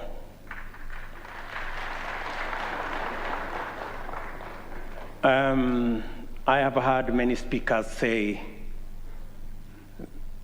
they have finished reading and we should move on.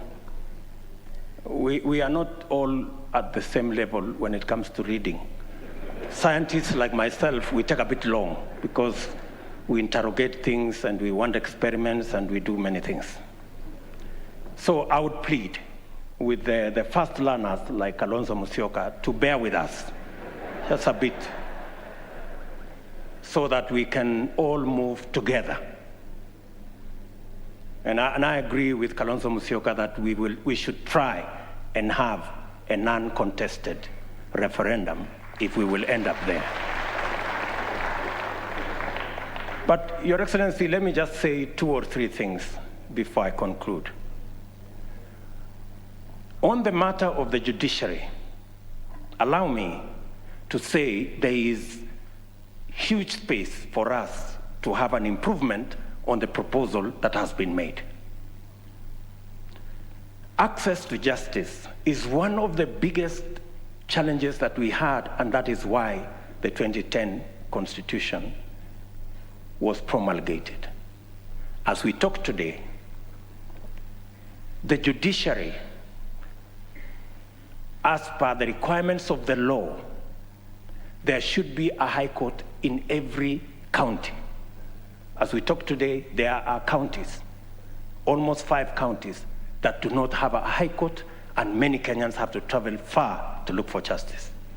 As we talk today, though the law provides that there must be a court at least in every sub-county, there are 160 counties that do not have a court at all. And the problem is that the budget for the judiciary, we need to operationalize the judiciary fund that is already in the Constitution, so that the judiciary can establish more courts and the judiciary can hire more judges and more staff so that Kenyans can have access to justice. The recommendation that has been made to have an ombudsman appointed by the executive into the judiciary, in my respectful submission, is a derogation from the independence of the judiciary. And we must be careful. We must be careful about the independence of institutions. We are coming from a history where judges received telephone calls, where courts were held at night. We do not want to go there.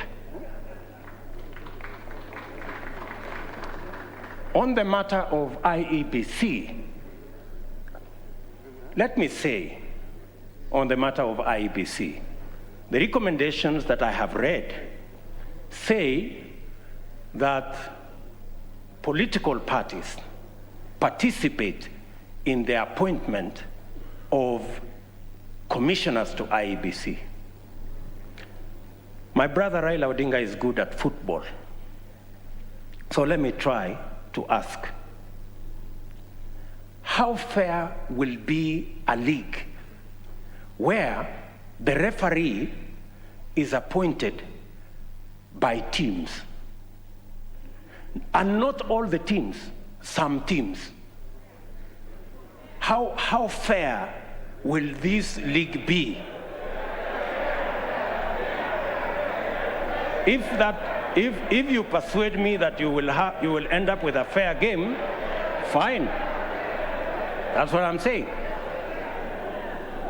So if you tell me it is okay for some players, for some teams, not all the teams participating, to appoint the referee, if that's what we are saying, I have my reservations.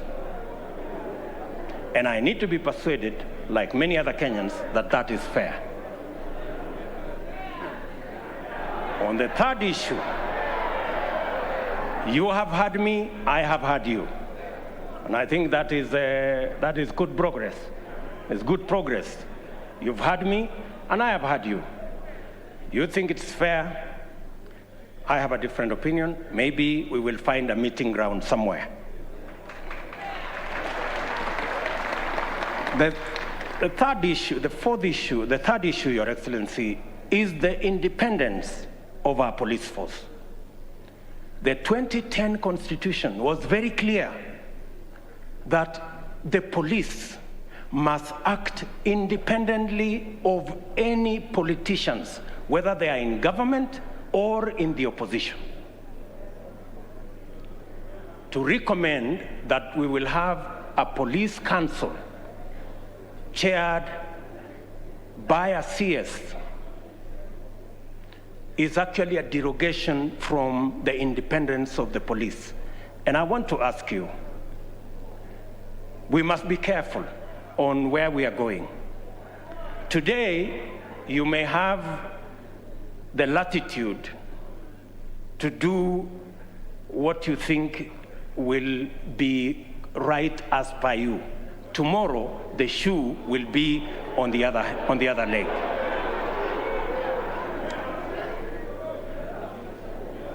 On matters to do with devolution, I agree that the increase to 35% is progressive,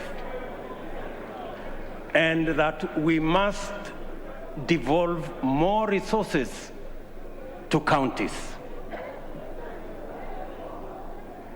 But accompanying the increase of resources to 35%, we must also ensure that the Senate has the necessary constitutional power to ensure that those resources are available and they are used properly. To recommend that the Senate cannot continue to have the constitutional mandate to discuss the division of revenue is actually a downgrade of the Senate. In my respectful submission, with additional resources and with some members of parliament now being members of the executive because of the appointment of some members of parliament as members of the executive, in fact, the recommendation should not be a downgrade of the Senate, it should be an upgrade of the Senate to the upper house. And in any case, so that I conclude, in any case, we are now saying women, and the participation of women in our governance doesn't make us weaker, it makes us stronger. It doesn't make us lesser, it makes us greater. If we are saying in the proposal that women now go to the Senate, and you are saying that when women go to the Senate, they are going to a Senate which has been downgraded, which has no responsibility on matters of resource allocation. Are you enhancing the participation of women, or are you downgrading the participation of women? I mean, we are having a frank and honest conversation, good people, and it's good for us to listen to one another. So if we are saying women who today are sitting in the National Assembly, where resources are being discussed, if we take them from the forum where resources are being discussed and take them to a downgraded Senate, we are making the participation of women nominal. The participation of women should be substantive, in my respectful submission. And finally, Your Excellency, I know my brother Bishop Oginde has said there are hustlers here and they should stop the hustling, and there are the reggae people and they should stop the reggae. I don't know about the reggae, maybe I can talk about the hustlers. But let me say the following. The real elephant in this whole conversation is what was identified as the winner take all and the inclusivity question. Now, Professor Adam Solo, I have confessed I'm a scientist and I'm a bit slow. I want you to explain to me in this proposal. You have said that in this proposal, we will have the president with his running mate, deputy president. They will win, or we have candidates, they will win an election, and then the president will appoint the prime minister and the two deputies from the winning coalition, and then we will have the runner-up being the leader of opposition. Now, no problem, it doesn't matter who it is. I have no problem. You know, let us not personalize, there is no problem. Now, the question I am asking myself, have we sorted out the winner take all question? Oh, is that so? So, the president from his side, like for example here, President Uhuru Kenyatta, I am here, Kimunya is the prime minister, because he's the leader of majority. We have Jimmy Angwenyi, who is our deputy, as a deputy prime minister, and maybe Maoka Maore as one of the deputies. So what happens to the whole NASA brigade, together with Musalia and all these other people? I mean, and I am not saying anything. I'm just saying I want to be persuaded. And forgive me if I am slow. Forgive me. There are so many Kenyans who are in my category. Are we together? Finally, on this inclusivity question, it is my humble submission that as we discuss inclusivity around us, the leaders, we must have a candid, open discussion on inclusivity about the millions of Kenyans locked out by poverty and unemployment. We must discuss how they are going to be part of the Kenyan society. That discussion we must have. And I want to thank the young man, very good, and the bright, intelligent young man from Kitale, because he said that we should not bring 16th century technology. And I am sure he was referring to the wheelbarrow. And possibly he was referring to me and this wheelbarrow. Sindio? Good. Now, the question I want to ask us, how come in the 21st century, a 16th century tool called the wheelbarrow, millions of citizens in the 21st century are still dependent on the wheelbarrow and mokokoteni? That is the discussion we need to have. Yes. That is the discussion we need to have. And that discussion is a discussion that involves millions of Kenyans. Millions of Kenyans. Let me then say, as I conclude, that the Honorable Kalonzo Musyoka, I am finishing. You know, I speak for millions of hustlers, so just give me a minute. Thank you. Thank you very much.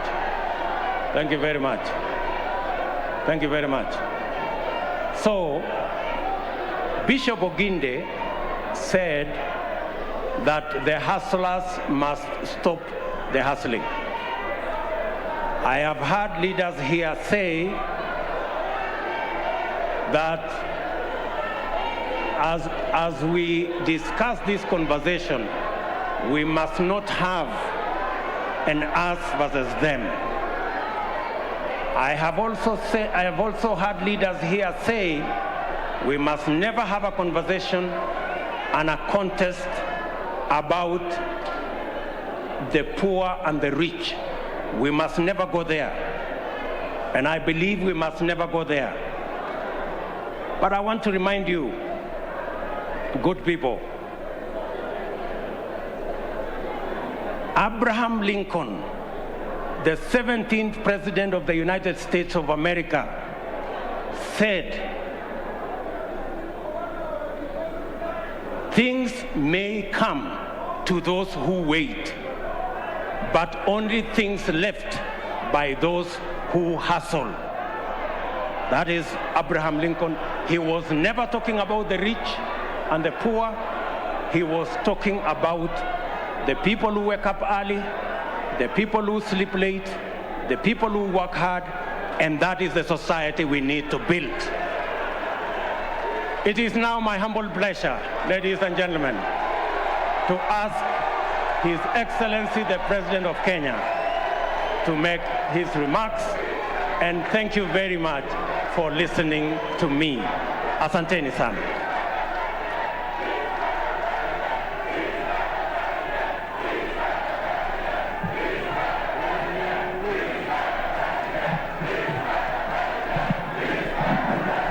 Asante. Thank you very much. Thank you very much.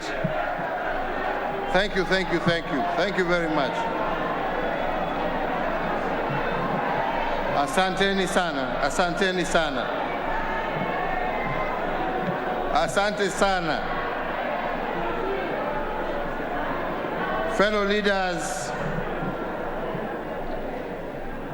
leaders gathered at this historic constitutional place of Bomas, and it is historic because many a time, as has been said, we have gathered here to discuss constitutional issues. Mimi nawasalimia nyote na nawashukuru kwanza kwa risala za birthday siku ya leo, na nasema asante.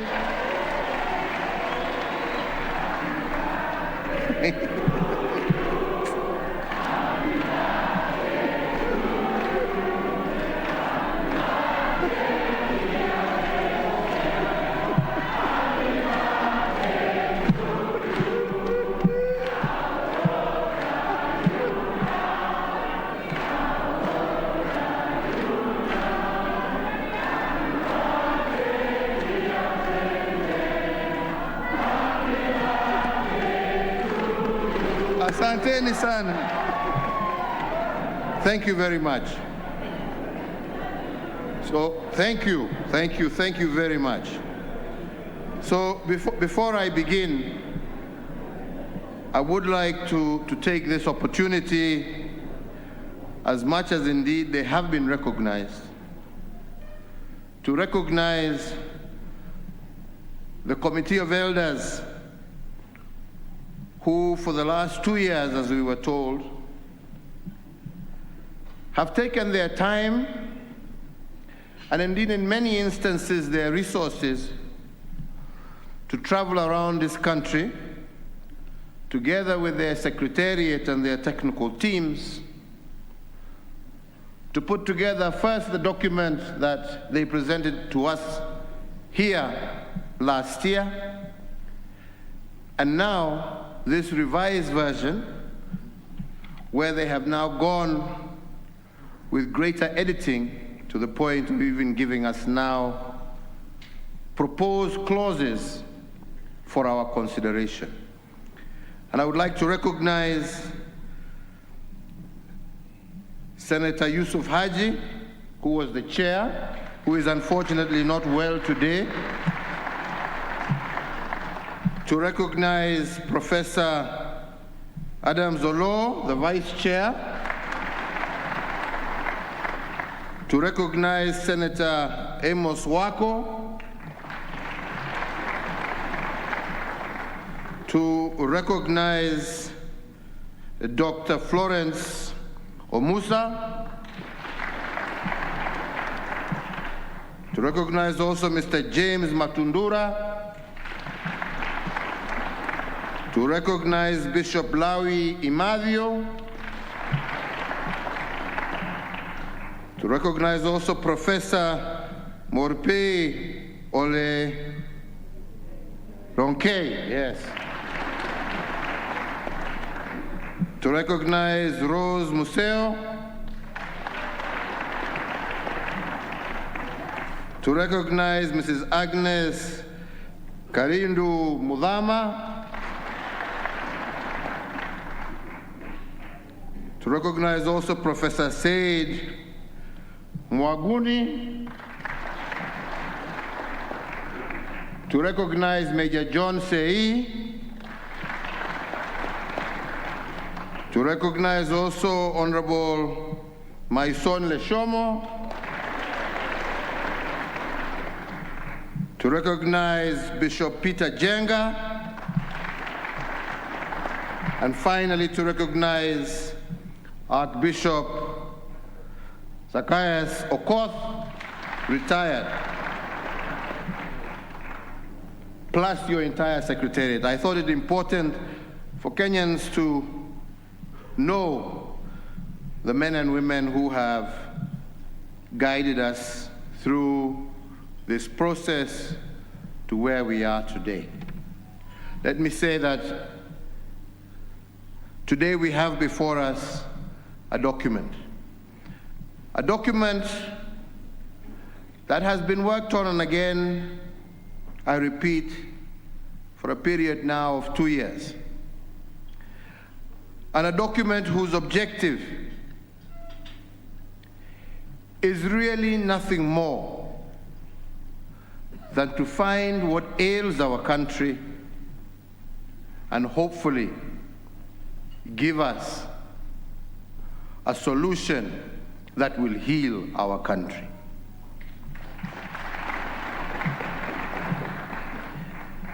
I want to also recognize at this moment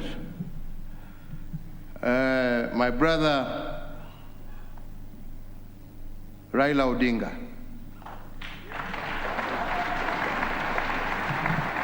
And I have a reason to. Because as many of you know, we were competitors in 2007. 2017. And as such, things got to a very difficult level. Indeed, as Bishop Oginde here has said, and as many others will bear witness, but when we sat down to speak, something that was very difficult for him, but also for me and my team, very difficult.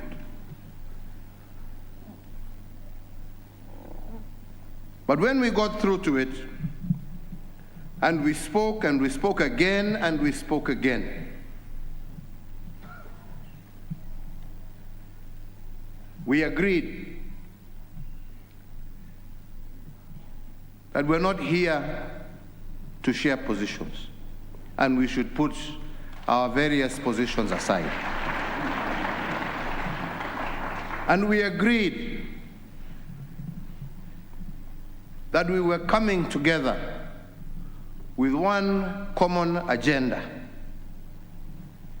the agenda of ensuring that what the people of Kenya have witnessed in 1992, in 1997, in 2005,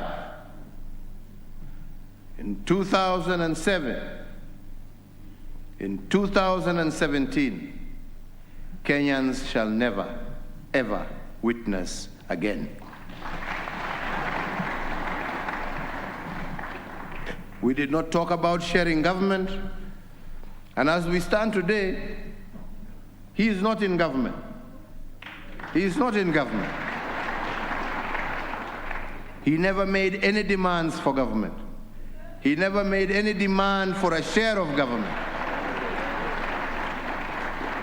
He said that let us get together and let us fix that which ails us, that will allow us in future to be able to compete without the need for innocent Kenyan blood to be shed. I want to thank you for that, Raila, from the bottom of my heart, because you didn't have to do it.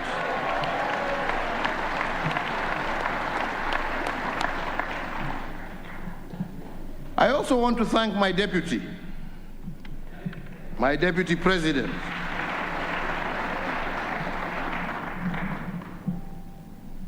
Because all in all, along that path, I kept him abreast of what was going on. He was part and parcel. It's the truth, I'm not lying. Ask him, he's here.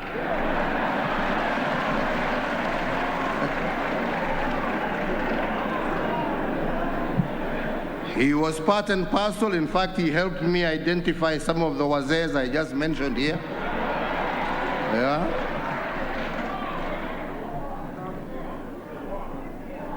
And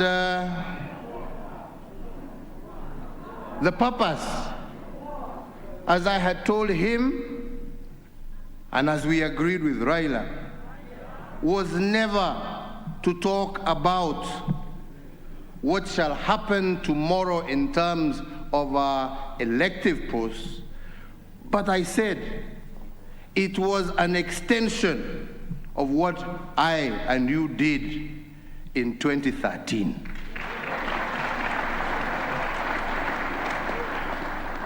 So that we can bring all of us on board and have a situation where no Kenyan is left behind.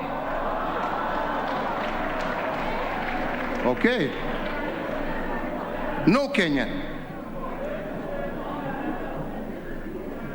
And I said I would use today as a day to say my thanks and to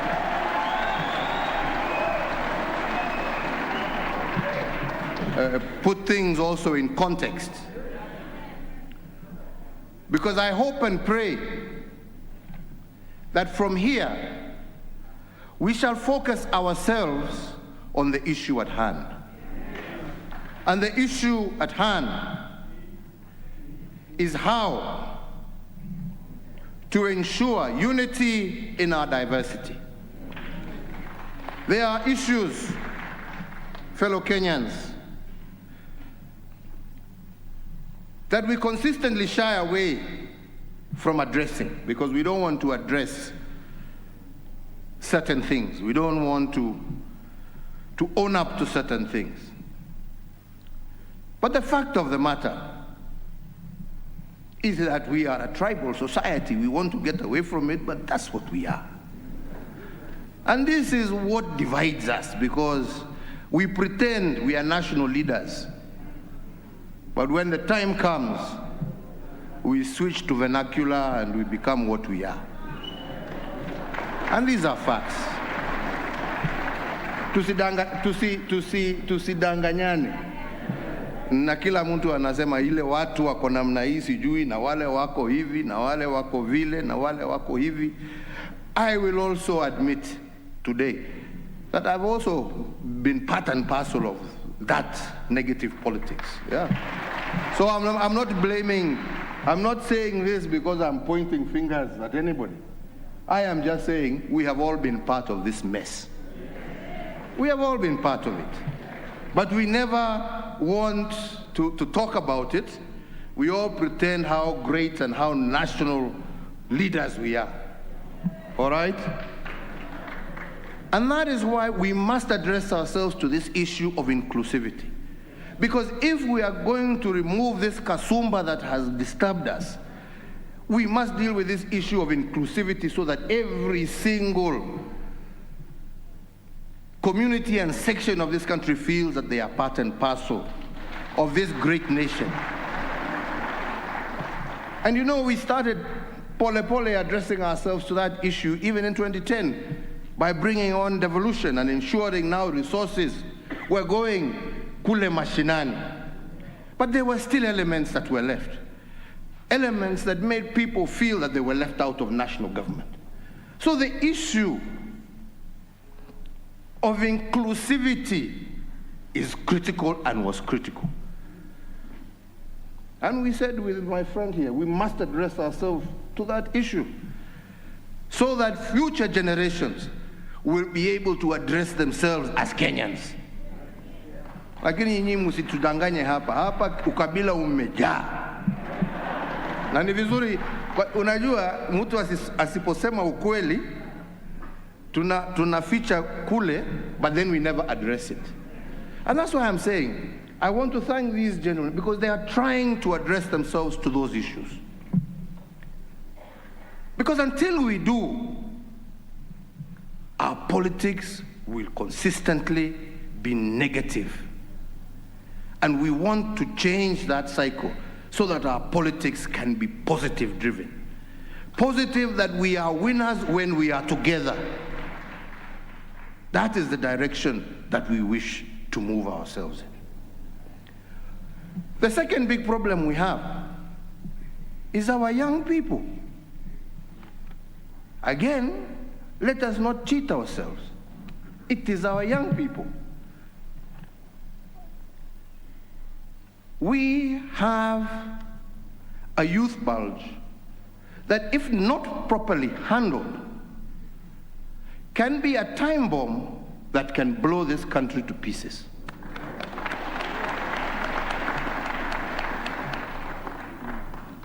And the handling of that has to be done extremely carefully. Extremely carefully. That is not a problem of this community or that. It affects us all. But how we manage it, we must manage it very carefully. We cannot manage it through inciting them. All right? We must manage it by including them in our decision-making processes. And that is why I said in Kisii during the Mashujaa Day celebrations, if we are to deal with our youth problem, we must deal with our economy. And there is no country in the world that has ever developed on a 5-year cycle of politics. You can never develop on a 5-year cycle. And if you cannot develop your economy, how do you create the jobs? If every cycle you spend 1 whole year, and in this case, in our case, it's 2 years, before the election campaigning, then you spend another 2 years after the election campaign trying to sort out the political mess, umebaki na mwaka moja ya kufanya kazi. Uchumi kweli tutapanua? Wenzangu, vijana kweli tutawapatia kazi?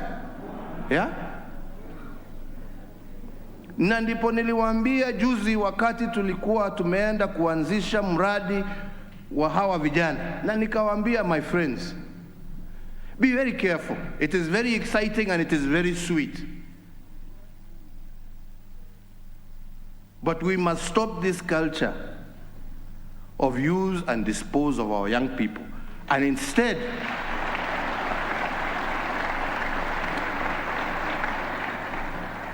develop and deepen a process, which again I want to thank these gracious men and women because they have looked into those issues, of how we can systematically and in a very clear and thought out manner enable our young people, who are our future, to be a productive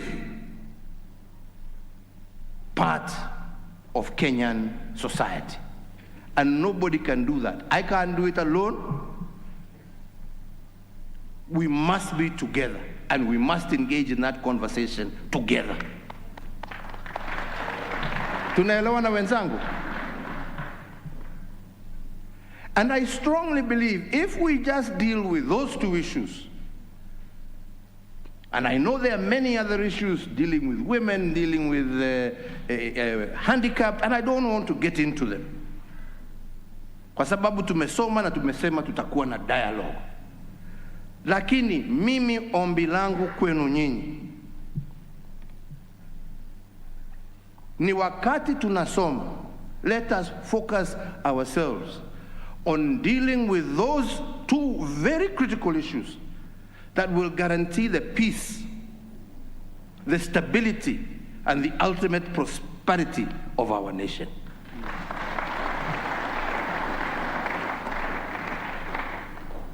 And let us not entertain the sideshows, because there are too many sideshows that are detracting us from where we want to go, that are stopping this country from being that great country that our forefathers saw it to be.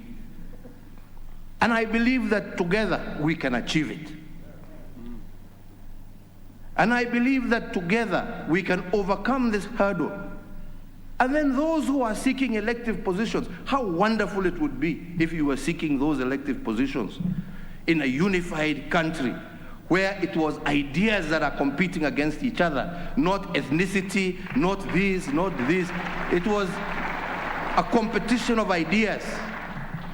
How best can we get to where we are going? How best can we achieve for our people, for our children, for our children's children? And I believe here we have something. As I said in Kisii, I believe here we have something that can begin us in that process. And rather than fight over the many things that we will either agree or disagree on, please, on this one, let us agree. Let us agree and fix it. Mimi hiyo ndio ombi langu kwenu nyinyi na kwa Wakenya wote.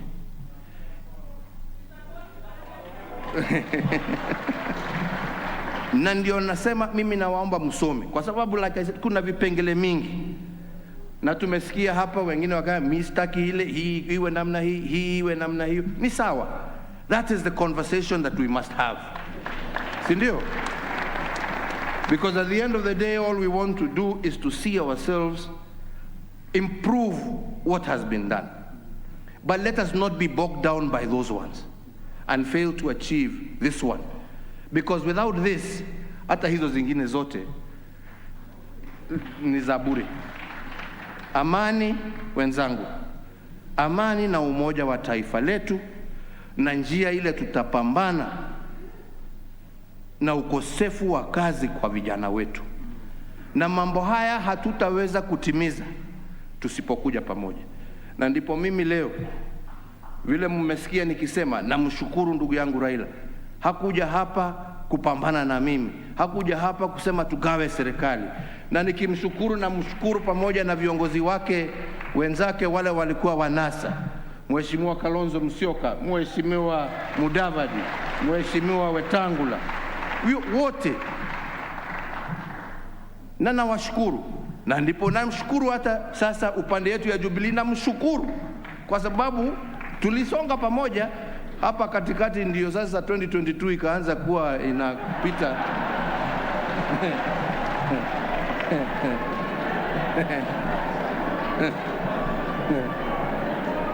Akasahau yale mengine. Na ndio wanasema watu tutulize ball, hiyo bado itakuja. Ama ni namna gani wenzangu? Tutulize ball, hiyo itakuja. Miaka hairudi nyuma. Nilikuwa naambia viongozi hawa wa Kisii, siku nyingine walikuja kunitembelea. Race hii ni ile ya kuhandover, unajua? Si ndio? Inaitwa relay.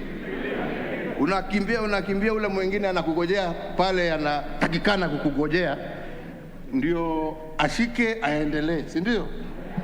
Lakini sasa my brother William hapa amepinduka, anakimbia nyuma.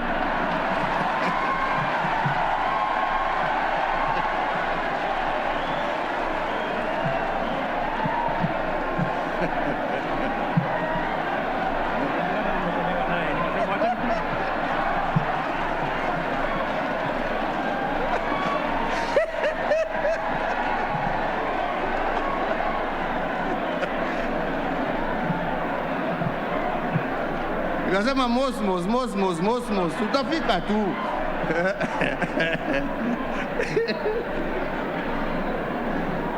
Jameni, tufanye shughuli hii muhimu kwa taifa, shughuli ambayo itatusaidia na itasaidia kuleta umoja na amani katika taifa letu. Tumesikia hapa wale ambao wametuongelesha hapa, wale ambao wamepoteza mali yao kule Molo. Wazazi wetu hapa walipoteza mtoto yao kwa sababu ya siasa. Vile Mama Pendo ametuambia hapa, wacha hiyo iwe ya mwisho. Wacha hiyo iwe ya mwisho. Na tuweze kusonga pamoja. Na ndipo nasema sisi tutaendelea kujadiliana na viongozi wenzetu, na wauliza nyinyi muendelee kuongea at every level of government, at every level of society. Engage one another, talk to each other, and in a civilized manner, bring your recommendations to our good friends. Improve on it if we can improve on it. As one of our colleagues here said, you know, a good idea always gives way to a better. So if there is a better one, bring it on board. Let us not overload ourselves, and let us push forward and bring peace to our country. Mimi sitaki kuzidi hapo, isipokuwa kuungana na yale ambaye pia former Prime Minister ametaja, ya kwamba sisi wote tuatuma rambirambi kwa jamii ya Zamba Kitonga, shujaa wa taifa letu la Kenya, ambaye alitusaidia kuleta hiyo katiba ya 2010. Tuombe Mwenyezi Mungu amweke pahali pema, na tufuate sisi hivyo ambaye ametufundisha. Tutasaidiana. BBI hii itapita jameni, ama mnaonaje? Itapita jameni? Mutapitisha? Mutatusaidia kuelimisha Wakenya ni kwa nini tunataka kupitisha document hii? Mutatusaidia? Tutatembea pamoja? Nataka mimi kumalizia hapo, lakini niseme, masikia Kalonzo akiongea hapo ya kwamba sijui kuna marriage act.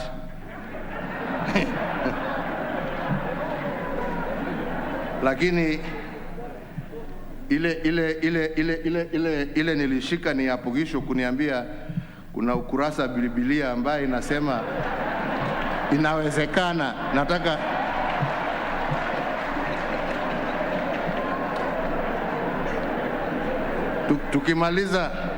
tukimaliza hapa utanionyesha ni chapter gani hiyo, ndio niweze kusoma vizuri, alafu tutaongea baadaye mami.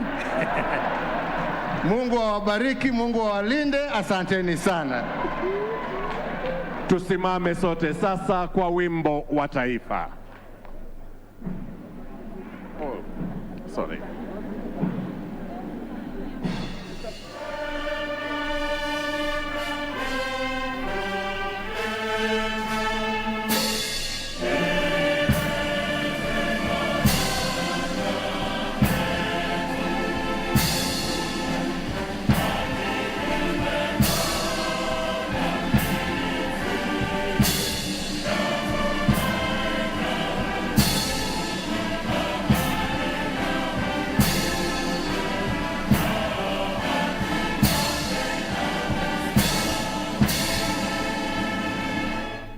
Asanteni sana. Sote tusimame wakati Mheshimiwa Rais anaondoka kwa hiari yake. Wimbo kutoka studio. Asante. Tuweke wimbo wa shujaa. There you have it. There you have it. Pomp and color.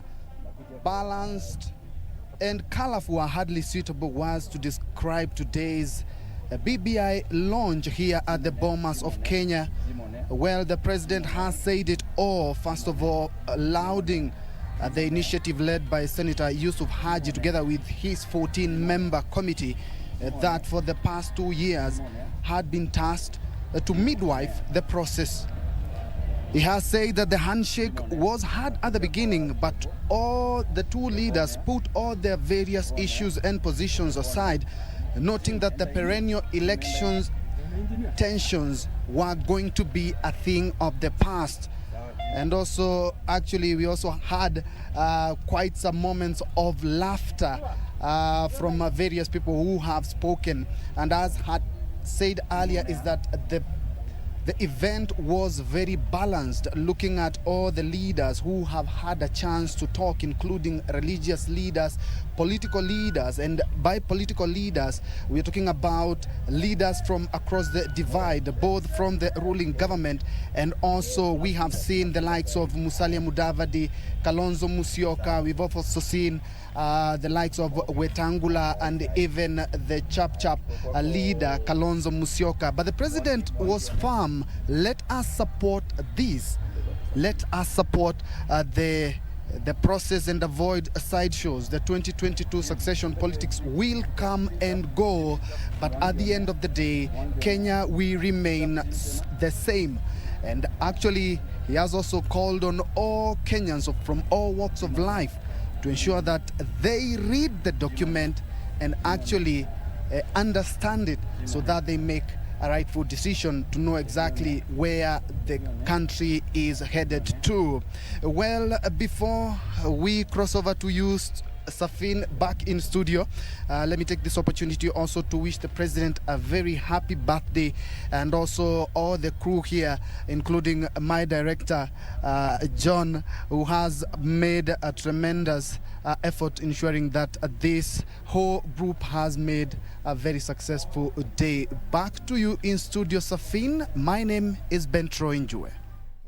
Thank you so much, Ben Troinjue, and the team on the ground for that great work you have done at the Bomas of Kenya. Together with Irene Mchuma Odim, you have been keeping us updated on the events that have been taking shape since the commencement of the official unveiling of the BBI initiative. And of course, right here in studio, we started the day by just engaging experts and minds that have been giving their input on some of the issues that have been emanating with regards to the recommendations of the BBI initiative. But what you have seen at the Bomas of Kenya is the culmination of what some would term as sort of a signal to open the floor for conversation revolving around this new constitutional dispensation to begin, as Kenyans are invited to not just read the document, but also take a step ahead to give their opinion and their views, regardless of whether you support the BBI initiative report or you are against it. You're invited to share your opinion and to add your voice in what you feel should be contained in that particular document to bring a solution to what is ailing our country. President Uhuru Kenyatta, ODM leader Raila Odinga, and the Deputy President William Ruto were the key focus about this particular event, and they shared their remarks regarding some of the issues that the country should focus on going forward. And those are the issues that we want to start discussing right here in studio, including what other leaders also shared as they took time to just talk to Kenyans with regards to this particular report.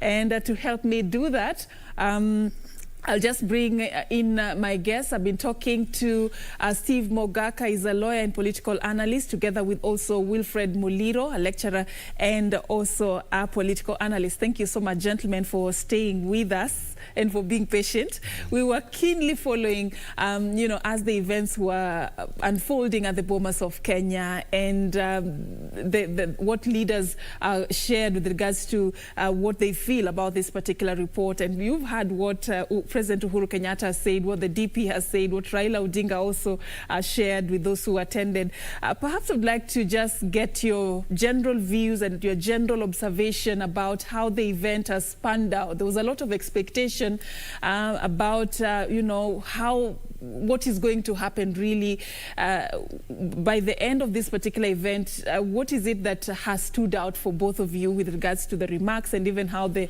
whole process was conducted? Let me begin with you, Wilfred. Thank you very much. I think one very clear thing is that we must commend the president. It rarely comes. I think the tempo of friction had been set by the crowd, you know, but the president has eventually calmed everything as a wise leader. He has been very diplomatic, showing that he's actually, he thanked all the perceived protagonists in that group there by the name of, in the form of the Right Honorable former Prime Minister and the Deputy President. But then the President spoke, and his body language and his diplomatic use of conversation, it showed that he's at peace with both of them. Remember, he even started thanking the former Prime Minister. They talked together, and he also thanked the Deputy President, saying that he was part and parcel of the handshake. That actually surprised many. Yes, yeah, because many thought that the Deputy President William Ruto has sort of been an outsider in this whole handshake and BBI process. But President Uhuru Kenyatta actually said that he was part and parcel of the BBI process. What do you think about that, Steve? Yeah, I think, first of all, may I also, with the panelists, take the opportunity to wish the President a very happy birthday. Or don't we? Yeah, we should probably get invited to cut the cake. And thank the organizers of the unveiling of the ceremony for coinciding this with the birthday of the President. Perhaps that was the trick behind him, the President, diffusing the tensions that were getting created through the hard talk by the politicians. But coming back, it does not surprise me that the Deputy President was part not of the handshake. If I got the President well, he's an extension of the handshake by reason that he participated in putting together the BBI team. But it is also surprising to note that the Deputy President has taken a very hardline position on the BBI process and the team when he himself was part of the formation. Strange things happen with us politicians. But that is it. And what was, to me, most outstanding was the inclusivity of the speakers at this particular forum, starting from the ordinary mwananchi, starting from the victims of the post-election violence. You could see the parents of baby Pendo, to those who were displaced at the Rift Valley.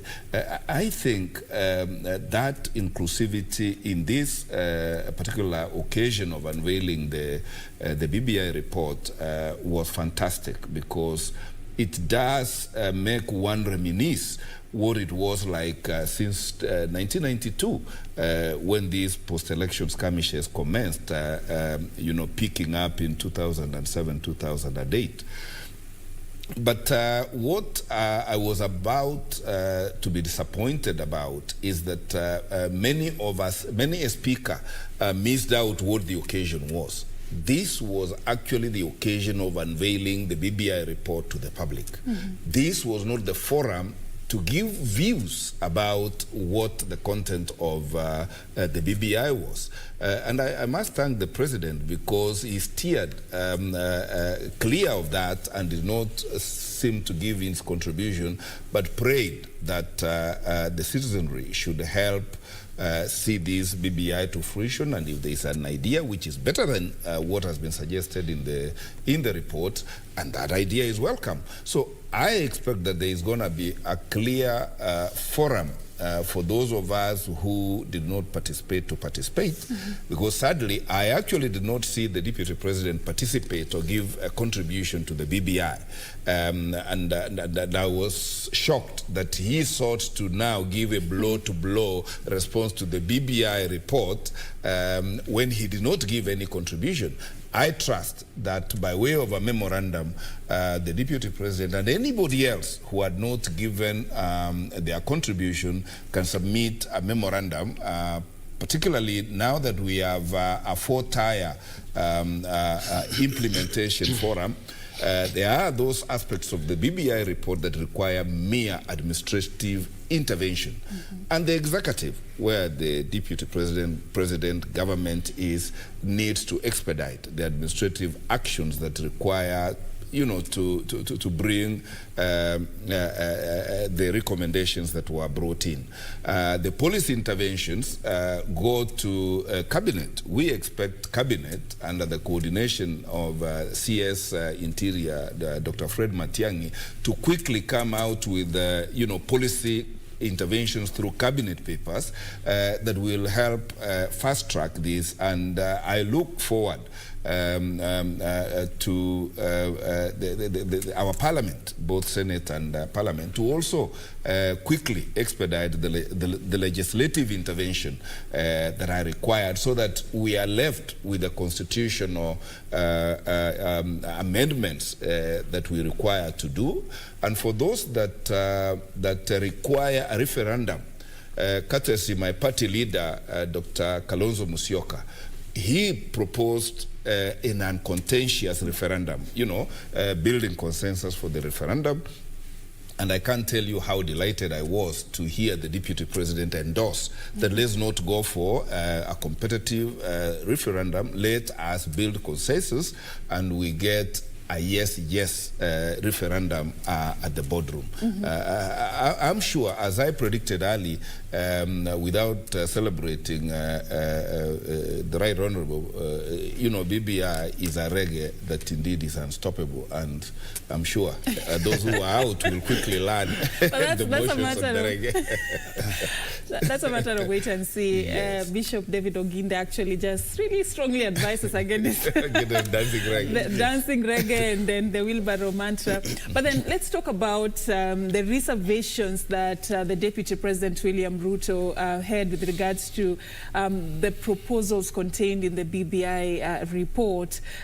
First of all, Wilfred, I'd like to ask if you agree with Steve, that it's a little bit too late for what the DP did and other leaders who came forth to share their submissions during this specific event. And also tell me what you think about his reservations with regards to how the proposals contained in the BBI report, for example, to create the position of a DP with 2 deputies, is going to solve the winner-take-it-all electoral formula, the challenges that have come with the winner-take-it-all electoral formula. Safin, thank you very much.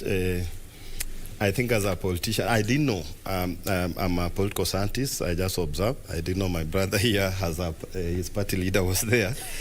But I would like to say this, that as a politician, this, the level of the president, the former prime minister, people like Kalonzo Musyoka, there were times they went there to present maybe as a party. But at this level, these are national leaders. And when the document is presented, it will not be right, neither will it be strategic for any politician of that level not to address himself to the issues of the BBI. As my friend is suggesting that they were just to unveil. No. A few issues have been mentioned, and that's why I think I should applaud Musalia Mudavadi. He set the pace. He's the only person who seemed to have read the document, discussed with his party. It was unveiled, it has been circulated, discussed with his party, and then he was coming to give just a summary of the position of his party. Even the deputy president said, there are a few areas I think need improvement, but then we should be talking. He even said he's a slow learner. But as leaders, in terms of, he says as scientists, we want to go slow. The others will go fast. Didn't use the word slow. Yes. Okay. As scientists, I think they take that time. I should reframe that. But then what we are saying is that as a politician, and I should thank them, I think even the ANC leader, and even your party leader, to some level, he touched on the substance of the BBI.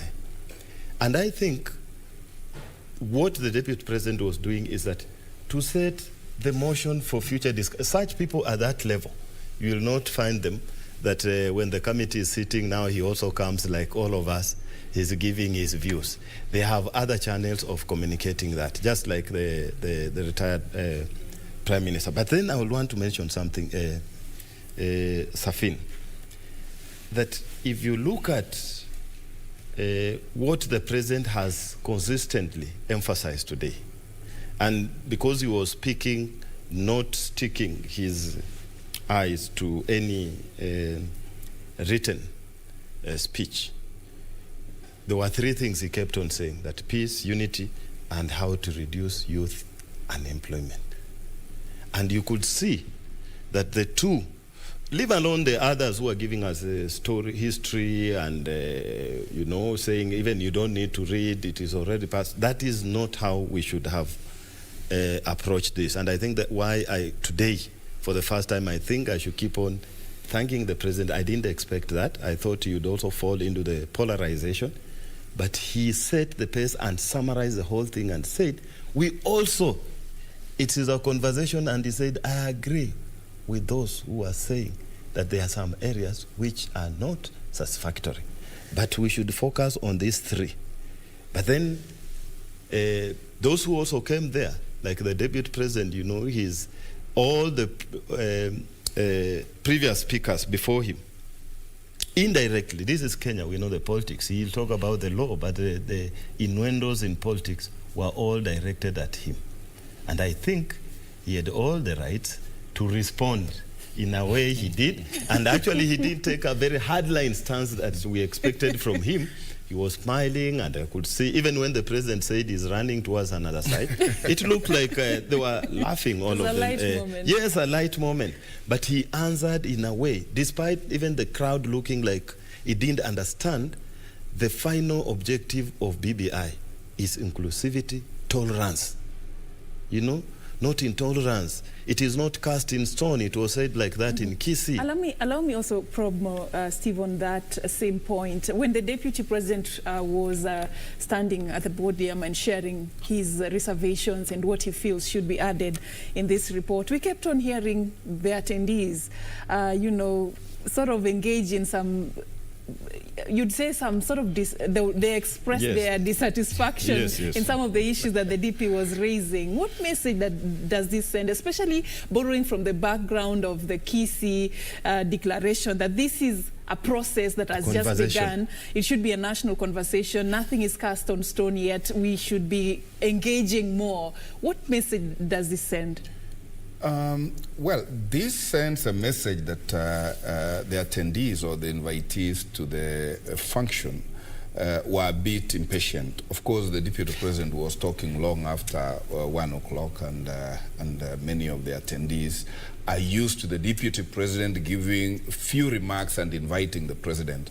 But the Deputy President, and he sought forgiveness that he's a scientist, he went to carry out a surgery of the BBI report and take the delegates through a blow-by-blow critique of the proposals that were made, and even took the trouble to respond to each of the contributors. And I think this is what was making the delegates a bit restless. Not his submissions? Whatever he was calling his submissions was actually a critique of the report and a critique of other you know, the preceding speakers about the same subject.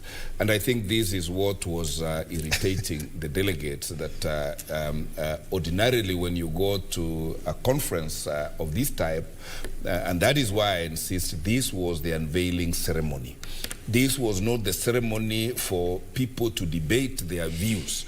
And the moment you get into that arena, then the delegates will perceive, like they did, that the Deputy President's contribution were a direct response to certain speakers' contributions. Not that previous speakers had not made contributions that would be construed to be a direct affront to previous positions and previous conduct of of the Deputy President, including his contribution to the wheelbarrow and hustler movement.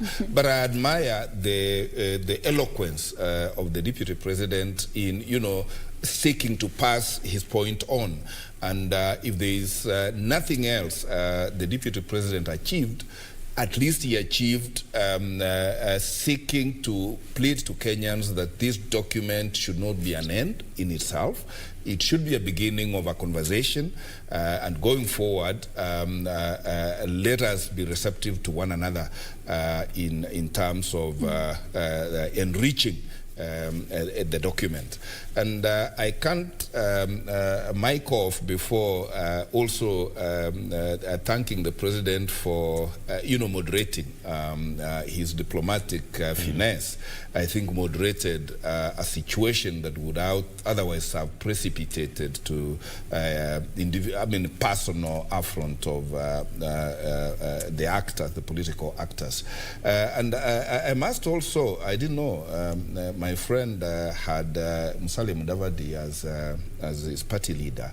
But you guys seem to be learning a lot about each other today. But I really did admire his appreciation of the proposal and how it will impact on Kenya's public finance.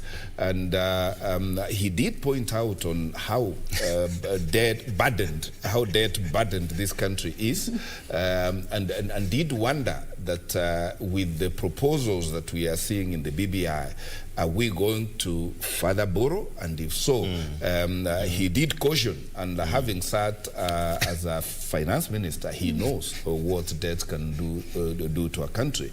And I admire, including the twin chair of the Ford Kenya.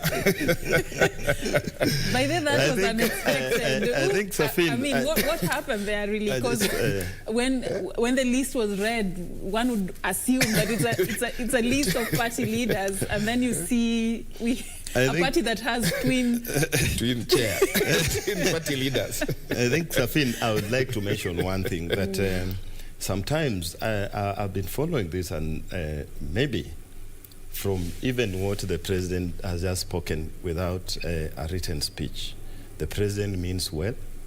And when there is no choreographing or the people around the mandarins, the President is actually focused on peace, unity, and doing something about the youths.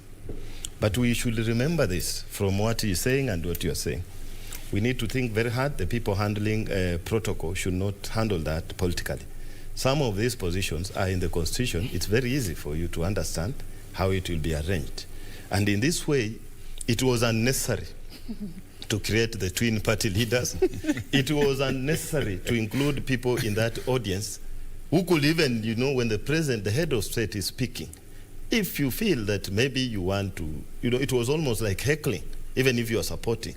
And even the Deputy President of this country, if this process has been live on most media, these people have followers. The former Prime Minister has a huge following.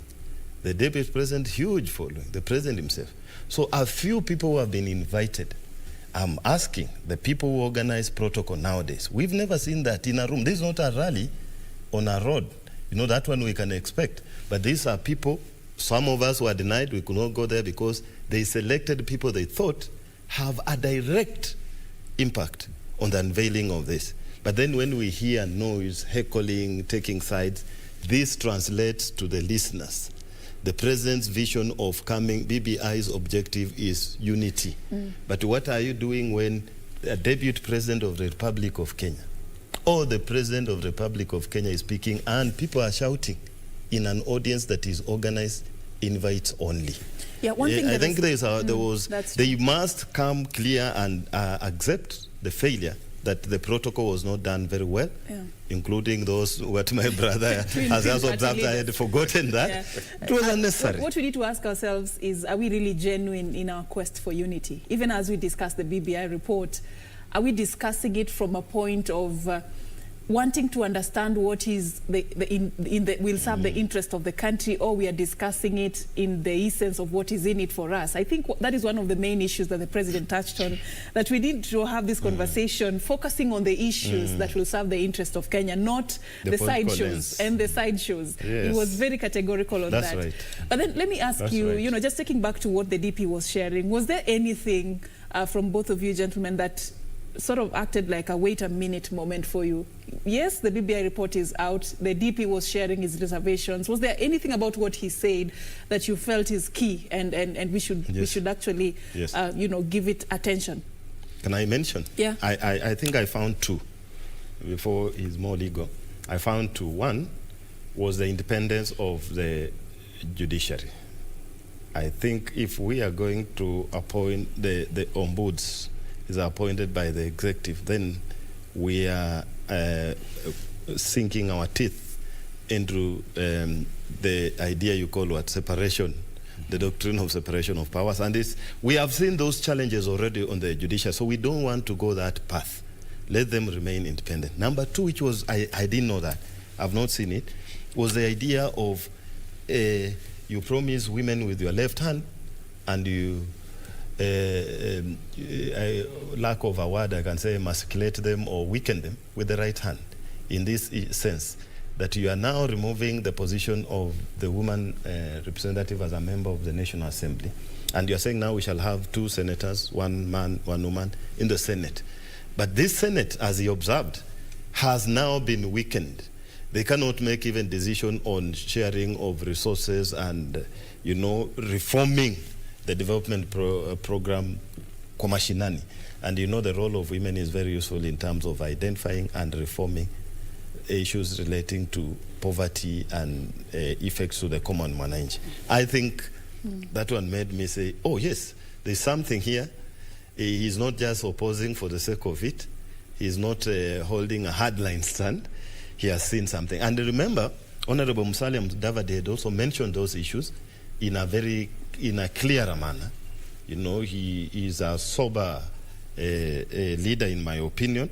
And he had mentioned independence of judiciary, and he had mentioned we need to make the Senate a stronger house, because after all, even the president mentioned, devolution has been one of the steps through which we have been trying to unite and create equity among all Kenyans.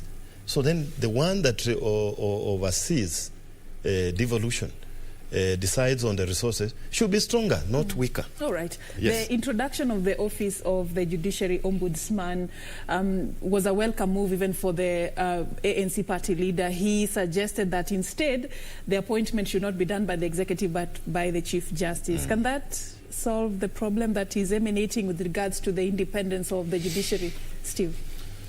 Yes and no. And before I respond clearly, what played clear out of the audience and even participants in receiving the BBI report was the very conspicuous absence of members of the judiciary, whether by design or by accident, I do not know. And usually it is so critical that when you are discussing a certain institution or arm of government, it is important to include them. Otherwise, we will be negating the very essence of inclusivity we are talking about in the BBI.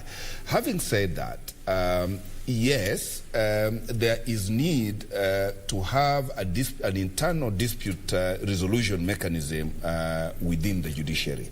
And a suggestion that we have an ombudsman, and ombudsman is where members of the public can complain about an institution, a public institution, or the public officers who are serving in that institution. At the moment, such complaints are registered with the Judicial Service Commission. I would have been a happier person if the judiciary had been given this suggestion so that they make it as a contribution to the BBI committee.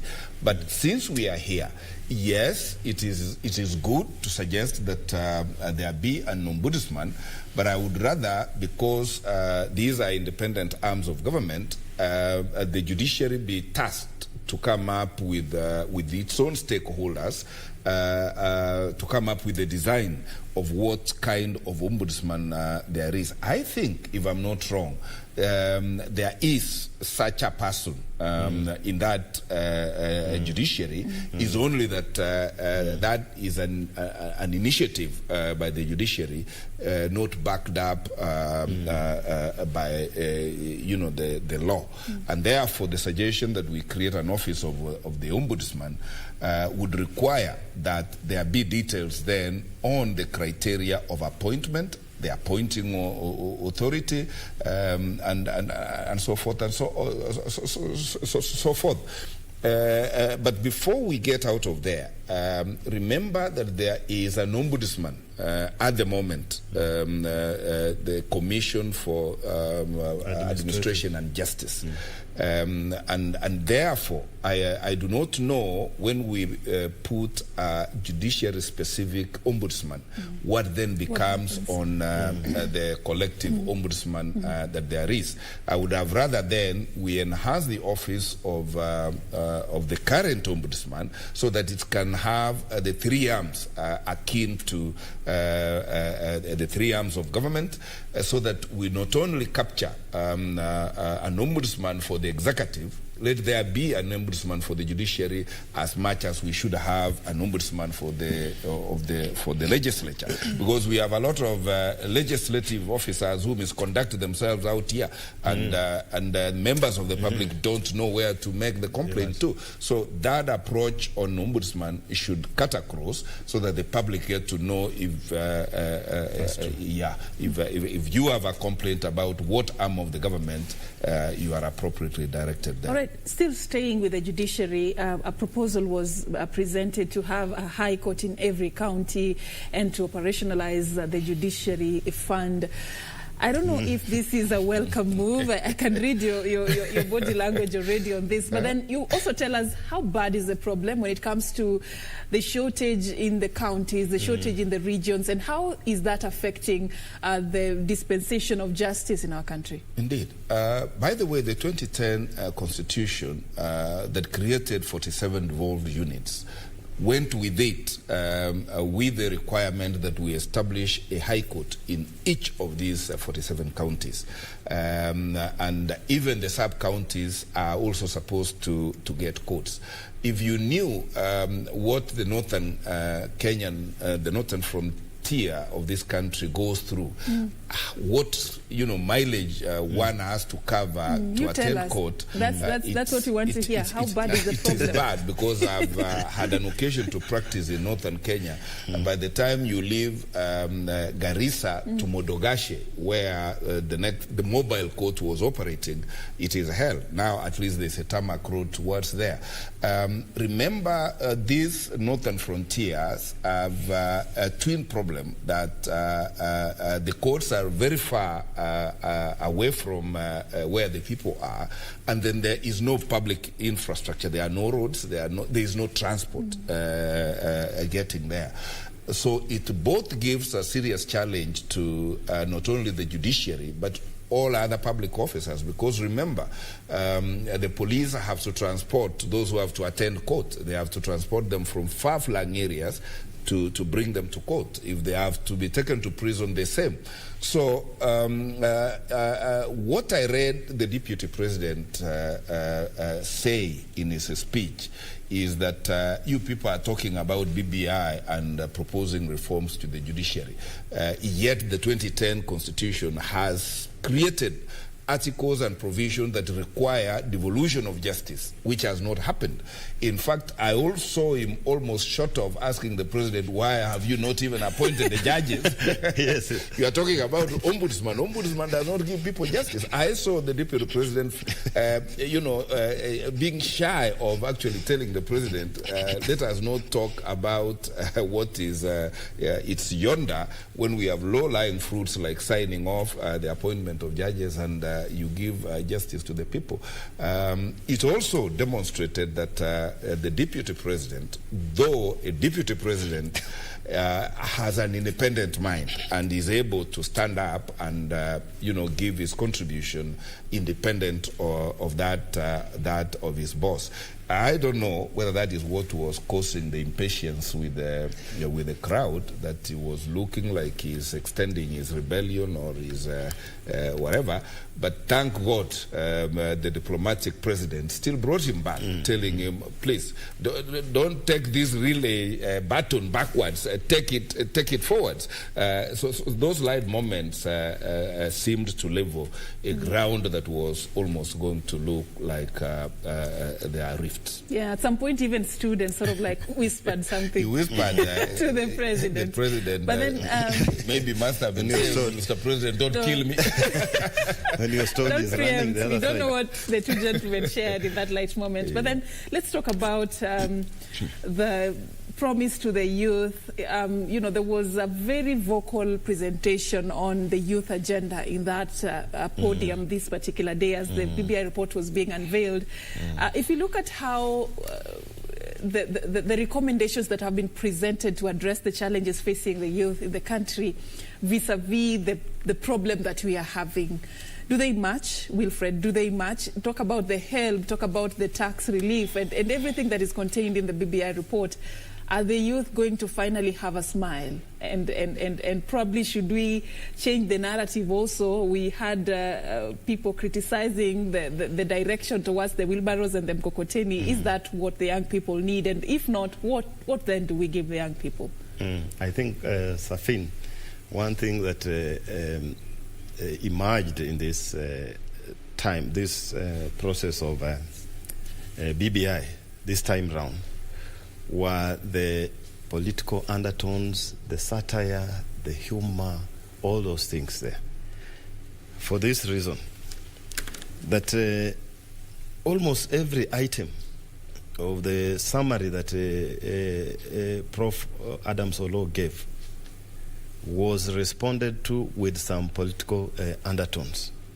So when you saw the idea of wheelbarrows emerging, and even I know my friend here did not raise, he was almost getting there, that the president was, deputy president was responding to almost including that youth from Trans Nzoia. And there is if you watch very well, there is a growing even narrative again within that audience, that on one side, how do we help the youth have a better life, improve their lives? On the other side is whoever is thinking about the youth, is it sustainable? Is it modern? Is it the 21st century, as people are saying now, including the Court to Secretary General, that we in this century where we are talking about something technology and the rest. Blue economy and all that. Yes, and all those things. And you could see, actually, you are very right on that question. I like it, because even when the president came in, just look at the beginning of BBI itself was, why do we have violence during elections? Why are we divided on ethnicity? I think the idea of the youth was not so much for, but when the president summarized, he repeated twice, I think even 3 times, that let us focus on these 3 things: peace, unity, and reducing youth unemployment. Right. So when you say, I've heard something, Safin, just rushing very fast to your question, I've heard people say that instead of saying now youths after university, which I'll add another perspective of the youths we are thinking about. Because you're almost yes. After university, you tell the youths, okay, maybe we're expecting you'll be unemployed for 4 years, therefore we give you a tax break. Why can't you think of ways of which, after university, the minimum maybe 6 months unemployed, and we can get you a way of getting employed? Then number two, there are people who have said that youths, especially even the employment among the youths, is not because of those educated. In Kenya, we think an employed person is one with a degree. We have those, you may not even employ them. They call them unemployable, but I don't think that's a good term in politics. That those who cannot go to those blue jobs. So what do you do with them? Will you give them computers, the rest, or they are already doing something, pushing a wheelbarrow and selling bananas? What do you do there? So there are those two. It looks like one team is focusing on those people we can call the unemployable, and another one is thinking about those technocratic youth who can create more jobs for other people. Yes, all right. yes. It's a good way of looking at it, and it's good that we're going to be having this conversation going forward. But we've run out of time, gentlemen, and I'd like to give just Steve Mogaka just 1 minute for your final word. Yeah, my final word is that this is a good beginning, but the question of inclusivity needs to be looked at very critically, because I saw a glaring omission of inclusion of other party leaders or political parties, because Honorable Yongo Nyamweya, for instance, from Kisii, where this BBI was delivered, were not included there. Kivuda Kibwana is a party leader, and what I would urge the conveners and arrangers of this business not to lose the steps at the very early steps. Let us be as inclusive as we can at the very earliest. Otherwise, it was a good beginning. How I wish that we all embrace this report, enrich it, and make Kenya a better place for all of us. And that is our dream, and that is our vision, each and every one of us. Thank you so much, gentlemen, for creating time for us. And thank you for keeping it KBC Channel 1 since we began this day's coverage till now, as the BBI initiative report was being launched at the Bomas of Kenya. Now the stage is set. A national conversation is being called for. Are you going to be part of that conversation? That is the question I leave you with. My name is Safina Chieng Oma, and our sign language interpreter is Simon Karotha. Have a lovely evening, and keep watching KBC Channel 1. We still have more for you. Our subsequent news bulletins at 7 p.m. and at 9 p.m. More Matters BBI. We are packaging that for you. Thank you so much once again for your time.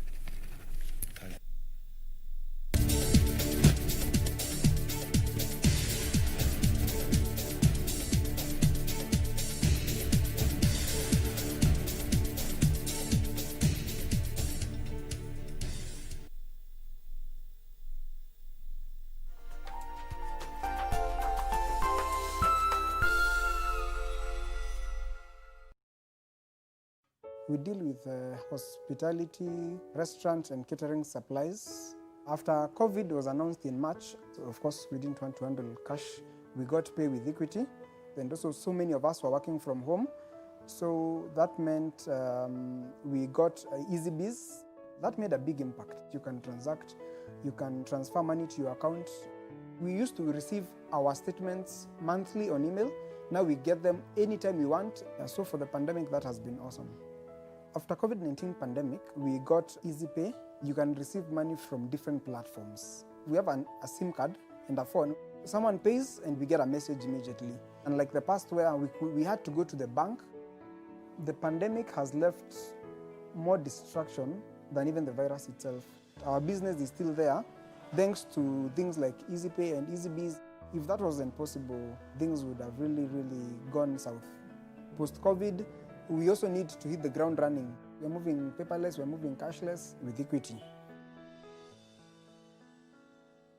Tonight on KBC Channel 1. On the show tonight, we feature the king of Ohangla.